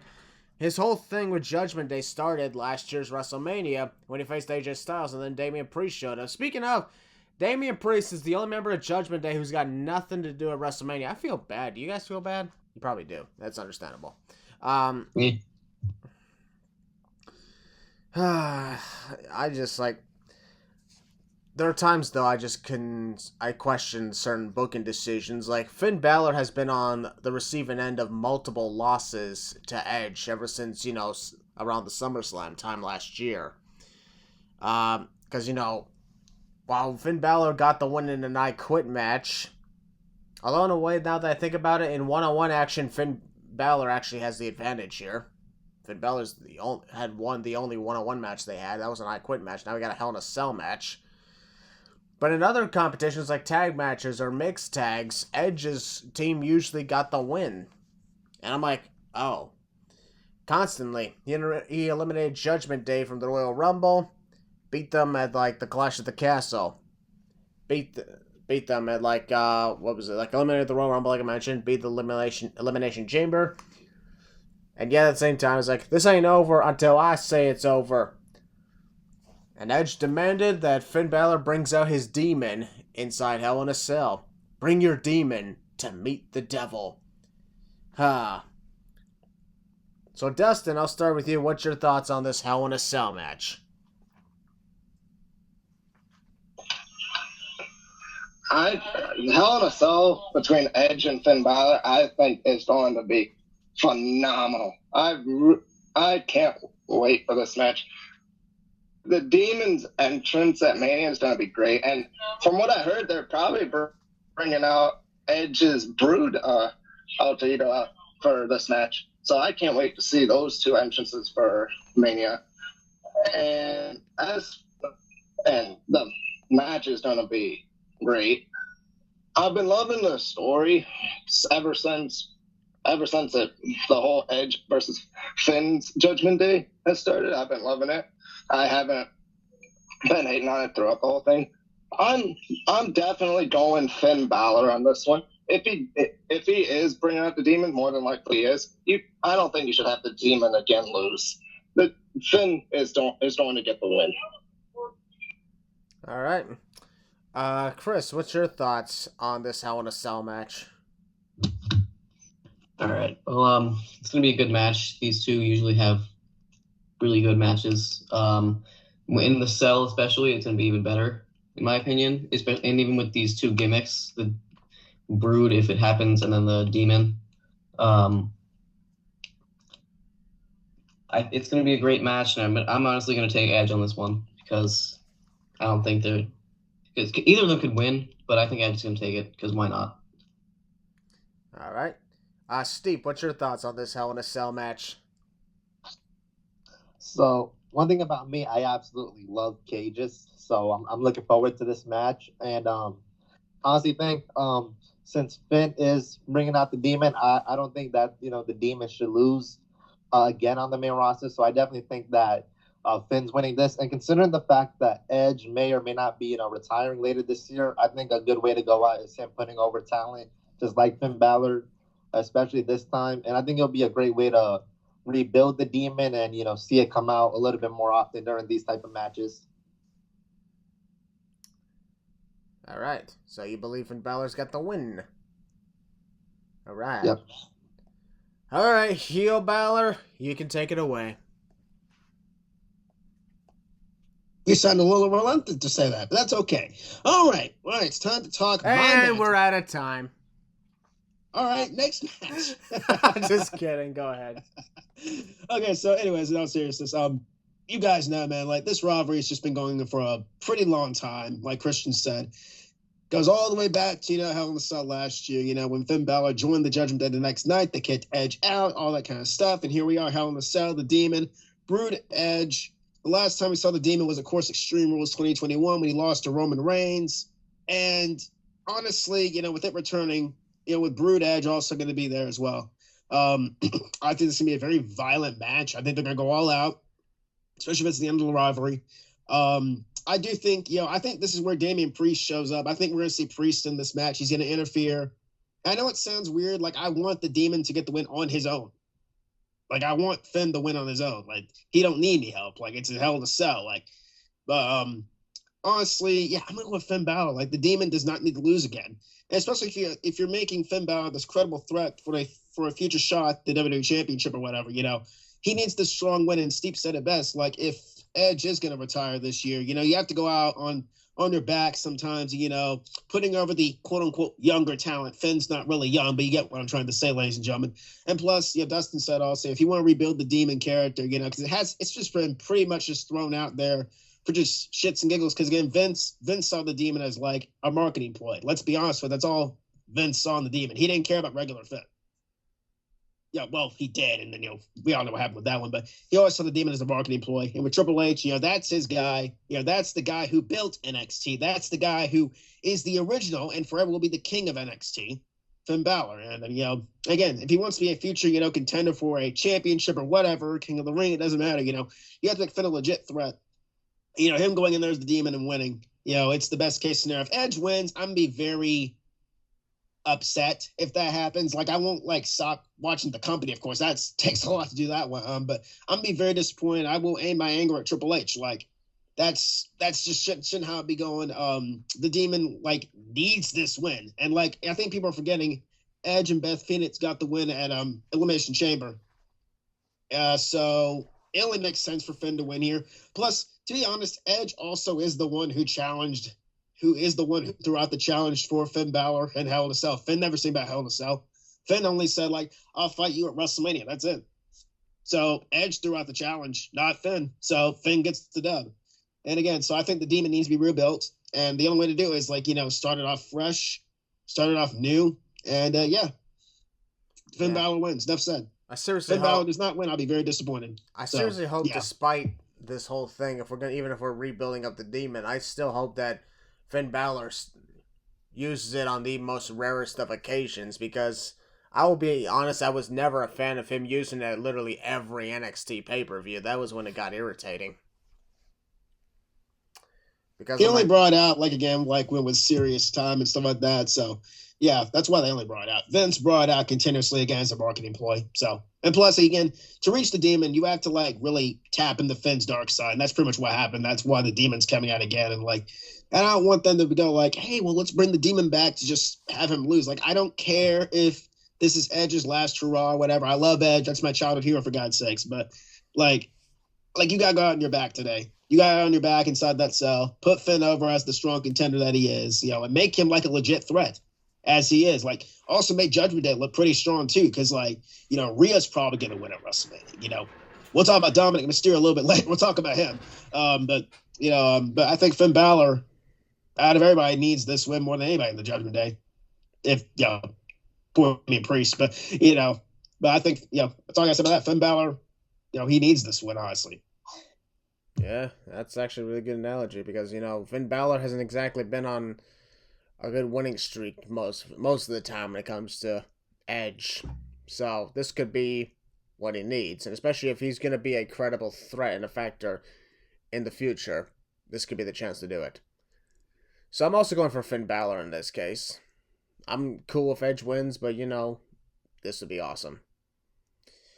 And now, folks, we're moving on to the next match.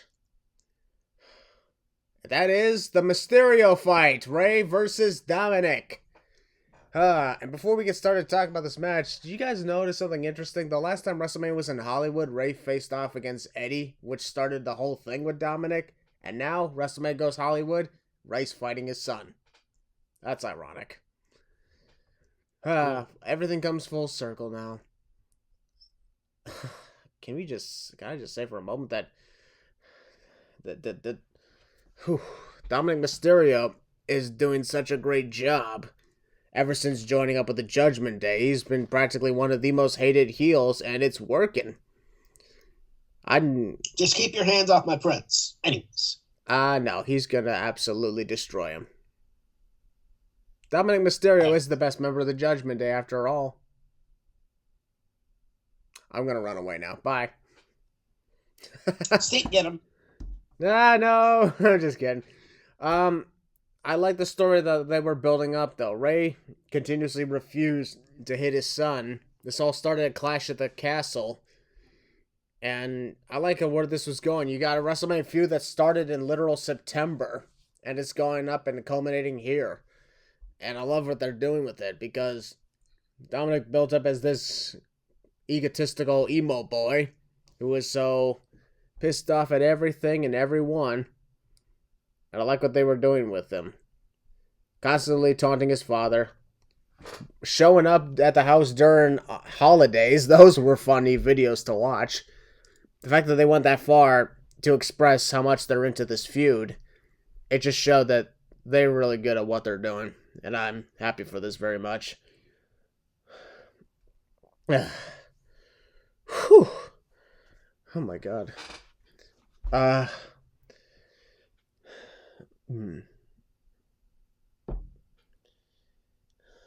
Excuse me, give me a moment, folks. Whew. So that's weird. I'm excited for the match. Really big fan of what's been going on. I love how they got Rey to finally hit his son. You can say whatever you want to me, but you do not disrespect your mother that way. That's my wife. Because it makes sense. Any father's breaking point is when the kid disrespects the mother. That's usually how it goes, so I like what they implemented on that. And as for who I'm going to think wins, honestly, I'm giving it to Dominik. I get Rey Mysterio as being inducted in the Hall of Fame. Could be close to retirement. He really should put over his son. He should put over Dominik Mysterio. I think that'd be amazing. And I guarantee the family is having a fantastic time and are excited for this because, it's a father versus son match at WrestleMania. Hasn't happened since Vince versus Shane in 2001. All right. Heel Balor, I'll start with you. What's your thoughts on the Mysterio fight? I mean, it's been a very entertaining, long storyline. But, has a good payoff. No joke. I actually thought this was going to be like a retirement match. But it's not going to be. It's just going to be a regular father versus son. And dang well that they're having a blast doing this. That Rey's always wanted this. I guess he's always wanted this. That's why he stuck around, honestly. He was supposed to go all elite, allegedly. But, he stayed because, WWE's giving his son, what he wants. So, and giving his son, the wrestling moment, that's why he stayed. And the one moment, he's getting is, to face his own son at WrestleMania. Is this Rey's send-off? I don't freaking know. Maybe it is. Maybe it isn't. But I've been enjoying it. I popped so hard. You could ask Steve over here, we were watching the show together along with Dustin, I popped so hard when Rey finally hit the daylights out of his son. About freaking time you finally grew some balls. You finally figured out for yourself and your family. But, I've just been enjoying it. And who do I think is going to win? Well, since Rey's not retiring, I don't think. I don't know. I'm going to go with Rey Mysterio. Just because, Rey's also been, basically getting his rear end, destroyed and also berated. It would make him seem like a fool. And I know, that's his son, something like that. You want to put your son over. I'm going to go a different route. Have Rey win and just kind of, just move on from this. Maybe, they'll bond back together, at the end of the match or whatever, the hug or whatever. Maybe Dominik will, low blow him or whatever again. Maybe Dom will see the light after he gets his rear end kicked by his old man. But I'm going to go with Rey Mysterio.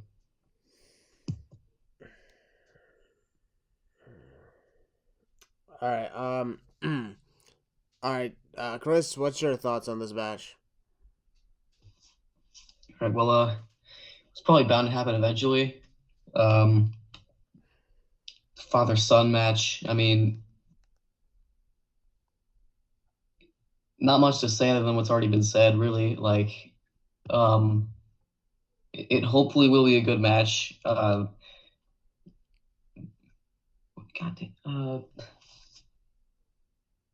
Having trouble figuring out? Yeah. No worries. It's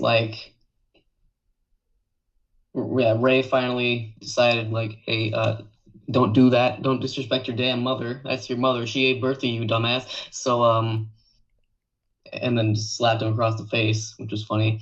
Yeah, that's pretty much it for what I have to say about the build-up. I mean, it's about time Rey finally hit him, and then to set up the match. Who I think is going to win? I think he puts Dominik over. I think Dominik takes the dub. All right. Dustin, your thoughts on this match? The Mysterio match, I've been pretty enjoying this whole rivalry. I love the like when Dominik and Rhea showed up at the Mysterio house. Like those videos were hilarious. I love how I've been loving Dominik. Was sent to prison and he spent hard times there gimmick. I love that. And I popped huge for when Rey finally grew a set of balls to hit his son, because you don't disrespect your damn mother like that. As for who I think should win, like Heel Balor said, since Rey is not retiring, I'm definitely going Rey Mysterio. It would make him look like a fool if he lost after getting humiliated for months on end. So I'm definitely going Rey Mysterio on this one. All right. And Steve, your thoughts on this? So I got Rey winning too. The reason I say that because even though it will make for a great story, and it'll like add to Dom being a heel even more with Dom winning. It just basically proves that Dom was right about Rey. Like he was a deadbeat from the beginning and all of that. But I think that this is the perfect chance for Rey to finally snap and really discipline his kid. And I don't think this is the end for Rey. So I definitely got Rey coming out victorious.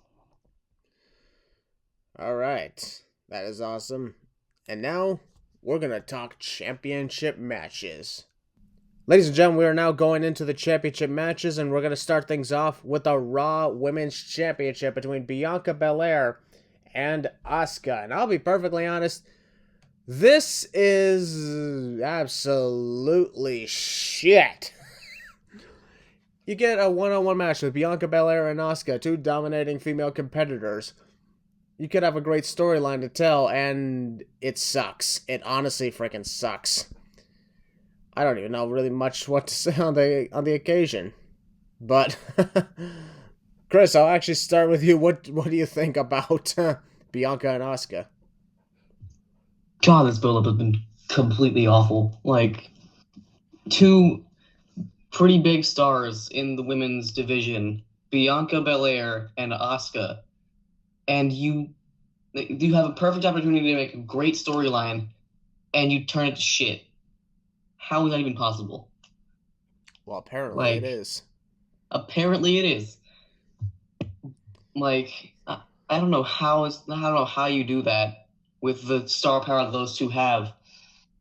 It'll hopefully be a decent match, but the build-up has just been completely awful. It's not a WrestleMania type build-up. It's more of like, I don't know, like a middle of the calendar pay-per-view. Yeah, I understand that frustration. That is absolutely crazy. Especially since you got this Asuka's brand new character in reference to her previous stuff in New Japan. Yeah, exactly. So, that is... Anyway, enough on that. For who I think is going to win the match, honestly, this could go either way to me, but I think they're going to keep the title on Bianca as much as I don't want them to. Yep, I guess you got to do the 1 year reign. Yeah. It sucks, but I mean, we're going to have to live with it. Bianca has been her reigns as champion so far have not been the best.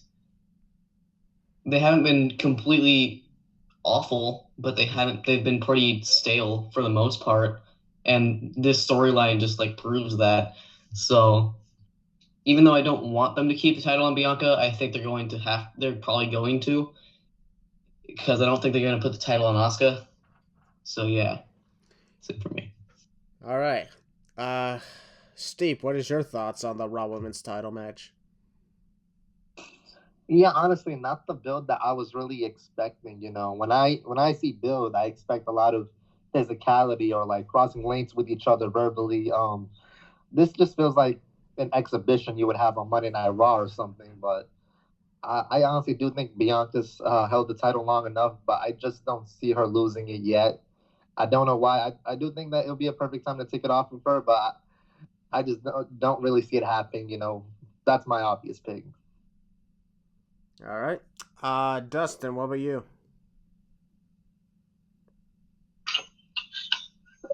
grab your popcorn, ladies and gentlemen, because this is the match that I'm going to rant about for a little bit. All right. Bianca as champion. Bianca as champion has been, in my opinion, been the most overrated title reign. And Bianca, in my opinion, is the most overrated women's wrestler on the roster. I'm just not a fan of this title reign, and I'm not a fan of Bianca anymore. I was when she first started on the main roster and in NXT, but now that she's had this long title reign, I've just gotten so over it. It's not even fun no more. There's no reason that Bianca should win at WrestleMania. No reason at all. Especially if Bianca does win, they plan on having her pass Becky Lynch's long title reign, the record title reign. I will not be a fan of that as much as heel Balor heel. Yeah, Bianca should definitely lose at WrestleMania to Asuka. It's perfect time. Asuka wins the championship at WrestleMania. Enough said. All right. Wow. Steve, did I get you yet? Yeah, I already gave mine. Right. Sorry. Heel Balor, your thoughts? All right, honestly, I'll make this short and sweet and to the point. Bianca's held the title since WrestleMania last year. Her opponents have just been they haven't been bad, like Dustin said. It's not, her that's bad. It's the run. It's just she's ran through everybody at this point. There needs to come to a point there's a stopping point and a roadblock. That roadblock should and hopefully will be Asuka. And this is not because I want Asuka to win to protect Becky's reign. Duh. That's one reason. The other reason is Bianca's just held the title for way too long, and she is pretty overrated. As much as people don't want to hear that, she is overrated. And just it's not her fault. And I know why people want to keep the title on her. I know why. I'm not going to say why, but you know why some people want the title to be kept on Bianca. Really think about it. But that's besides the case. Honestly, besides the fact, she is a great wrestler, she's a great talent, kind of stuff. Asuka with this new character, it's just been there. I mean, it's not the worst. It's just there. I thought there's going to be lots of physicality and back and forth. It's just been nothing. It's just been boring, bland, stupid. And I don't know who to go with. I mean, I'm 50-50, honestly, on who I don't want to win. Crap. As much as I hate saying this, and I don't want to say it, but I freaking think Bianca's retaining and she's going on to beat Becky's record. I'm going to vomit all over the place and just be so upset if that happens. So I hate saying that, but Bianca's going to retain, and then Asuka's mystique is gone at that point. Not buried, of course, but just gone. Could you imagine? I hope I'm wrong, but that's probably what's going to happen. Could you imagine if Bianca and Finn Balor Bianca wins and Finn Balor loses back-to-back? My God, I can't wait to see heel Balor's reactions to that. Oh, this Mania better not do that to me. But I got Bianca winning. As much as I don't want it, I just don't see any other way. The storyline's just been trash and garbage and it's just not there. I really hope, folks, Bianca does lose. It's not because I don't hate her. I love Bianca. It's just there's a time and a place for wrestlers to lose their championships. Wink, wink on a little bit of the main event. And Reigns, hint, hint, should be coming to an end at WrestleMania. It should be a new start, And I'll talk about that a little bit later when we get to the main event. But I got Bianca Belair winning, and I'm going to go wash my mouth out. Yeah. Speaking of main events, up next is the supposed main event of WrestleMania Night 1. That is the SmackDown Women's Championship between Charlotte Flair and Rhea Ripley. Can I just be the first to say this match does not deserve to main event? This ain't the first time we said that about a SmackDown Women's title match either. My God. It's this is happening a lot now. Charlotte Flair versus Rhea Ripley. This is a match that happened at WrestleMania 36, and you know what? Conveniently, this is the match that takes place at the WrestleMania I was supposed to be at with my bro Josh, and now with the one we're actually attending, it's happening again. So it's oh, they didn't get a chance to see it live, so here we go. Except it's not the NXT Women's title, it's the SmackDown Women's title. Rhea Ripley won the Royal Rumble match from number 1. That is impressive, amazing. And now, this is the SmackDown Women's title is literally the only thing left that she has yet to truly accomplish in her career. And Rhea Ripley is still wild and young. It's crazy. Steve, I'll actually start with you. What do you think about the SmackDown Women's title match? And should it main event night 1? I'm a person who doesn't really worry about, main events and card placing, but certain things I will speak on. And honestly, with this, I don't think so, because there hasn't been really a lot with this build, this time around. I mean, yeah, they're getting a bit physical now, but I really think that it's also feeling underwhelming. I don't have much to say other than I do think Rhea's winning, and if it were up to me, I honestly don't think this should be the main event of night 1. All right. Yo, Balor, what's your thoughts on the SmackDown Women's title match, and do you think it should main event? Hold on a second. Ow! What? Wake up! What?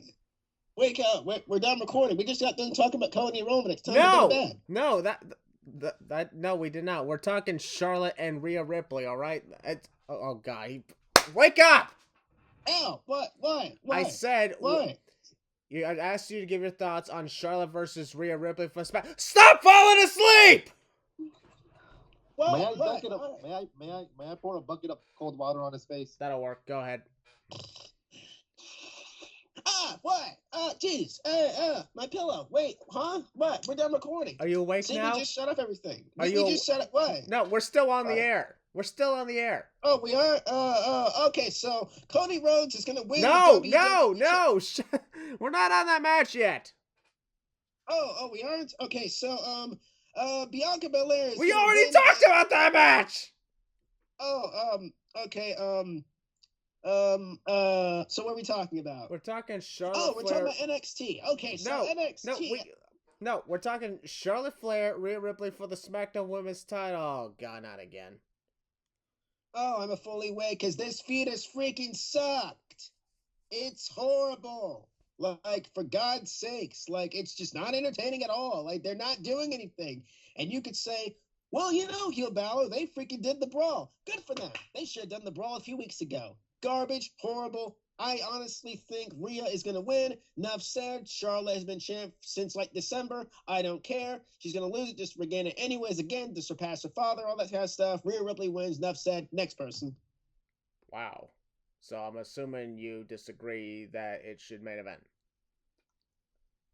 Oh, my opinions on it main eventing. Honestly, I think Steve said it best. I could care less, honestly, where a main event is put on a card.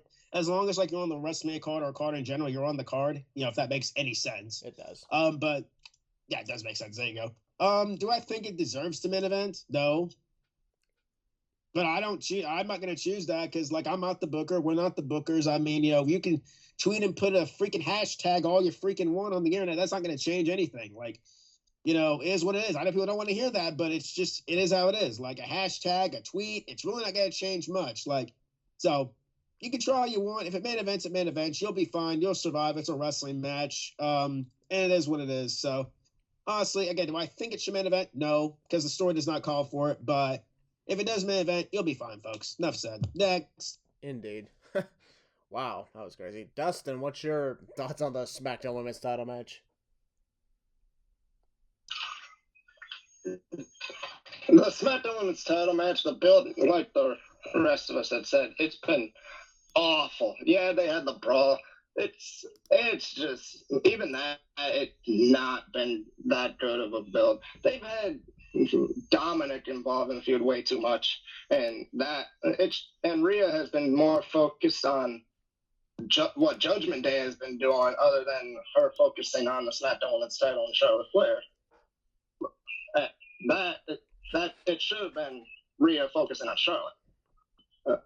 And yeah, Charlotte, even if Charlotte loses this match, she's just going to win it back anyways in probably a few months from now. But Rhea's definitely going to win and take the title from Charlotte. there's just no other way you can go with this. Rhea's got to get the win. All right. And Chris, what's your thoughts on the SmackDown Women's Title match? And I swear to God, you better not fall asleep too. No, I'm not gonna fall asleep. What the hell? Okay. Good. Hear that, Willie? He's not gonna fall asleep. Oh wait, Willie's asleep again. Damn it. You want me to play the Spider-Man 2 pizza theme right in his ear? That'll work. Yes, we're talking Spider-Man now. So, Hell yeah. Shut up! Andrew got... All right, Chris, go ahead. Okay. If Rhea doesn't win this match, I swear to God, they're doing something wrong. Like, How many times has Charlotte what's the point of making her win from number one? I mean, all this build-up, and then she loses. I mean, how many? Actually, the real question is how many times has Charlotte beat Rhea already? Like, at least 3. At least every time. Yeah, sure. Yeah. I mean, this match shouldn't have even happened. I think it should have been Bianca versus Rhea. But nah, she chose Charlotte for some dumbass reason. I think this. Yeah, other than everything else that's been said, I'm just gonna go with Rhea. If she doesn't win, then something's going wrong. Yep, I'm also going to Rhea Ripley to win. She did say this is coming full circle for everything that went down, before. So that could be implemented. But with that being said, folks, we're going to move on to the next match. This match, oh my God, could very well be the match of the whole weekend. It's a triple threat for the Intercontinental Championship. This, Willie, I know will wake you back up, right?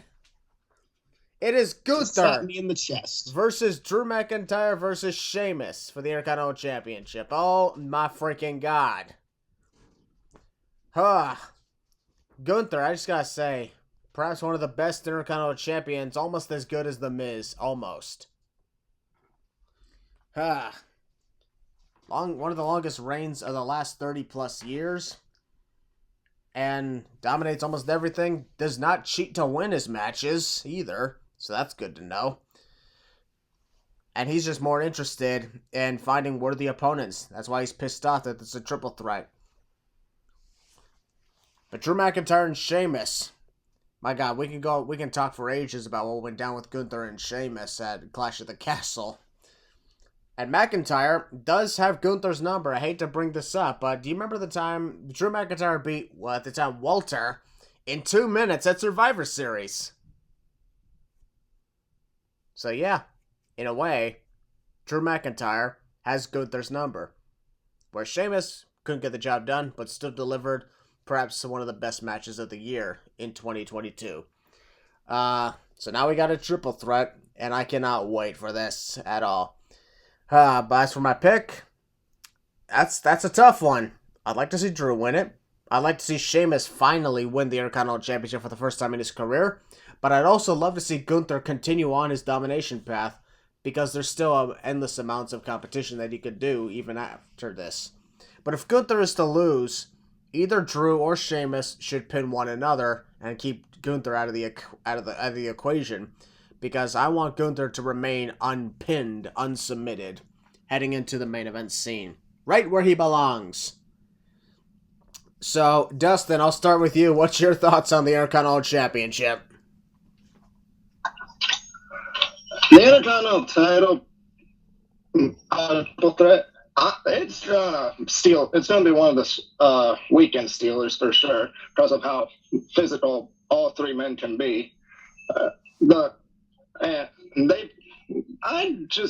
way that it was booked, I'm not the biggest fan of, with how Drew and Sheamus got a double pin in that fatal 5-way, and then had another match to see who faces Gunther at Mania until it turned into a DQ.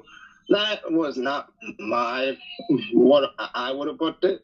I would have, in my opinion, much rather seen a trilogy with Sheamus and Gunther. But I'm fine with the triple threat. The triple threat's going to be great. It's going to be hard-hitting. As for who I think should win, I'm going to go Sheamus to take the Intercontinental title. And obviously I would have him pin Drew to keep Gunther unpinned. So, and yeah, I'm gonna go Sheamus to be a Grand Slam champ. Alrighty. Chris, what's your thoughts on the Intercontinental title match? All right, this match is literally going to be one of the best ones, if not the best one, of the entire weekend. Just the pure physicality from all three of these guys is going to put this match over the top. I was hoping this would be a triple threat, and it was, so that's nice. And if I had to pick someone to win, I'm going to have to also go with Sheamus. Finally get that Intercontinental title that has eluded him for so long, and obviously him pinning Drew McIntyre, so maybe another rematch between Gunther and Sheamus, like, down the line again. Or Gunther just goes to the world title scene, which is also a good option. Either way, this match, no matter what happens in the end, it's going to turn out well for all three of these guys. Yeah, the way I see it, it don't matter if it's Gunther, it don't matter if it's Sheamus, it don't matter if it's Drew, because at the end of the day, it's night. Get it? Because you know, at the end of the day, yeah, that was horrible. You kind of cut out anyway. Okay, I couldn't even hear the joke. Good. But everybody else did on my end because I just said a horrible pun on my recording, and now my fans heard it, and I think it's a good thing you guys didn't hear it, because that was horrible. Anyways, Steve, what's your thoughts on the Intercontinental title match? All right, so I'm gonna talk about Drew in a minute because there's a lot I have to say about this. And first off, yeah, I honestly did want just a one-on-one with Gunther and Sheamus. I don't mind the triple threat, but you saw what they did back in Clash at the Castle. Gunther and Sheamus, they literally were the match of that weekend in September. And anytime you put these two together, like, they absolutely steal the show, and they have such good in-ring chemistry with one another. And with it being a triple threat, I've been saying this before to help Balor and Dustin. I really hope Drew being in this match isn't just another reason to fill the narrative that people continuously talk about, how going back to the pandemic era that Drew didn't hold the world title in front of a crowd, and they constantly push for him to hold the title in front of a live audience. Because honestly, he got his Mania moment. He got his time to shine. Yeah, I know it was in the PC and whatnot, but at the same time, Mania is Mania no matter where it is. I'm constantly hearing this narrative about, and no disrespect to Drew fans, because I like Drew, but I'm just really sick and tired of this constant thing about, oh, well, Drew needs to hold the title in front of an audience to do this. He needs to do that. I'm like, Drew's fine where he is, and he doesn't really need to do anything. And, he got his chances to hold titles in front of a WWE crowd. I mean, are we forgetting NXT? So I really hope that, this isn't, Triple H doesn't give into, what a lot of these people are really asking for, and continuously, to talk about how, like, oh, Drew deserves this, Drew deserves that. He's already gotten his moment to shine, and he's gotten a WrestleMania moment. Like I said, Mania is Mania, no matter where it is. And I'm really getting sick and tired of that thing. Obviously, if Drew does win, I'm not going to lose sleep over it. I'm not going to threaten to stop watching the company or walk away. I might stop the show for a little bit, but I'm obviously going to come back to it.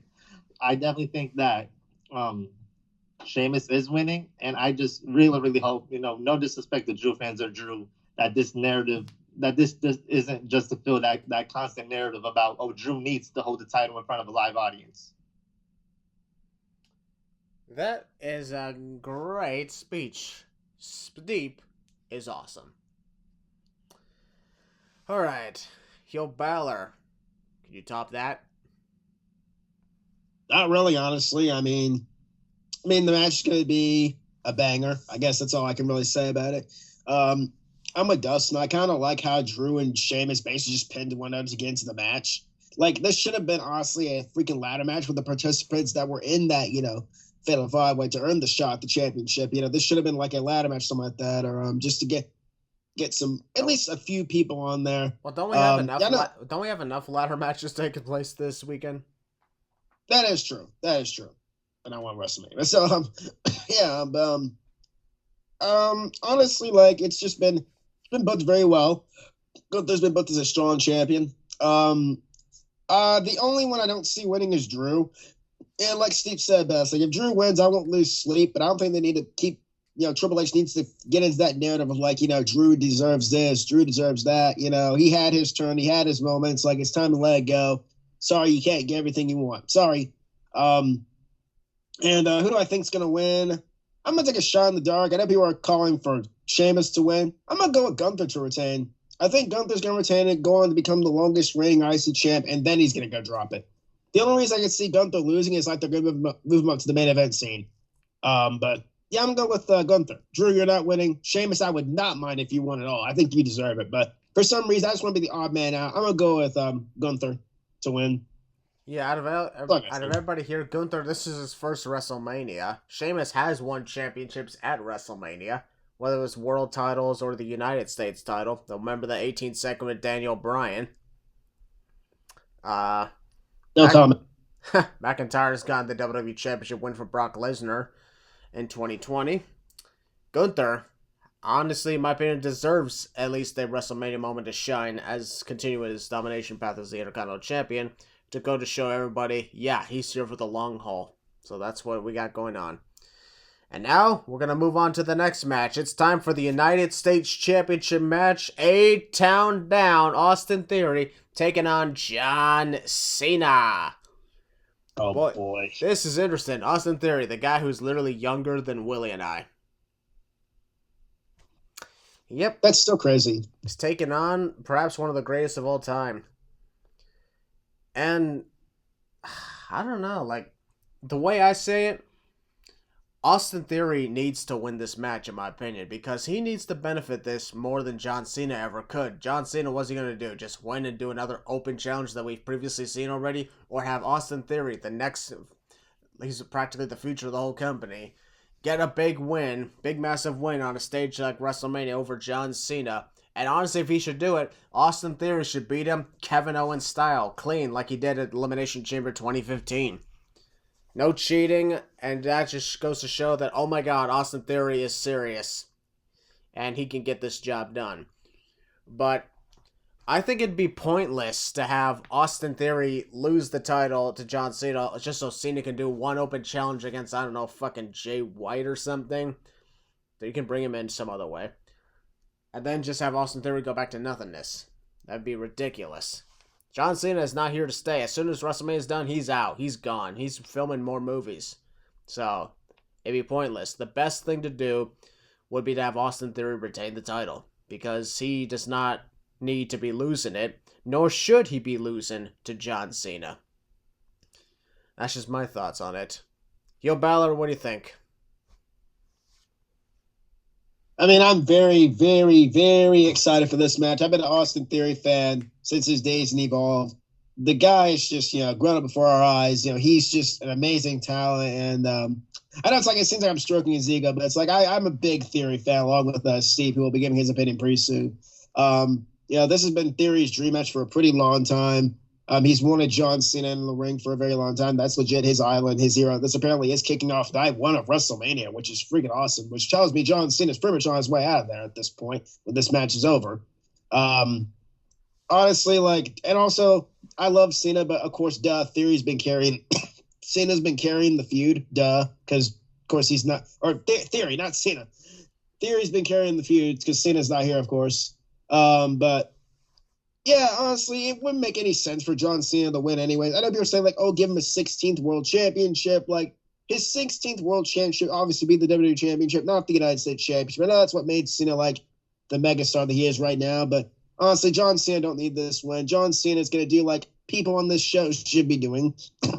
And that's putting over the younger talent. And I do think that's what he's going to do. John Cena's going to go in there and do the job. And you don't need, the open challenges. You can do that with Austin Theory. He can do that the next night, call out somebody, and then you debut a new superstar or whatever. I don't freaking know. But in the end, all freaking day, I've been with A-Town for a long time. All day, Austin Theory for the win. Enough said. All right. But yeah, you bring up a good point. That match, indeed, will be kicking off WrestleMania Night 1. Imagine that. The show opens, the pyro explodes. Welcome to WrestleMania. The next thing you hear is A-Town Down. And that's the perfect first entrance. Well, me and Steve are marking out. Yep.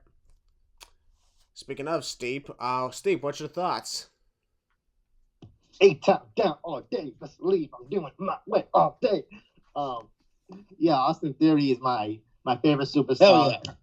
he's my favorite superstar currently going on the main roster. And this is the biggest match of Austin Theory's career. You know, getting a win over Cena is going to do a lot for him. It's going to do wonders. And like, you know, Hill Balor said, this is his dream match. He's been a fan of Cena for over a decade now. And I think that, you know, he does deserve to get his big moment with, you know, pinning Cena and getting this win. And like you said, you know, Cena's not going to be around to stick around after Mania. Hence why they're doing this, to get it out the way, because as soon as that match ends, you know, he's always going to have to go back into filming and such, and not being able to stick around if he was to win the U.S. title. I do think that Austin Theory needs this win, and everything that, you know, he's been doing over the course of last year to now really proves how much, you know, he's been really set up, and this is going to really push him in the future to get into that main event scene. And I think he's going to be a champ for a little longer. So definitely thinking that he's going to get his big win over Cena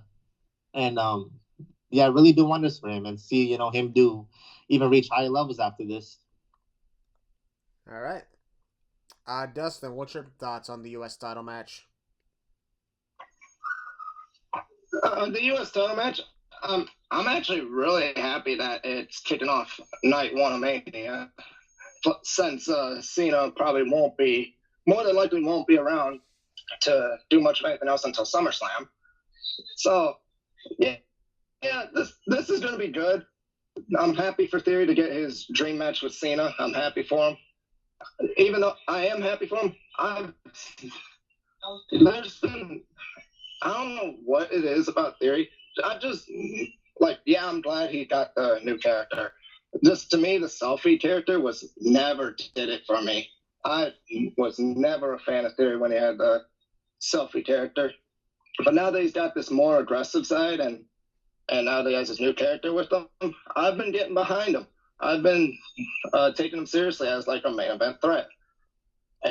But yeah, I'm definitely going Austin Theory to win this match. There's really no reason for Cena to win this match, since he's not going to be around after Mania. So Austin Theory for the win. Yep, that's awesome. And finally, Chris, your thoughts on the U.S. title match. All right, so somewhere our friend Logan is probably orgasming, but oh my god. yeah. Anyway, the match was bound to happen. We just didn't know exactly when. Some people were saying it was gonna be SummerSlam last year. Then that didn't happen, so it happened so now it's happening at Mania, and it's the perfect match to kick off the show. And I think if the match wasn't for the U.S. title, then Cena would have a chance to win. But because it's for the U.S. title, I think Theory is 100% going to win this match, because there's no point in putting the title on Cena just for him to lose it the next night and then have that whole thing going on. So, yeah, I'm going Theory here. All day, yeah. All day. A-Town down, screaming out loud. Gotta love that. All right. No. And now, folks, we're going to talk about, perhaps, we saved the best stuff for last. The last two matches are the most talked about matches of WrestleMania. So, of course, you know, we got to do that. First off, the Undisputed Tag Team Championship match as the Usos defend against Kevin Owens and Sami Zayn. In perhaps the best rivalry heading into WrestleMania. The match that does deserve to main event night one of WrestleMania, because it's been more engaged by the audience than anything else. And that includes over Roman Reigns and Cody Rhodes. Crazy. We already know that match is main event night 2, so this one should be main event night 1. The Bloodline is dominant in WWE and deserves the main event of WrestleMania in both sides. Man, I'm pretty tired, but I will say that I'm excited for this. I know for a fact I'm going to be amazed. We could be very well on the verge of seeing what could be the greatest tag team match of all time in WWE. I said we could be. I didn't say we will. So take that whatever you will, folks. Chris, I'll actually start with you. What's your thoughts on the Undisputed Tag Team title match that's coming up? All right. Well, as you said, this does deserve to main event night 1. This is probably the best storyline that we have going into WrestleMania. It is just an amazing storyline with Sami Zayn, his whole thing with the bloodline, the honorary Uce, then him turning on Roman at, what was it? The Rumble. Yeah, Yep. It was the Rumble.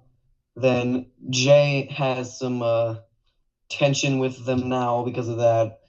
So the storyline is amazing, and the match is going to be just as good. For who I think is going to win, I think that Jimmy and Jay are not going to be on the same page whatsoever because of Jay, like, Absolutely. you know, Yeah, Jay's absolutely. situation.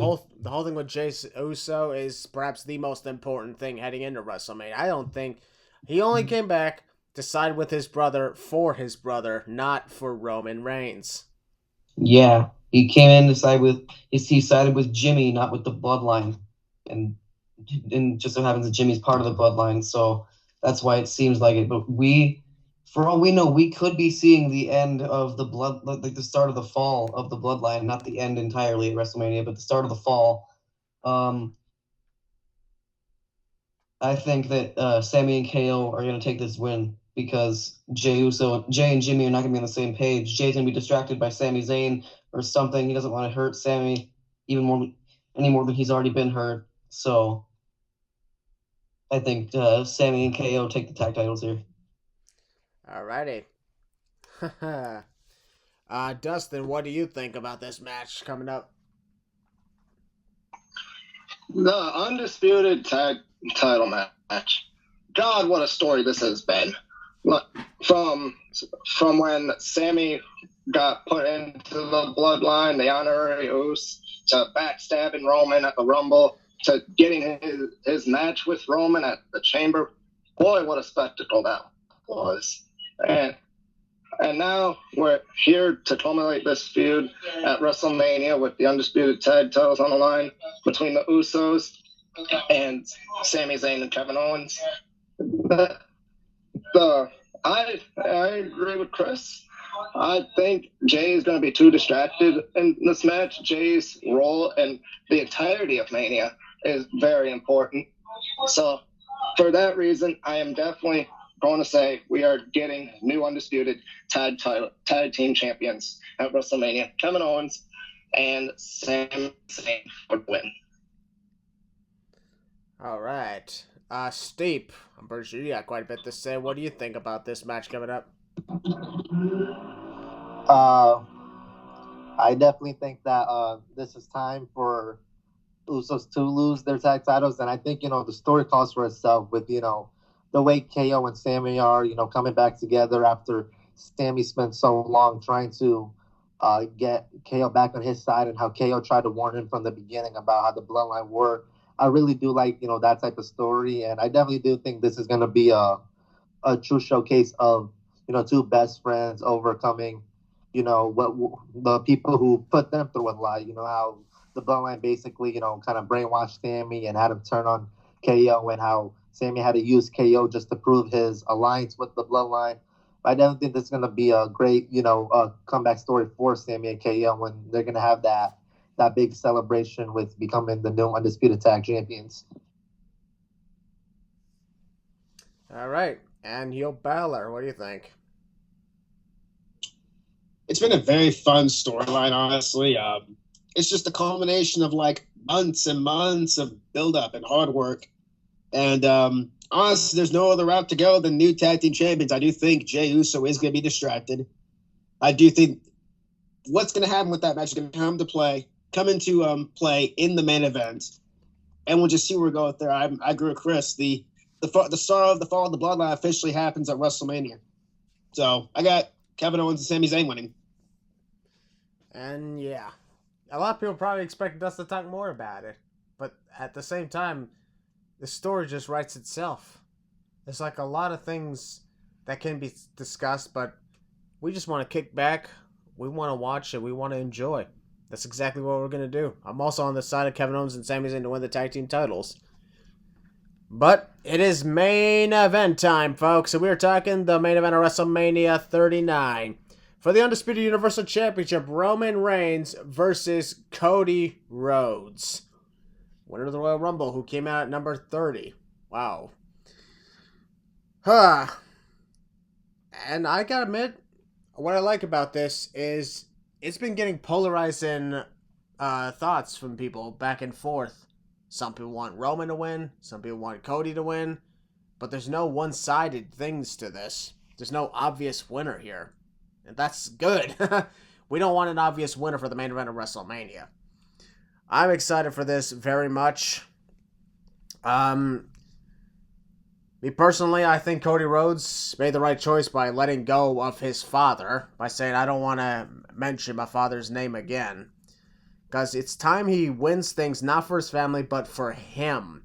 It's like, if he went ahead and tried to do everything about, I got to do this for my father, win the championship that he never won, he's just going to lose. Because he's focused too much on his father's death. If he lets his father go, that's the step he needs to take in order to finally get full acceptance and allow him to stay fully focused on the championship.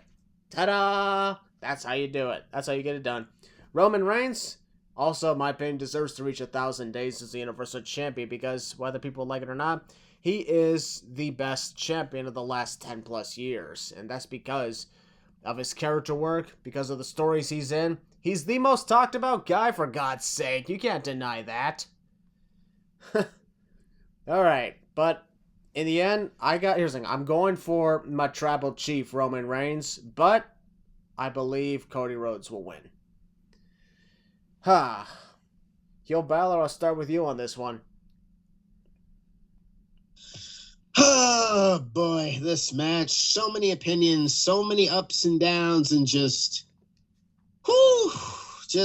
honestly, it's been a long road to this. I actually made a tweet last year around this time as a joke saying Cody could be the one to beat Roman, as a joke.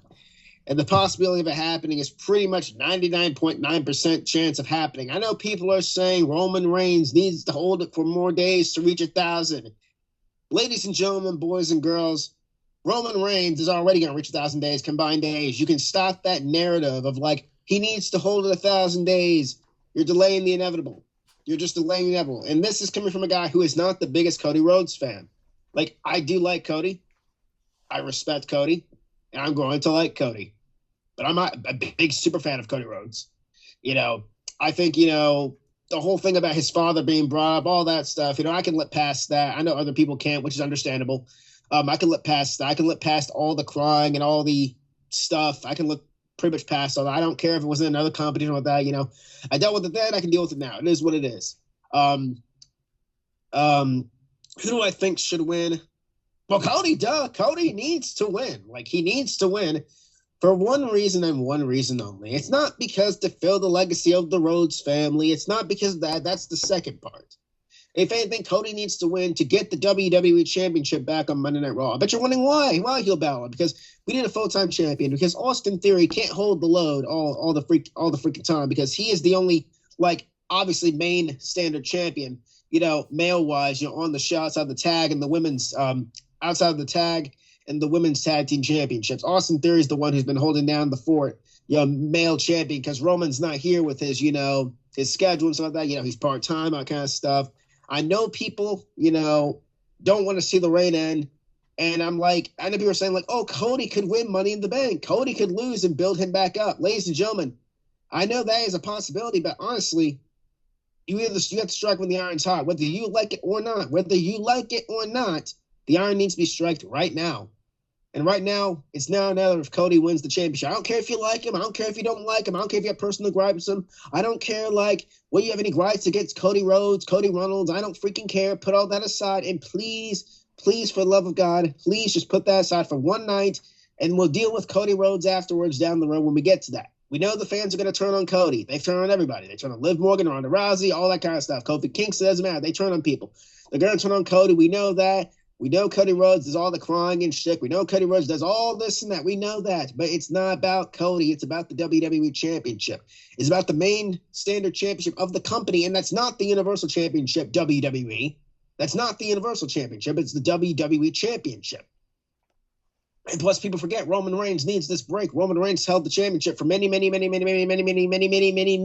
days. And Roman Reigns needs this long break. Roman Reigns is rumored to take a long break after this until SummerSlam. That's a pretty long break. He deserves it. Give Roman his break. Give Cody his run. We'll deal with Cody when we get to it. Cody's reign is not probably going to last until 2024. It's probably going to last till the summer. And then we'll deal with it. And no, people, we don't need to bring back old school championships to make Cody's reign relevant. I don't care what Cody says about bringing back the Winged Eagle belt. We don't need to bring back old school championships for a decent pop. Like, we don't need to do that. It's a new era. It's a new time. WrestleMania is about to make new moments, new memories, stuff like that. It's time to move on. And Cody Rhodes is the right person to carry the company into the future for a while. You know, you see all the fans that they're little kids. You know, he calls them the little nightmares, all that kind of stuff. You know, that's their version of John Cena. That's their John Cena. That's their superhero. Like, yeah, I'm putting that myself in their spot when I was a kid. You know, John Cena growing up was my hero. You know, Batista was my hero. Rey Mysterio. I'm sure you guys in here, you know, you had your own personal heroes growing up. And I'm sure people listening to this podcast, you know, had their own heroes, you know, growing up and stuff like that. But you know, at the end of the day, it's a reign and it needs to come to an end. And again, I'm gonna reiterate this one more time. I don't care if you like Cody. I don't care if you dislike Cody. It's not about Cody Rhodes. It's about the WWE Championship at the end of the day. WWE Championship goes back to Raw. Cody Rhodes ends the reign. Cody Rhodes probably gives up the Universal Championship, and they hold a tournament or whatever. But at the end of the day, get the WWE Championship back on Raw. Do I think there's gonna be interference? Duh, there's gonna be interference. We'll find out. But at the end of the day, like I said, Cody Rhodes for the win. Cody Rhodes to become WWE Champion. There you go. We'll deal with Cody afterwards. That's all I gotta say on this. Wow, for someone who said that's all I gotta say, you said a lot. But here's another thing I wanted to bring up. If Cody Rhodes is to win, he must not, repeat, not win clean. It has to be because of Jey Uso. Jey Uso is the key, and it should remain that way. Because Cody, no offense, is not believable to cleanly beat Roman Reigns at this stage. Sorry. Oh, can you save Steepy for last? He has something very important for this match to say, Absolutely. Just like I did. So absolutely, Dustin, you're up. You're next. Oh boy, the main event of the entire weekend: Roman Reigns and Cody Rhodes. This feud has not been terrible. I've been enjoying the feud, and yeah, I'm glad that Cody dropped the whole "I'm doing it for my father" thing, so he can fully focus on the championship. And the whole feud has been pretty dang well booked. I'm glad that they took care of this feud. And the rumor of Roman possibly taking a break after Mania, he definitely deserves this. He's been carrying the company on his back for 3 years, probably over 3 years at this point. So, and I think it's about time that Roman ends up losing. And yes, Jey Uso is definitely the key to this match. He's pretty much the key to this entirety of WrestleMania. So Cody will win, but he will not win clean. I think there will be some sort of ref bump, and then Jey Uso comes out and he super kicks the living daylights out of Roman Reigns, and Cody hits like 2 or 3 crossroads and gets the win.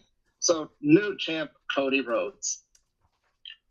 Absolutely, I love that. All right, Chris, what's your thoughts on the main event?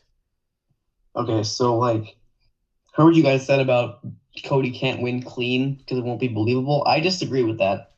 I think Jey Uso will make an appearance because that's definitely going to happen, but I don't think Jey Uso is going to be the main reason that Cody Rhodes wins this match. I do think Cody Rhodes is going to win it, but I do think he's going to win clean because Roman can't just lose like that. Roman can't lose dirty like that and just disappear and go to a break. You have to have something after that if Cody's not going to win clean. So I think that Cody is 100% going to win clean and he's going to be the new champion. Huh. That's a good way of putting it. The only reason I said that it should not happen clean is because, well, the bloodline began with Jey Uso. The ultimate beginning of the downfall of the bloodline would be for Jey Uso to be the one to cause the tribal chief to lose his crown. Then one thing turns into another, and then Cody's little prophecy comes true about how each member will be walking away from him. A chief without a tribe. It all starts with that, and it culminates, in my opinion, with Roman Reigns and Jey Uso at SummerSlam, where Jey gets the win. That is amazing. But I do like your analogies too, Chris, so that's awesome. So, with that being said, folks, get your popcorn out because, Steep, it is your turn. You know, There we go. I've never seen a main event that has really torn people and really divided people as much as this has. You know, there are so many sides of a prediction with this, with people who want Roman to hit 1,000 days, people who want Roman to break Bruno's record, people who want Cody to win, people who don't want Cody to win at all, people who think it's not time for Cody to win, people who say that, you know, X, Y, and Z. Cody talks about his family, same Prime promos, overzealous pyro, this and that. It's the same ego from AEW. It's all this and that. And it's really, really been really a spectacle to see with how divided the wrestling community is with this main event because, you know, this can go one of two ways. And, you know, I definitely think that a lot of people are going to not be happy with the ending of Mania because there is that split with, you know, I don't even think this is like a 90-10, a 60-40 type of thing. I think this is a split right down the middle, a 50-50 of those who are on Roman winning and those who are with Cody winning. You know, him hitting 1,000 days, you know, in a single reign, yeah, that's nice. That's that big round number, you know, it's going to look perfect on his resume. And then Cody winning, you know, the legacy, you know, the one title that's eluded him and his family their whole careers and, you know, what he came back and set out to do. And Cody, since last year, has really been built up to be in this position today. You know, I just really, really think that, you know, it is fine to get passionate about wrestling. It totally is. But, you know, the stuff I've seen and heard when you're taking a wrestling match ending to extreme lengths of, you know, how people are taking it. And obviously this is nothing new, but I'm hearing this from people that, you know, I've never really heard it from before. And this isn't a shot at anyone or anything like that. It's like, you know, never in my life have I seen a main event with so much stakes to it just like this. And I've sat through some of the biggest fights, wrestling matches you could think of, but I have never seen a discussion as broad and wide like this. And honestly, Roman's been carrying this company for the last 3 years that he's been Universal Champion, and, you know, him being with WWE Champion now. Well, last year he was on maybe 7 Raws since winning it out of like 52 weeks in a year. You know, the WWE title not being on Raw, the most prestigious title in the damn company, and I will go on to say in wrestling alone, is not being showcased on the show that it's a part of, and that's really a disgrace to see that. You know, there are companies that are smaller than WWE or don't have as many shows at them with their world title was showing up way more than the WWE title has been. And this company needs a full-time champion on Raw. And it's also not kind of fair to SmackDown too, because, I mean, yeah, they get their world title much more than Raw, but are they really getting it, you know, to lengths that they should be getting to? Your world champion should be there each and every week. And, you know, we are far past waiting on anybody else to do this. Enough about talking about holding it until next year for The Rock. Enough about Braun Breaker. Enough about Seth Rollins. Enough about this person. Enough about that person. It's either Cody or you're not rooting for anybody. And I say this because, you know, I'm not the biggest Cody fan. I mean, he's the only person I have left to root for in this match. You know, what's that saying? When all else fails, yeah, I have to root for Cody because at the end of the day, it's not about him. It's bringing the WWE title back to Raw, and it's bringing, you know, giving the UV title back to SmackDown and separating the titles once and for all. I was on here last year when we talked about this, and, you know, it was that match with Brock Lesnar that, you know, a certain beast was very verbal about, and he said this best. And, you know, it was not a good idea from the beginning to unify these titles and put them on Roman, considering he will be having a part-time schedule. And I've been hoping, you know, whether it was Brock Lesnar, even Logan Paul, Matt Riddle, Kevin Owens, heck, even Sami Zayn, that would get the job done. And obviously, he's run through everybody, and he's going to continue to run through everybody as long as the title is on Roman. And the more this keeps up, you know, who knows when Raw would get the world title back. So at the end of the day, you have to root for Cody. I'm not saying you have to, because obviously you root for who you want to root for, but Cody has to get the job done. I know there's a lot of pressure on this. I know there's so much riding on Cody, but at the end of the day, if he doesn't do this, then honestly, I don't think it's going to be anybody. Cody, at this point, is our last hope. And I really think that the bloodline is going to dismantle after WrestleMania. We've seen the cracks being, planted there in the seeds. And, this is going to be a thing where Roman is going to be flying solo. Wink, wink, Dustin. Little inside joke. But, yeah, I think it's definitely time we get these titles off of Roman and put onto Cody. And like Phil Balor said, we'll deal with Cody when the Raw after comes on. In the moment, yeah, I'm gonna be happy with it, but we got to see how he is as a champion.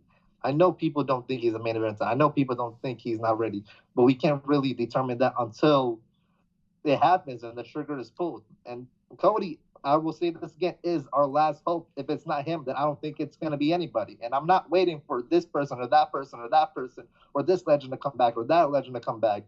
It's Cody or it's nobody. And I'm going to just leave it at that. All right. My personal case, like I had mentioned before, even if I would love to see a full-time champion, I gotta go my tribal chief all the way to the end because, well, that's how I am. Whenever I'm rooting for somebody, I don't give up on them because somebody better comes along. I root for them until they're done. So up until that last pinfall is done, I'm going all in it for my tribal chief, going for Roman Reigns. And the best part about all you guys is you're cool with it. That's why you're great friends. But all you guys have amazing analogies on everything that's taken place, regardless of the circumstance, whether you're cheering for Roman, cheering for Cody. Same thing for a lot of the other matches. I gotta say, this has been, without a doubt, one of the best podcasts we've done. Season 6 premiere. It's awesome. WrestleMania's this weekend. By the way, folks, that concludes our predictions to WrestleMania week. We talked the Hall of Fame. We talked NXT Stand Deliver. We briefly talked the Andre the Giant Battle Royal. Now we talked both nights of WrestleMania over the course of 5 hours.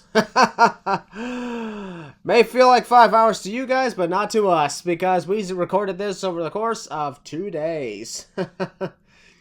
And, unlike last year, no, I don't have an optimistic Hall of Fame induction to announce right now. I'm still working on that. So sorry, guys. But Steve, if you remember, last year you were on the podcast, I announced right on the spot your induction. What'd you think of that? Honestly, that blew my mind because I wasn't really expecting to go in. Like I said, I remember last year sitting on the edge of my bed about to end the episode, just looking out the window, and my phone was right next to me, and I slowly turned my head when you say that, and I had to double check with you to make sure I heard that correctly. But I was truly blessed and thankful for the opportunity and getting to go in with my good buddy Beast and a couple of others back in December of 2022. Yep. That speech, by the way, once again, was fantastic. Thank you. Yep. Who knows what else is going to happen with the Optimistic Hall of Fame. But I know for a fact everybody who's in this podcast and everybody who's watching the podcast is excited for WrestleMania. And who the hell would not be excited for WrestleMania regardless of what's going on? It's WrestleMania. It's kind of how it works. Whew.